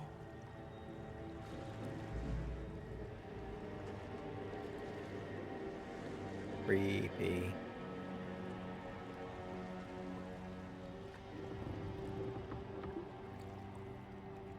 Dragon Age tends to do pretty This good with their isn't creepy right. settings.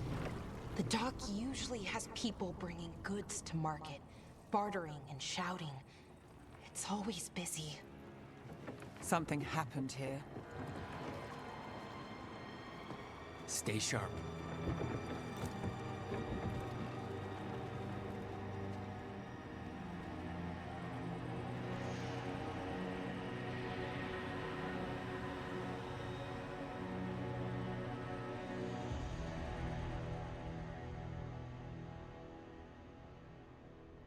Yeah, so I get the It's impression so quiet. Too quiet. Where so is far. everybody? I don't feel like it's quiet, guys. I feel like it's a little loud in here. If everybody could just hush up a second. I get the impression that, like, Kunari is the canon race that the game was sort of designed for. But we'll see. We'll see. Like, just usually with these kinds of games, there's like one race that seems to fit the lore a little bit better. And I think Kunari is It's market probably... day. People should be out selling eggs and buying bread. But everything's just abandoned. I think it's probably Kunari for this game. I think for They Inquisition it barricaded was the main definitely entrance into town. female elf To keep mage. something out? No, to keep something in. I think for Dragon Age 2, I think you could only play a human, which a lot of people did not like. And I think for Dragon Age Origins, it was totally open, to be honest. You could do anything in that game. I think we can get in over here.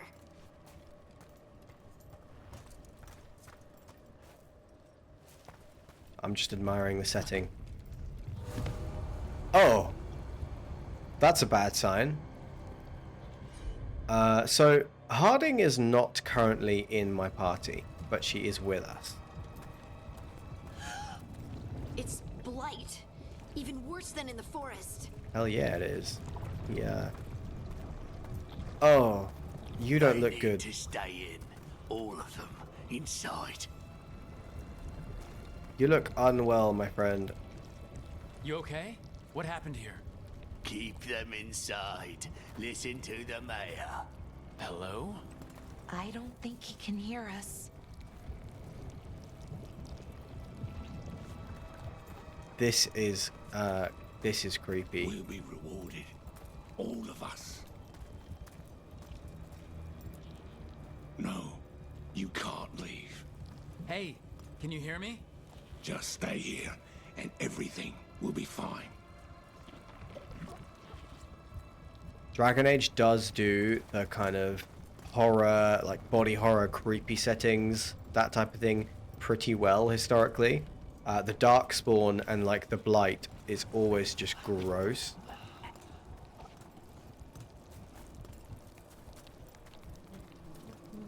Someone used powerful magic to dominate the minds of these villagers.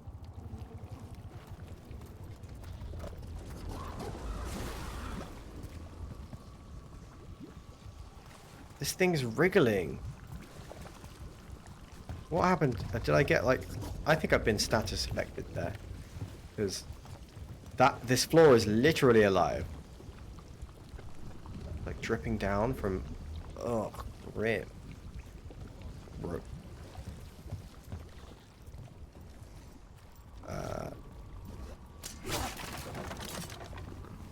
The town square. We need to search for survivors. Let's see what we can find. Fan out. Never split up. Guys, come on. You know this. You know this. Right, how do I drink a potion? Blight boils can be progressing and be destroyed when in a vulnerable, pulsating state. Okay. Good to know, good to know. I want this health potion. Nope, I'm full on health and potions. So I'm going to avoid these patches of red grossness. Can I get in this house? There's a person, there's a darkspawn sticking its head out there.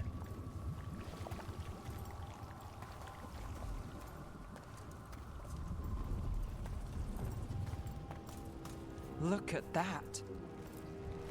Is that an Aravel on the roof? The blight must have lifted it up there. An Araval? Is this a blight boil? I think it was.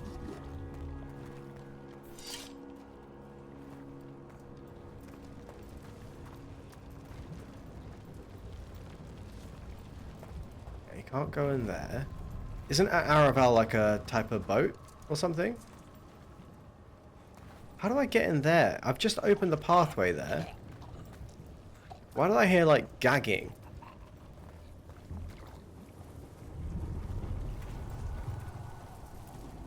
This is Adeline. I knew her. She was a farmer. Sold spices to us, the best in Arlethan. I can't believe this happened.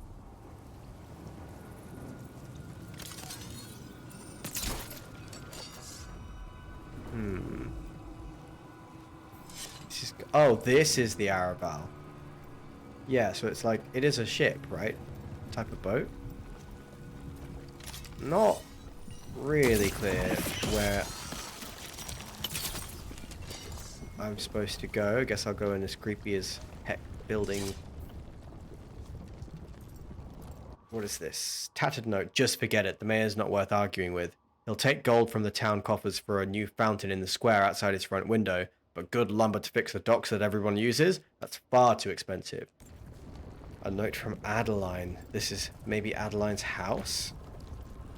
So this looks fantastic. Like the blight here and the darkspawn look insanely good in this game. And by good, I mean disgusting. And horrific. And what are you guys doing all the way over there? Don't leave me behind. This is not the time to split up. We should definitely not be splitting up.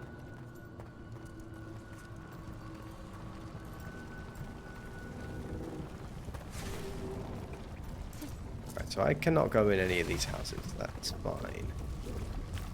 I mean, it really looks like I can go in this one, but no. This blight is weird. Ever seen anything like it? Never. Blight's usually dead, static, but this is alive. Okay, let's keep going. Might be more survivors. I will say this pulsing mechanic, I don't know if you can see that on the screen, this pulsing graphic is pretty bad. I don't think this looks good.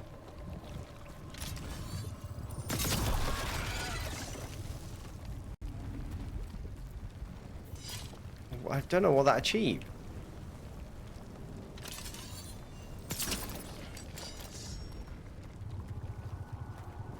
What am I supposed to be doing here?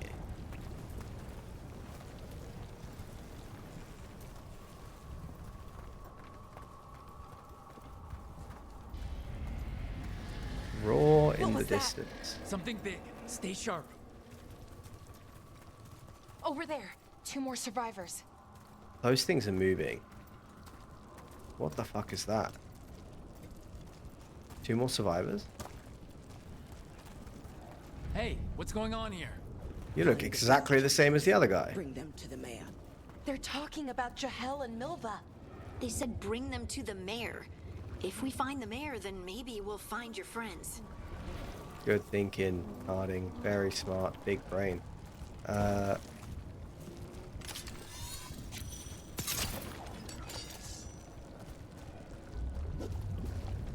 Must keep looking. Must find. Why were they looking for veil jumpers? What did the mayor want with them?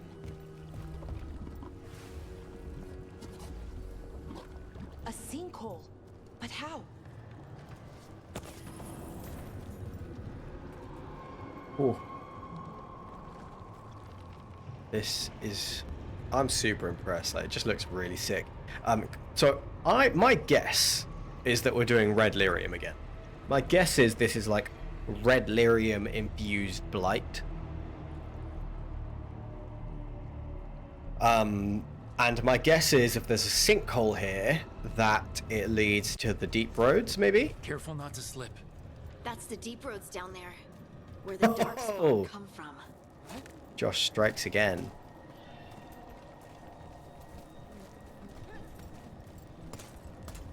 I wonder if we can see the deep roads. Is it just like... Nope. Too deep.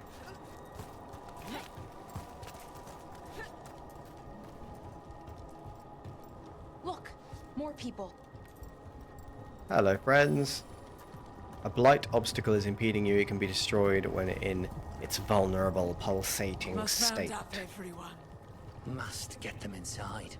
We will be rewarded.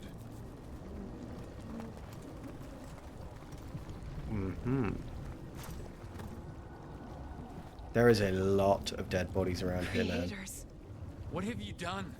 Must bring everyone here. Must lock them up. To witness the glory of her new creation. Her? Is he talking about Gillenane? They gathered the villagers here to be blighted. Easy fodder for a sacrifice. So it could be Gillenane. I guess Harding has just let us know it's Gillenane. It kind of feels like a... What is it called? An Must round up archdemon everyone. in Dragon Age 1? Must get them inside. We will be rewarded. Yeah, let's go in this dark, gross, smelly hole. I'm sure there's nothing to worry about.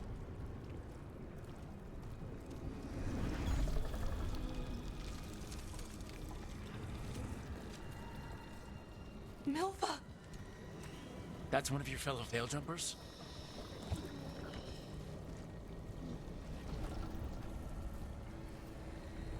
Laura!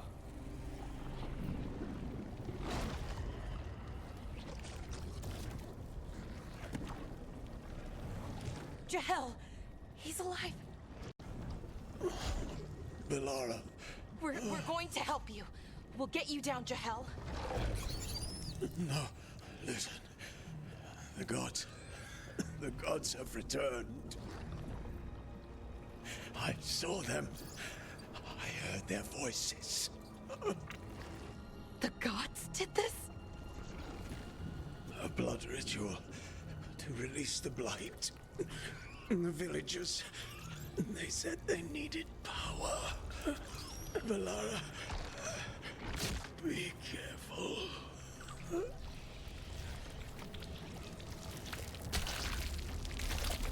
Oh no, he shit his pants.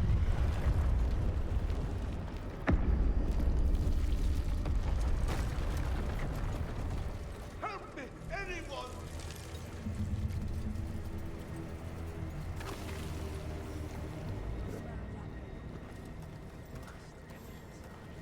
There's a bunch of gold on the floor. Oh, and it's soaked in blood. Poignant. Come on, that sounds close. What's in here first?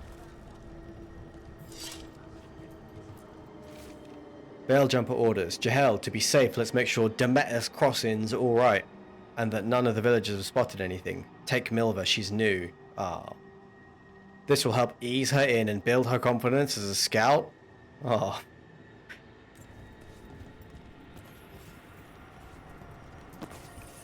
Well, might as well loot these people's houses.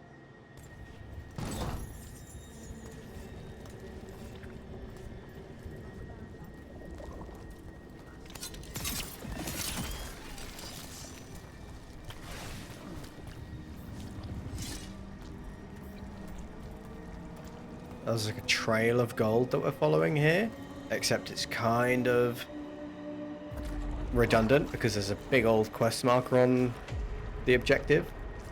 Help me! Hurry! Mayor Julius.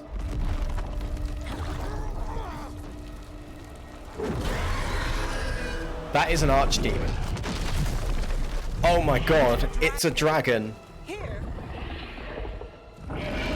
No! No! No! Please!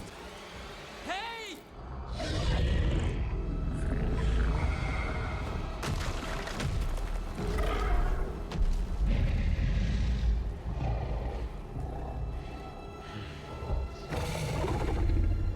It's like in the name of the game, guys. A hungry heart. Creature, come to me.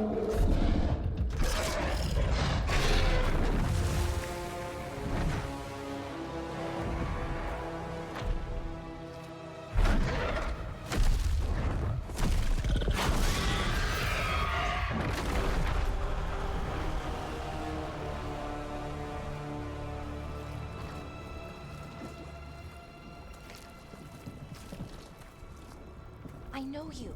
You're the mayor of this town. The village. The people. Are they, Blighted. Dead. All of them.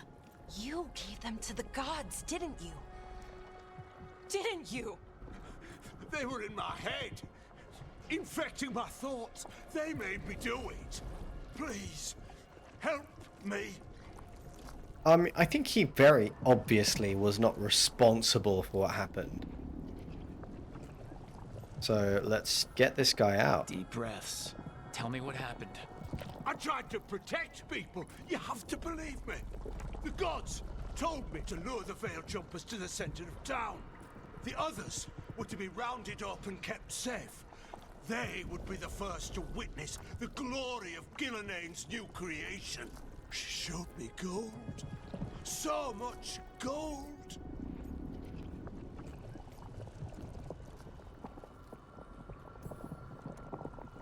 All this? For gold? The villagers? The veil jumpers? The Blight's everywhere! Demena's Crossing is dead because of your greed! I didn't know. You don't understand what it was like to hear those voices. The gods exploited his greed and fear. I'm supposed to feel sorry for him? I say we leave him right here. But I'll die. The Blight! Everywhere. What if the dragon comes back? If we let you go, you'll run straight back to the gods. They were in his head. Their influence might linger. I understand what they do now. I won't be tempted again, I swear. Rook? I say we save him. There's, like, the man was clearly not responsible for what happened in its entirety. Like, he was exploited by gods. I think that is a mitigating circumstance. Was he, like, maybe he was at fault to a degree, but Let's get him out of I there. hardly think What? he did This this entire village is dead intentionally. I know. Then why spare him?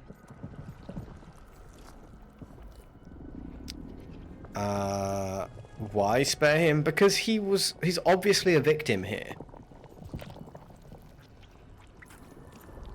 Because our fight is with Elgranon and Gillenane, not people like him. Thank you. I didn't ask for your gratitude. Then, if I may offer some advice, steel yourself. I felt their power. The promises they make, it's irresistible. Then try harder next time. Don't make me regret saving you. Yes, of course. But you should be worried about the rest of the world. Or this will be our future.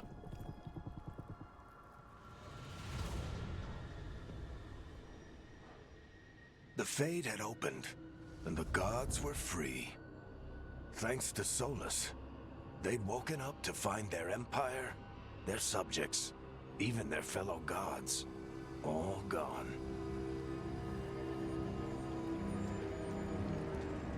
But they still had the power of the Blight, and corrupting a village was just the start.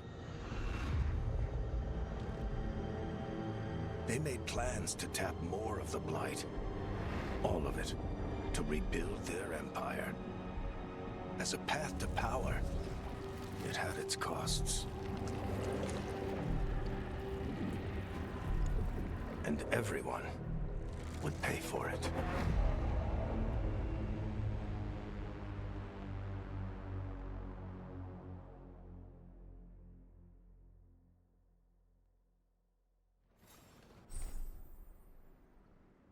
So did we just finish the tutorial bit?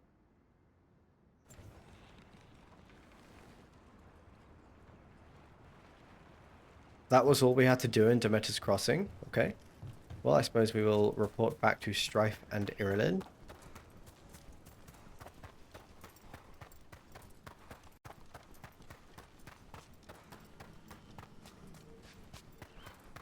Run through here. And...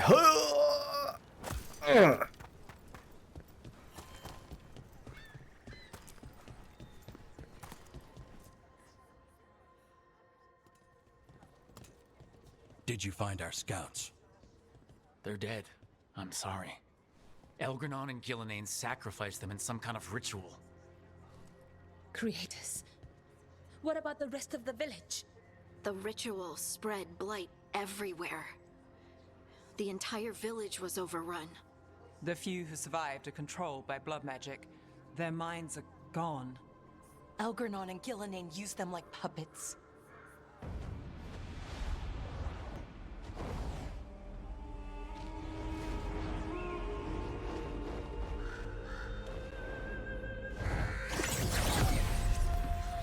Is that Morgan? It's a show of force.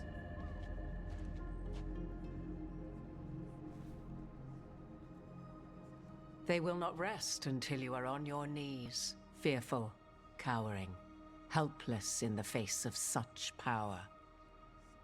Lady Morrigan? 'Tis simply Morrigan to you, Scout Harding. What a pleasure to see you again. Rook, this is Morrigan, an old acquaintance. I thought she could help. Morrigan helped the Inquisition when Varric and I were part of it. She knew more about ancient magic than anyone, except Solus. 'Twas both pleasure and necessity to help then, as it is now. Stopping Elganon and Gillenane shall require many hands.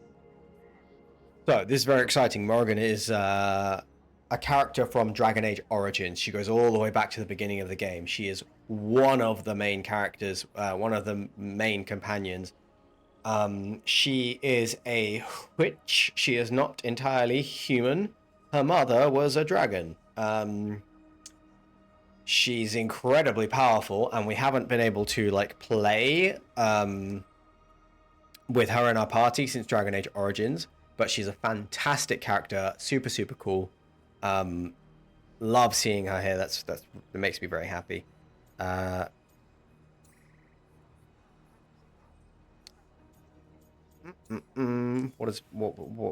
Oh, who are you? Let's see what she has to say. So, who are you exactly? I have borne many appellations. Advisor to Orlais. You do remember Morrigan. Friend to the Inquisition. My place here, however, is but a humble advisor on matters arcane. Witch of the Wilds? An honorific born of rumor and exaggeration. The fearsome reputations of your opponents, however, are duly earned. This dark turn of events shall only become worse. Okay. I love the character model. Her outfit looks amazing. The hair under the headdress thing looks really stupid. Really stupid. You wouldn't have it like that. You would have it over the top.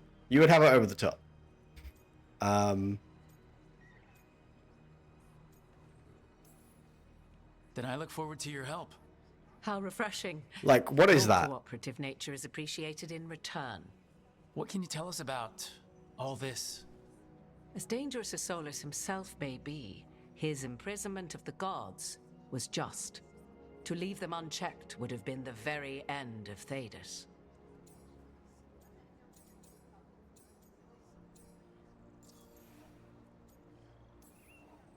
Just to be clear, you know your old friend Solus is actually the Dreadwolf.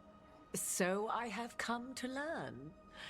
It rather explains how he knew such a great deal of ancient elven history, and why he became so vexed when I attempted to explain it to him. Whilst I cannot claim the same depth of knowledge, the knowledge I do possess is yours for the asking. I hope it helps. For all we know, the entire world will look like Demetis Crossing once the gods are through. Not if we stop it first. Ah, the confidence of youth. You shall need a good deal more of it. I suppose you have some advice? Set aside your notions of godhood and see them for the ancient, powerful mages they are. Standing against them shall require serious magic of your own. When you interrupted the Dreadwolf's ritual, did you happen across any of the tools he used? The Lyrium He dagger. had a dagger, but it got lost in the chaos. Then you would do well to find it. 'Tis better in your hands than those of the gods. Is there anything else Solus might have had that could help us? We're in his, well, he calls it the lighthouse. Ah, yes. The legendary sanctum of the Dreadwolf. 'Tis said his Illuvian, the Viravas, could travel to any other Illuvian of his choosing. I love the way she That's talks. not how it works right now. I wish I could It talk only like goes this to all the Arlington. time. I can take a look at it. Maybe fix it, even. I know Illuvians better than most. Any help you can offer, we'd appreciate. If Illuvians even work the same way, all the magic is different now. Our gods are back. Our gods! And they're killing people and blinding the world. How do we stand up against that? Chill, Balara.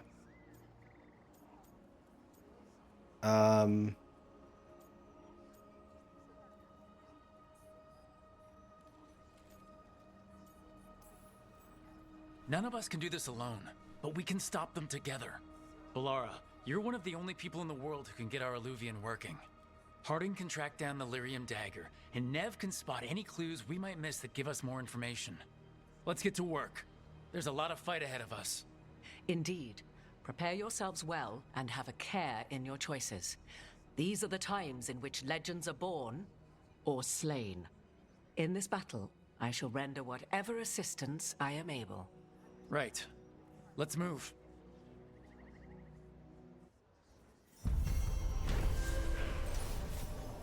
Okay, quest complete. It was a walking sim of a quest. There was literally zero combat. Balara Harding and Nev's bonds increased. I'm guessing we don't get to play with Morrigan. That would surprise me greatly.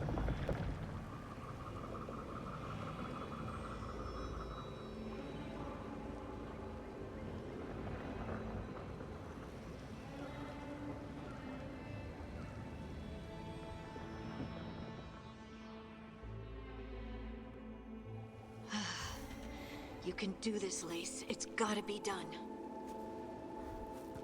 Chill, Harding. Just take a rest, man. You sound like shit. I should have taken the shot. That would have made things worse. You don't know that. All you have are guesses. We're up against something unfamiliar, working with more rumors than facts. Of course, that's all I have.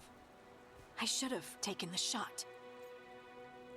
No, because if you had killed Solus...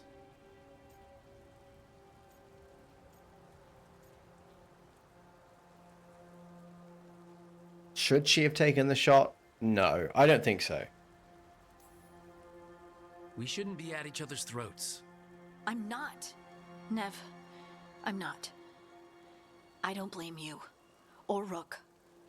Or anyone. So just yourself? How's that working out?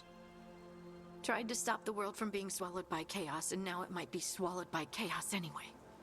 Elven gods escaped from their prison, Solus is in your head, and we're scrambling to figure out what to do. And Varric? Varric knew the risks. He knew what it might cost. We're still standing. The fight's not over. You know, I like that about you, Lace. You don't stop fighting, you push for answers and action, while I can get stuck on questions forever. Well, we need someone who can put the pieces of the puzzle together. We're fighting the unknown. Exactly. Everyone has a part to play. Varric brought us together because of our strengths. He wanted a team he could rely on. We have to be that team. Play to our strengths. And rely on each other. I think I can manage that. Then let's find Solus's dagger. It'll be a start.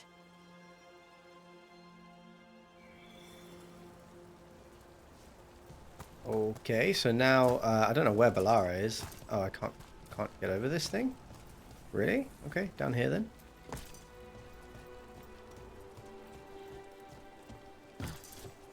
Oh, what's this? Heartwood. Okay.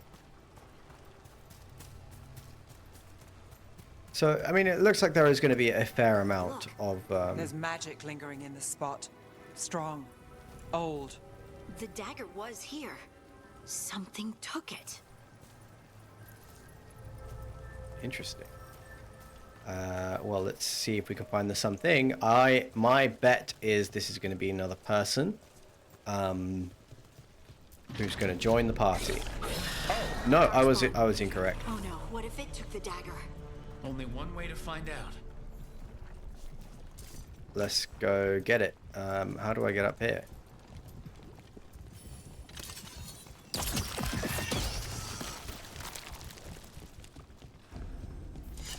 Look, there it goes.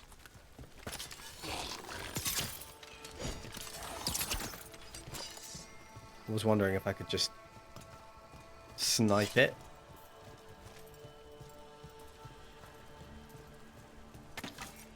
More heartwood, which we now know we can use to upgrade shops.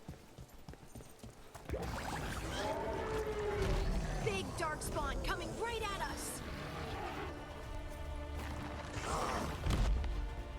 Come on then, bud. Let's do it.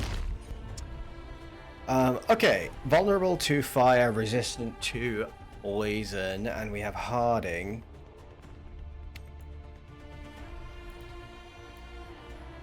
Let's have a time slow, shall we? Who has the bow? Harding has the bow that it gives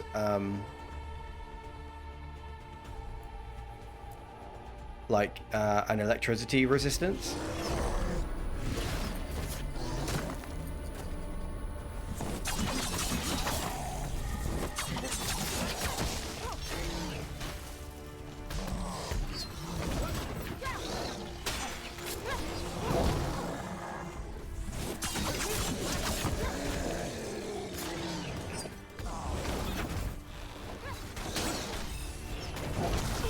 Oh, he got me.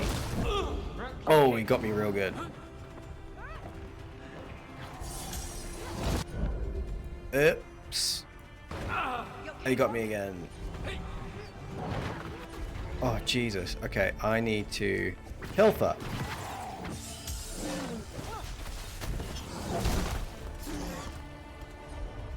So he doesn't have that, it might have been too long, but he didn't get that electricity resistance. Sorry, weakness that I was hoping to give him.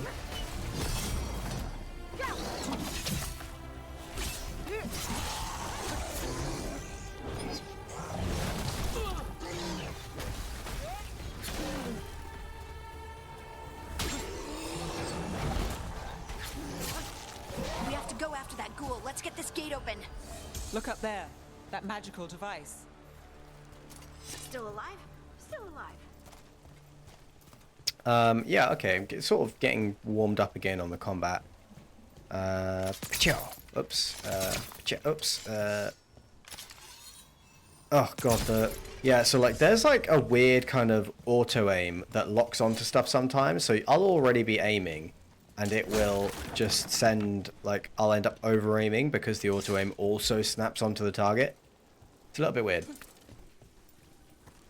It's a little bit weird, but we'll get used to it.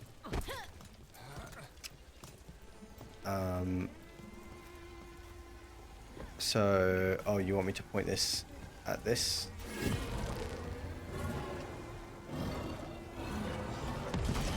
Good work. Let's keep on the trail.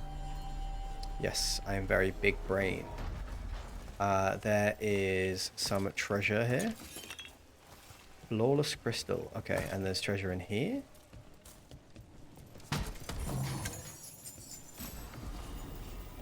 Forest Guardian's Helm.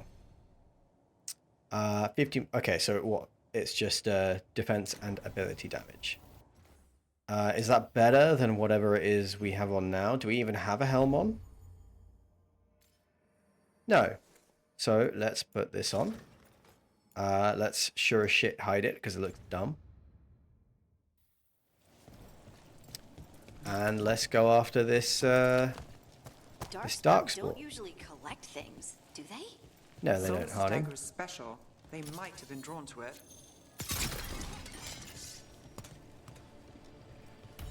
Give me that potion. Give me all this stuff. And let's keep going. Where are you, you little bastard? Anyone spot that ghoul? It must have come this way. Overlook. Oh man, game just looks great. There you are, you little bastard. Oh, no, that's not you. Darkspawn ahead.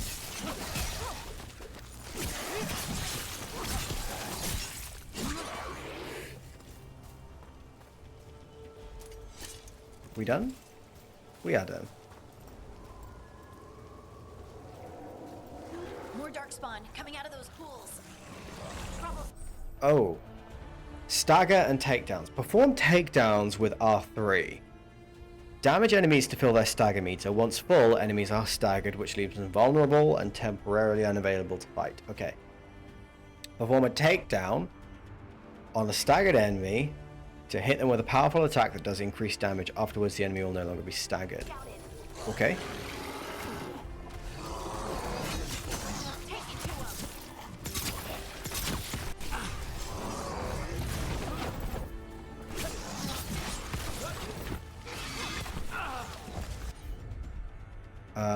Can you guys deal with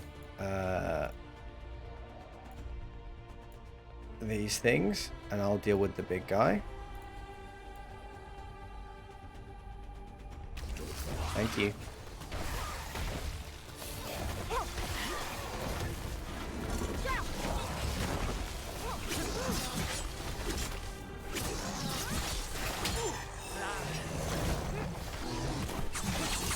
Making the rest of us look bad, Brooke.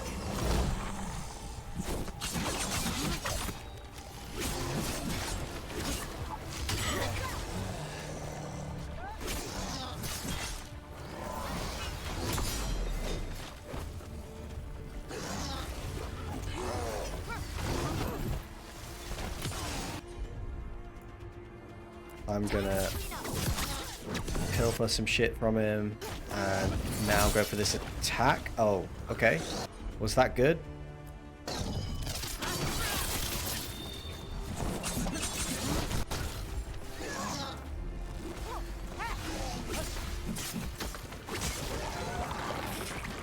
That was pretty effective. Oh, another one. Oh, more. Two? Okay. Okay. I guess you can just do enhanced damage, and you can icebreaker this one. Whatever you say.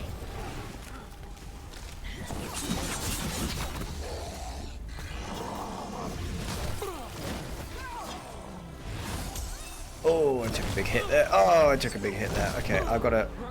I'm gonna die.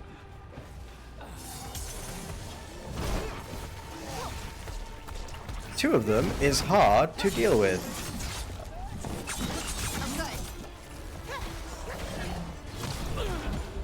Oh man, okay. Yeah, we got wrecked there. Yeah, two of them it's pretty hard to like read their attacks. I don't know if I'm even meant to do that. Or if I'm just supposed to like dodge around an attack and I don't know. Look out! More Darkspawn ahead!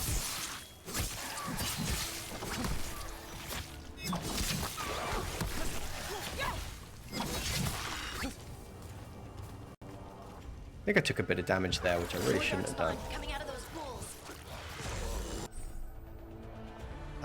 Yep, thank you.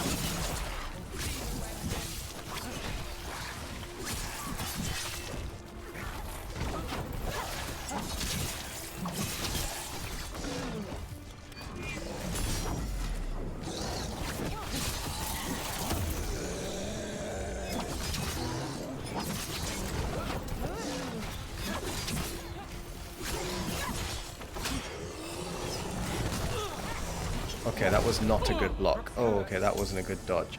Yeah, when to block and when to dodge is hard to figure out. That was a block. Oh, Jesus. Okay, yeah. Getting used to the combat, he says, on his second consecutive death in like 5 minutes. Just sort of getting the hang of like when to block, when to dodge. I'll defeat him this time, I promise.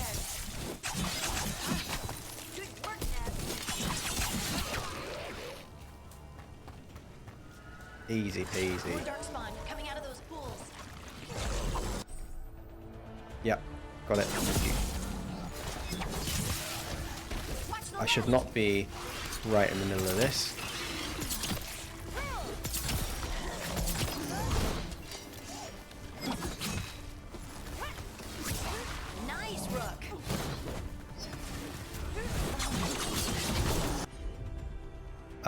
So is there any, I guess we could just slow time. Cat's got it.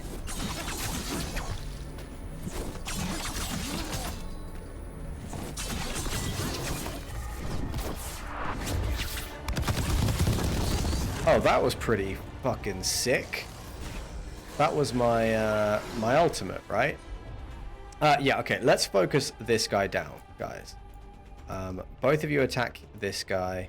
I will static strike this guy.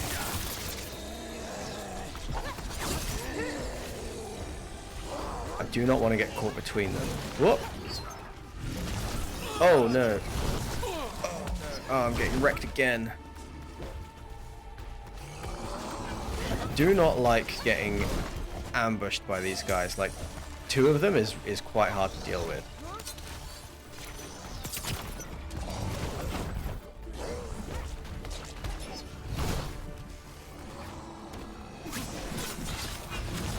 Oh, there's a... Keep him busy, come on. Okay, let's focus down this one.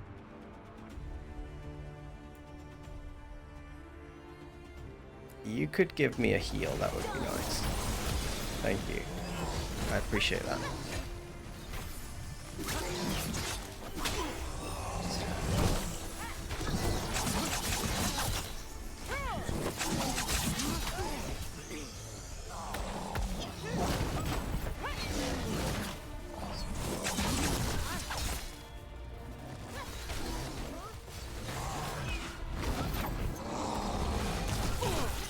Oh, okay, took a big hit there. Mistimed that, mistimed that. Okay, big hit there too. Not my finest work, but let's go for a pill first. Didn't even know what hit him.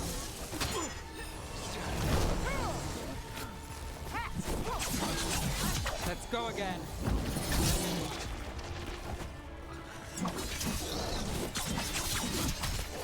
Lace wins again. Dead. Okay. Did you find the dagger? I don't think these Darkspawn took it. Let's keep looking. Fairly tough. These guys are pretty tough, and I'm getting my controls a little bit mixed up because it is the first time I've like ever used these pro buttons.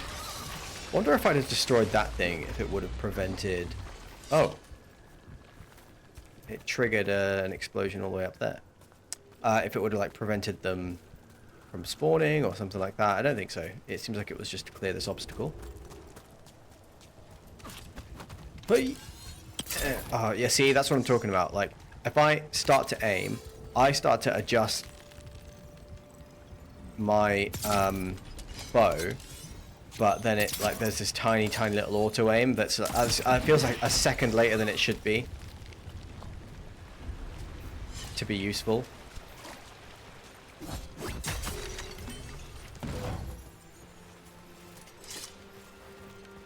Oh, there's a chest somewhere here. Some goodies. Where? Down? Up?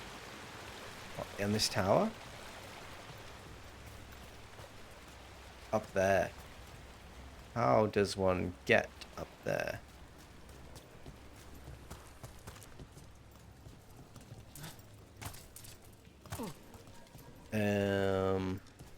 How do I get this chest?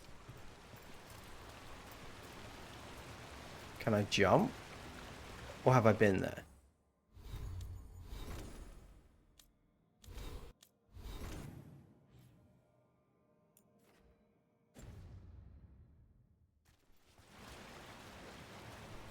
It looks like maybe I go around the other side.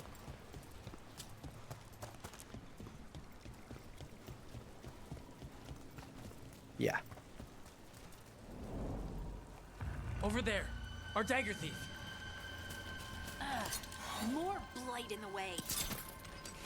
We hit it. We hit it.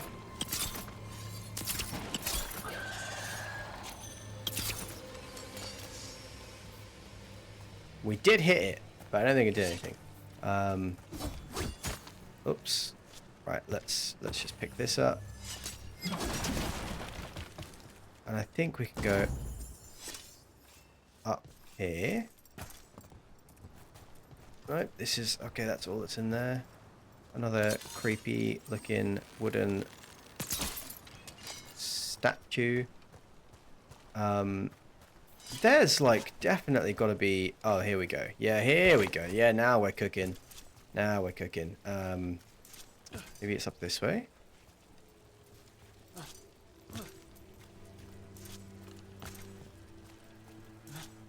We're so close. You're so close. It's like, how do we get up there?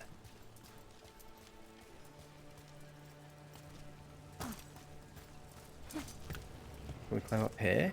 Yes. Okay, maybe that's it. Maybe that's it. We climb up this wall.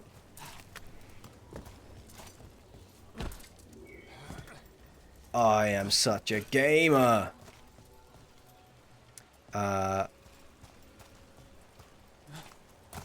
Nope.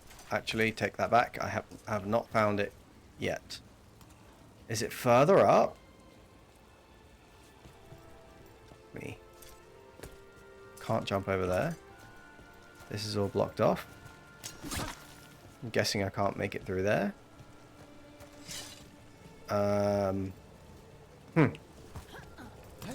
I am stumped. I am actually no closer to finding it than I was before. I wonder if I'm supposed to go like up this. No. Can I run along this wall? No. I don't know how to get that chest. And that's real annoying. I wonder if there's like a skill that helps you.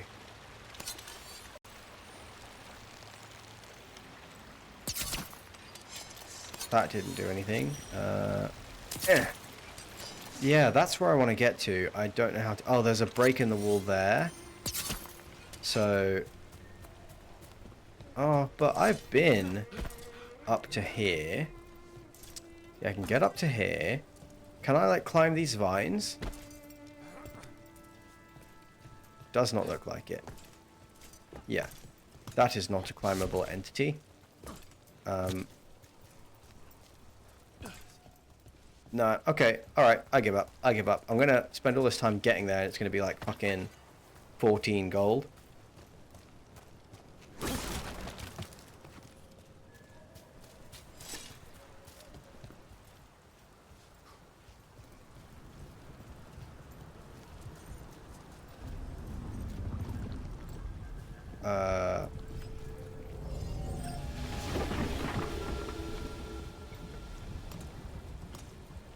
Right. Okay, so that makes the bridge disappear.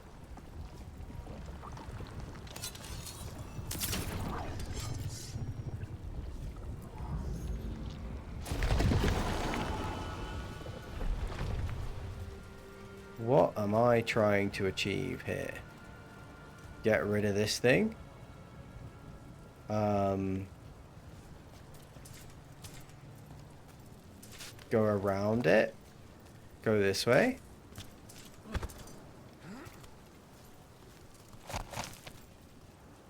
Ah. Oh, see, this is what I mean with the freaking auto aim. Ugh. And there's probably another one. All right. Well, then that will be down over this way. There it is. Oh, what the hell? How am I supposed to get that?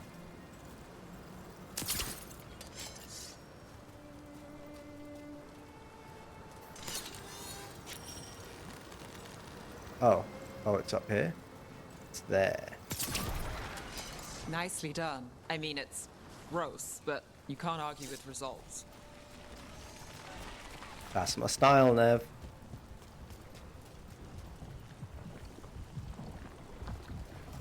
Don't tell me there's another one. Oh, nearly stacked it.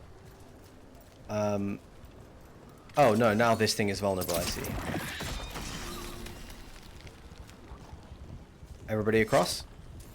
I'm taking this bridge. You're gonna die. Nicely done, guys. Nicely done. Get that chest. Golden grass blade. Sick. It is a straight improvement over our proving steel, so we will equip that.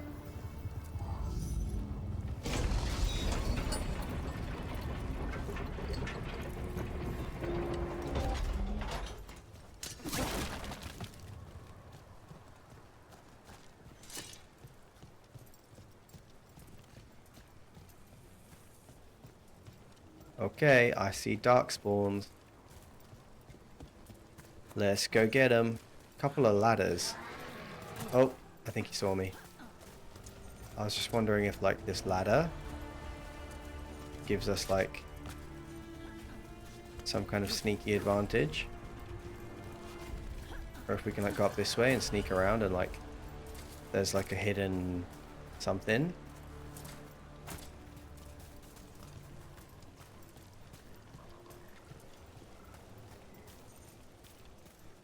No? Okay, straight into it then. Fair enough. Let's go with a time slow.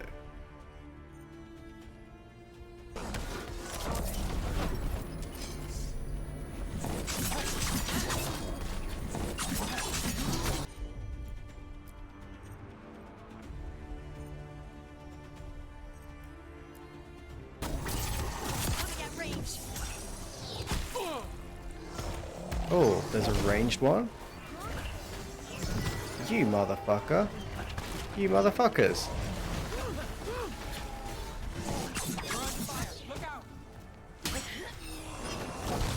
Oh. Oh shit, I fucked it up again. These things are big, dude, and dealing a ton of damage. This combat's hard. Is there like... Can I like...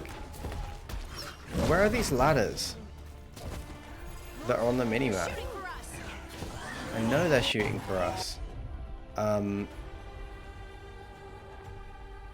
Alright, who's got the lowest health? You? Let's all attack this guy.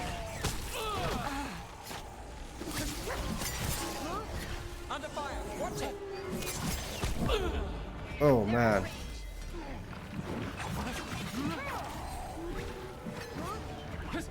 Hey, Rook, nice shot.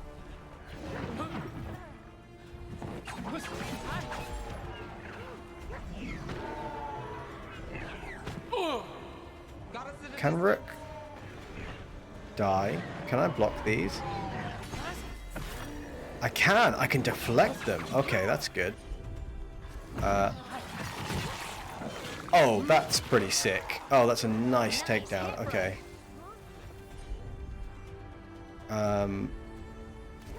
Let's get a little closer. And let's pilfer this motherfucker. Pilfered. Got us at range. Okay, I'm gonna try and get this deflect right.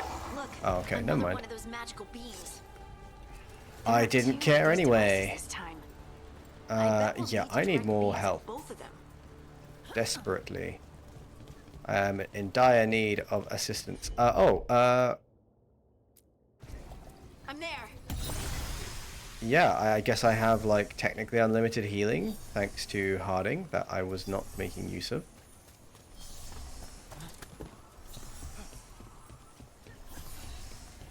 Could do with some more elf potions, though.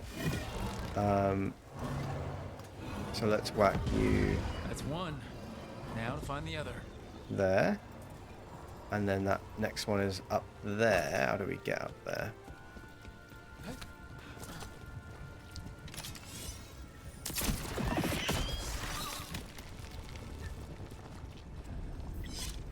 Oh, okay. I found the ladders.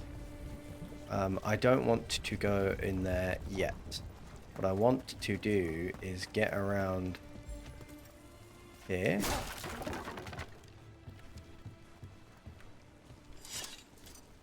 Sneak into... Is this a chest? That's a box. Ladder.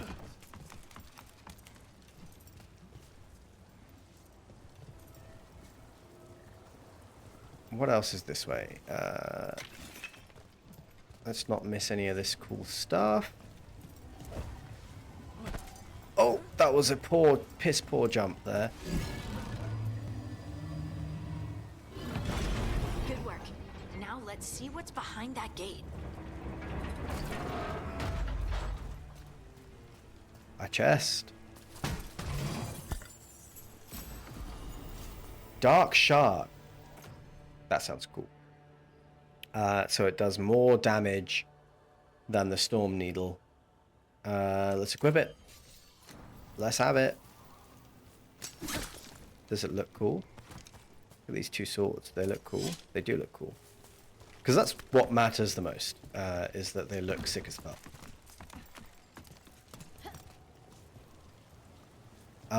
Is this where we were trying to get to, or like, is this how we go back and get that chest that I couldn't get? It might be. No, not the same chest, right? Different chest. The chest I couldn't get is all the way over there. Fine. Right, we can carry on.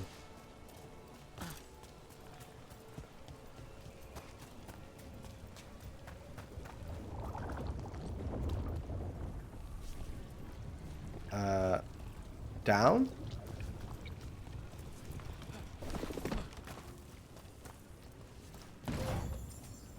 Okay. Worth it.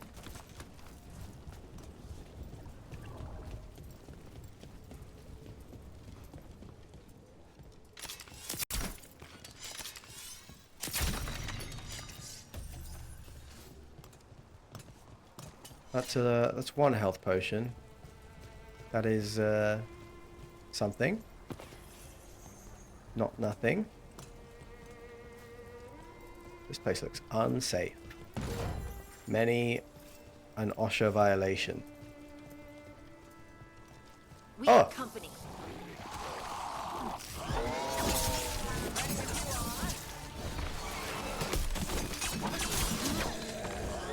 They're aiming for us.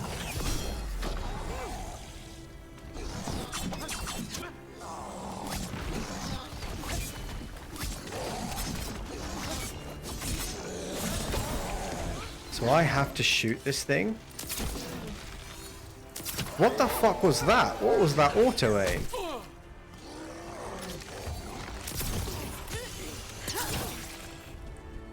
Finish it.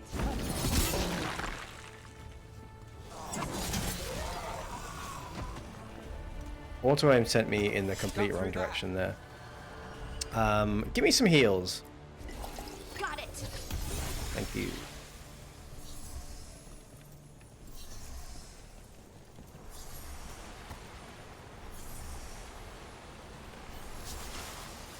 Hop! Ah! I just got wrecked. Alright.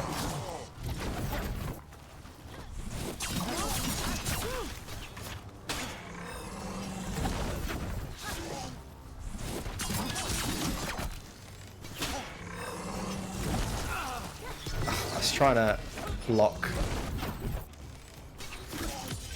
because the block seems to be pretty effective.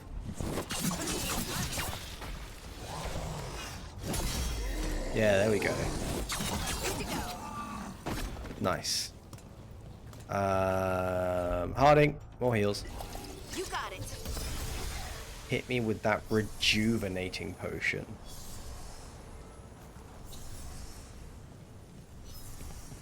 Huh! Oh, big jump. Big jump. Come on, Rook.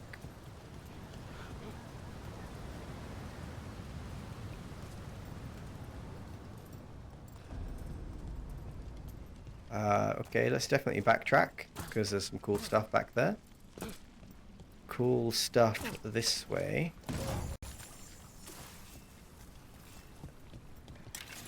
Pure ore. A clay jar. Excellent. Yeah, let's just run around here, pick up some of this loot.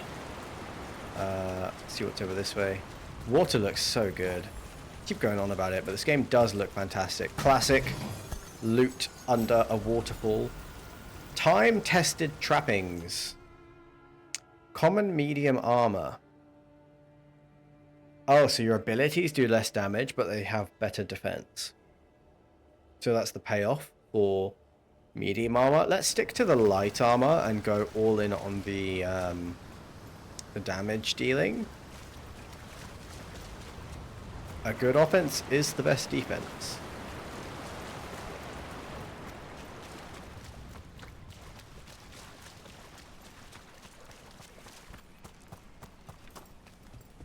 That has to There's be that the little soul we're bastard. tracking.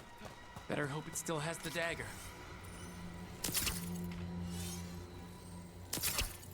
Come on, EA. I'm hitting it. You bastard. Ooh.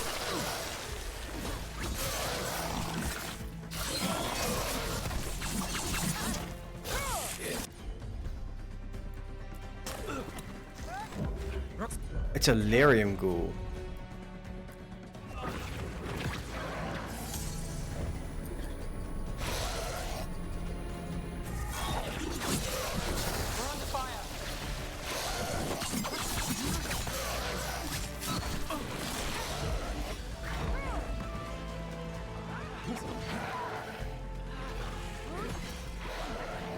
Okay, the blocking is working.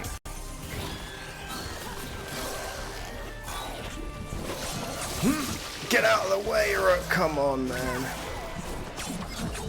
Okay, it is dead. We are dying, but we survive. Oh, yeah, that was not very good. I am not very good at combat on this game. I'll come out and say it.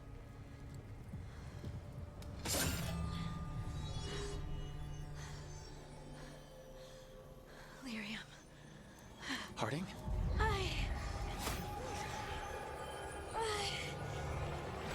I know.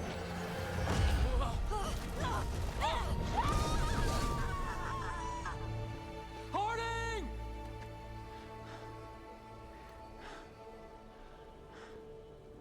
This is the eternal hymn, the prayer and the proclamation. Isa to know. I am. We are free again. Whole again. Here again. Here again. Harding! I can hear it. The song of the stone. What is happening to me? Whoa! What the?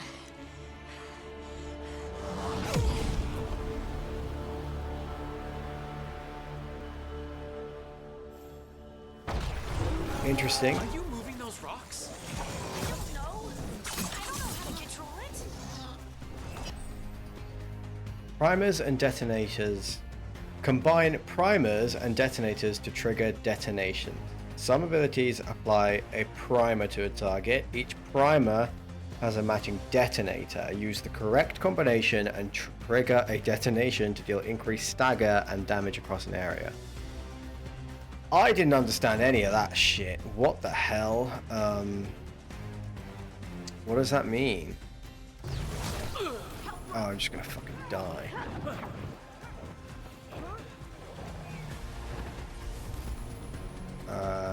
I need help from you. And I could also do with some heals.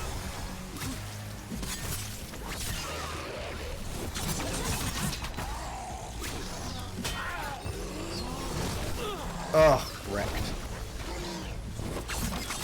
Hold on. Orion, what are you doing? I know it's late.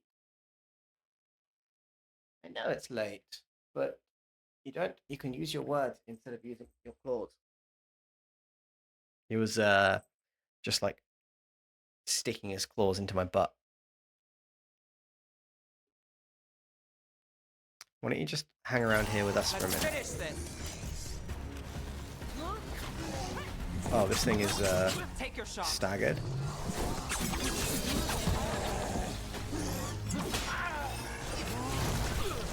Oh, right, again. Oh, and again. Time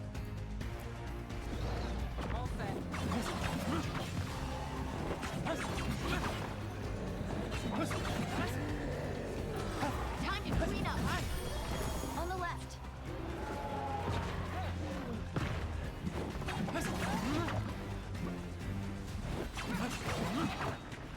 Okay, nice. Nice, we knocked that one off the edge. I could do with a soothing potion.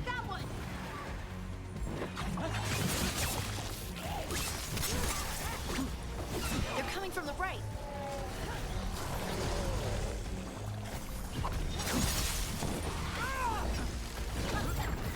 Ranged attackers.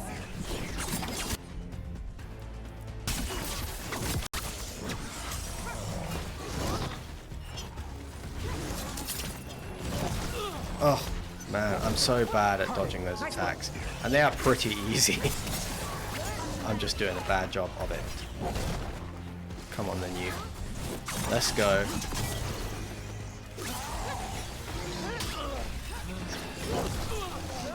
Nope. That was no good.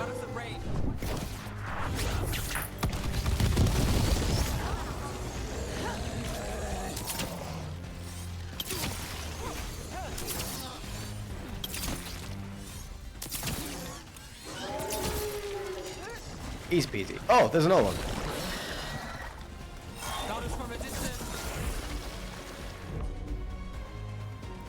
Combo opportunity shred. Okay. So if we combo with icebreaker, what happens?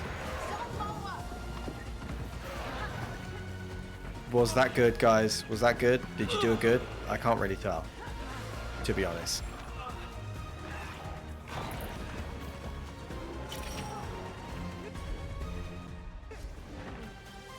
I'm so in pain, I might just die soon.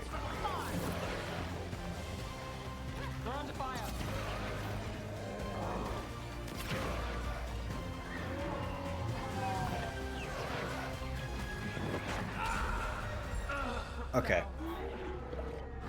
So, yeah, that was pretty sloppy. Let's see if I can beat this thing. It's pretty tough. But I'm not so good at action games. If this was a full-on strategy game, I would be totally fine, yo. Let's combo shred and ice. I don't know how to control it. We just did the primer and detonation. Thank you. We don't need a lesson.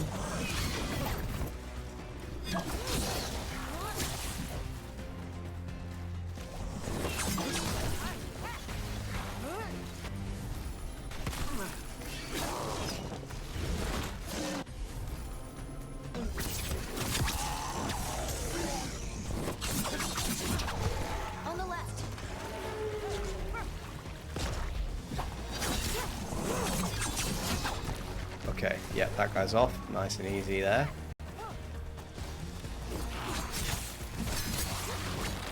Nice hit, Rook. They're coming from the right. We have another combo opportunity. Let's do that on the big guy.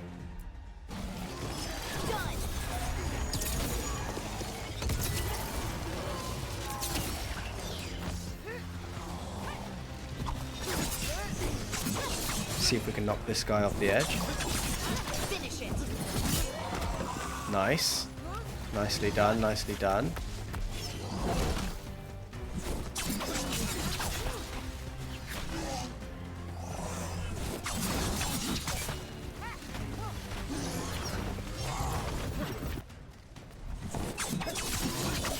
End it now.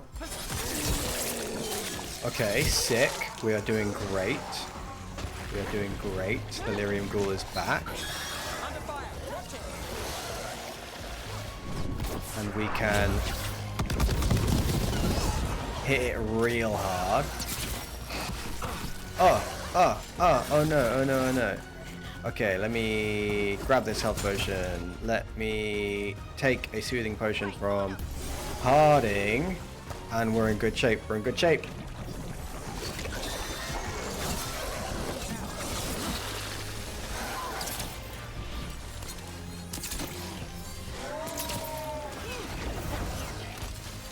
On your left.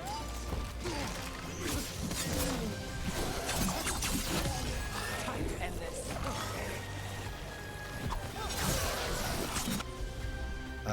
We don't have any combos available. Let's do a time slow. Just get this guy gone. Get you out of here.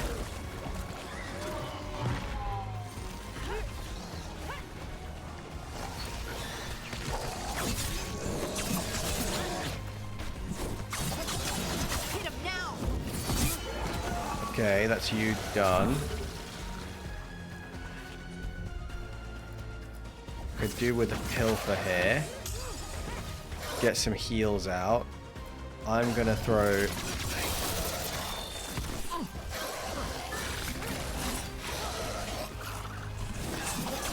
Ugh, this thing's attack patterns are very difficult to read. You got it.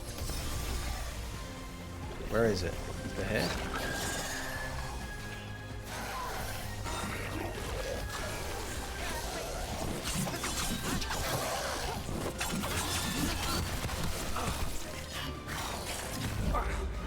Okay, alright. I was trying to block his attacks. I don't know if I can. Seems to not work.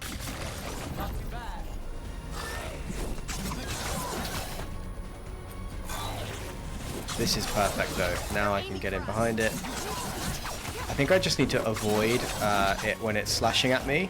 I don't seem to really be able to defend against that very well. Where are you? Where'd you go? Where'd you go? Okay, bud. Come on. Ranged attackers. Nearly done. Done. That dagger. What did it do to me? Not sure, but we should get back. We'll talk it through there. Yeah, I mean, we're transporting around and just being dropped mission to mission. I wonder if that's what the whole game is going to be like. Has failed, sister. And now the magic of the dreadful stagger is hidden from me. Fen Harel meddles once again. I know that If voice. this dagger's beyond our reach, we must craft another. Made of rare delirium.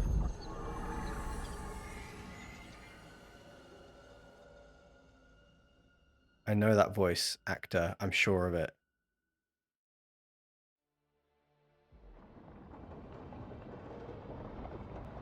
Ah, okay. I didn't know his name, but he was in Baldur's Gate. Not a major character, but he was in Baldur's Gate. Something like that? And it's still with you? Yes. I think so. It can't be possession, can it? I doubt it. Dwarves can't be possessed. They aren't connected to the Fade. Solus's dagger triggered this event. But how? Or why? I'm sorry, Lace. I wish I had answers. It's all right.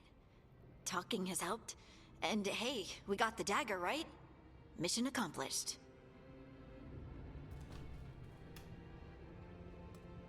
Dwarves have never used magic. We can't.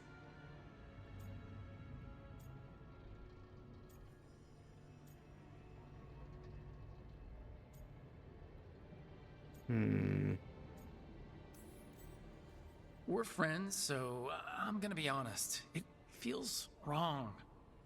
Bad. Really? 2 elven gods Yes, escaped the Fade, really. and now this? What if it's connected?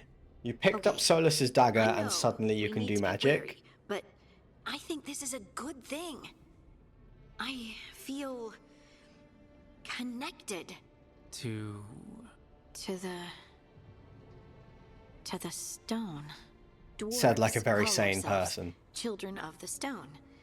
Some of us have what we call stone sense. Those that have it can feel caves, lyrium veins, and faults in the rock. I wasn't one of them. Maybe the dagger unlocks something hidden. But this is more than the stone sense I know. You don't like what's happened. But it's not going to be a problem for us working together, is it? Should we be slut rook and just flirt with everyone? Nah. As long as you're throwing rocks at the bad guys and not me. Don't give me a reason to, then. No promises. I'll send word to the Grey Wardens about the blight we saw. And then I'm gonna lie down. And we need more answers about what the gods are planning. I'll find someplace to relax and try to reach Solus in the Fade. Good luck. Try not to let him get to you. It feels like we're finally making some progress. And I'm not sure what my new magic's about, but I know it feels right. With their eyes on the Dreadwolf and the gods he'd set loose, they couldn't see their own personal demons coming to haunt them. Harding told herself it felt right. She was connected to the stone, to the lost titans, and all of Dwarven history with its buried secrets. How could that be anything but good? Some foreshadowing, perhaps. Yeah, I mean, oh, hello. Oh, God, you scared the life out of me, Ori. Yes, I'm still streaming. That's my water. You can't have that. Quest complete. Okay, right. I'll wrap it up. Ori's telling me to wrap it up and go to bed. The team returned to Solus's ritual site, hoping to find the lyrium dagger that Solus lost. They pried the ancient artifact away from the darkspawn ghouls that were drawn to it, but touching the dagger has had a profound effect on Harding, seemingly rekindling a forgotten link between her and the stone. What this means for Harding remains to be seen. We got a new bow for Harding, which we'll definitely equip. It does vastly more damage.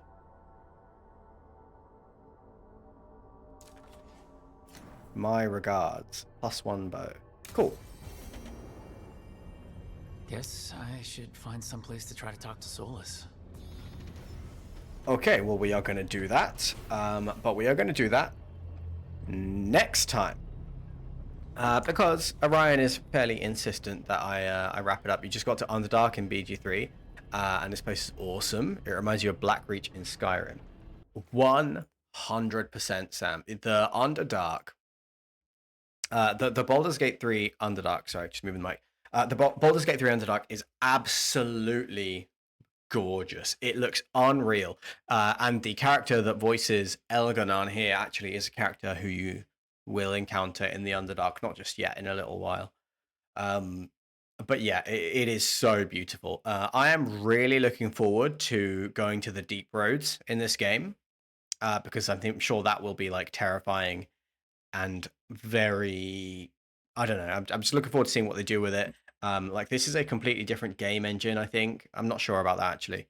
But this game looks fantastic in ways that the original Dragon Age game did not. So I am looking forward to seeing some of the scenery that this game throws at us.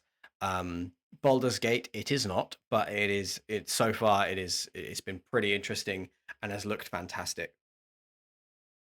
Anyway, guys, I think it is about time to wrap up the stream. We have trophy twice tonight, which is pretty damn impressive, if I do say so myself. I'm quite proud of that. We had some good drafts. There was definitely a good, healthy amount of luck involved, although it was a lot of bad luck and a lot of good luck. We got pretty unlucky, I think, in general with our on the play versus on the draw tonight, and some of the hands we drew. But then we got pretty lucky with the fact that our opponents also also seem to be struggling a bit, so it kind of balanced out. Still, Foundations is a ton of fun. I'm enjoying this format. I really like how just familiar it feels. And Veilguard continuing to be a great game to follow up some Magic when we're feeling like turning the brain off a little bit and chilling and relaxing and just enjoying some of the beautiful views. So we're going to wrap it up for tonight. I'm talking to Ori. He's just off screen, just like here. So we're going to wrap it up for tonight. We're going to be back on Sunday morning. What are you doing? That's not a toy. We are going to be back on Sunday morning, and we are going to do one more draft and then chill and play some Veilguard. That is the plan. So I will see you on Sunday morning, or if not, then we'll be back on Tuesday too. Tuesday for much of the same thing: draft and then Veilguard. Maybe we'll go back to to Baldur's Gate 3 at some point, but we'll see. I think Veilguard is the game to play right now. Ori's got the zoomies. He is going nuts. So I think it is about time that we close off the stream and I say good night. So good night, Sam. Good night, everyone. Thanks for being here. I appreciate you, and I'll see you on a future stream. Bye for now.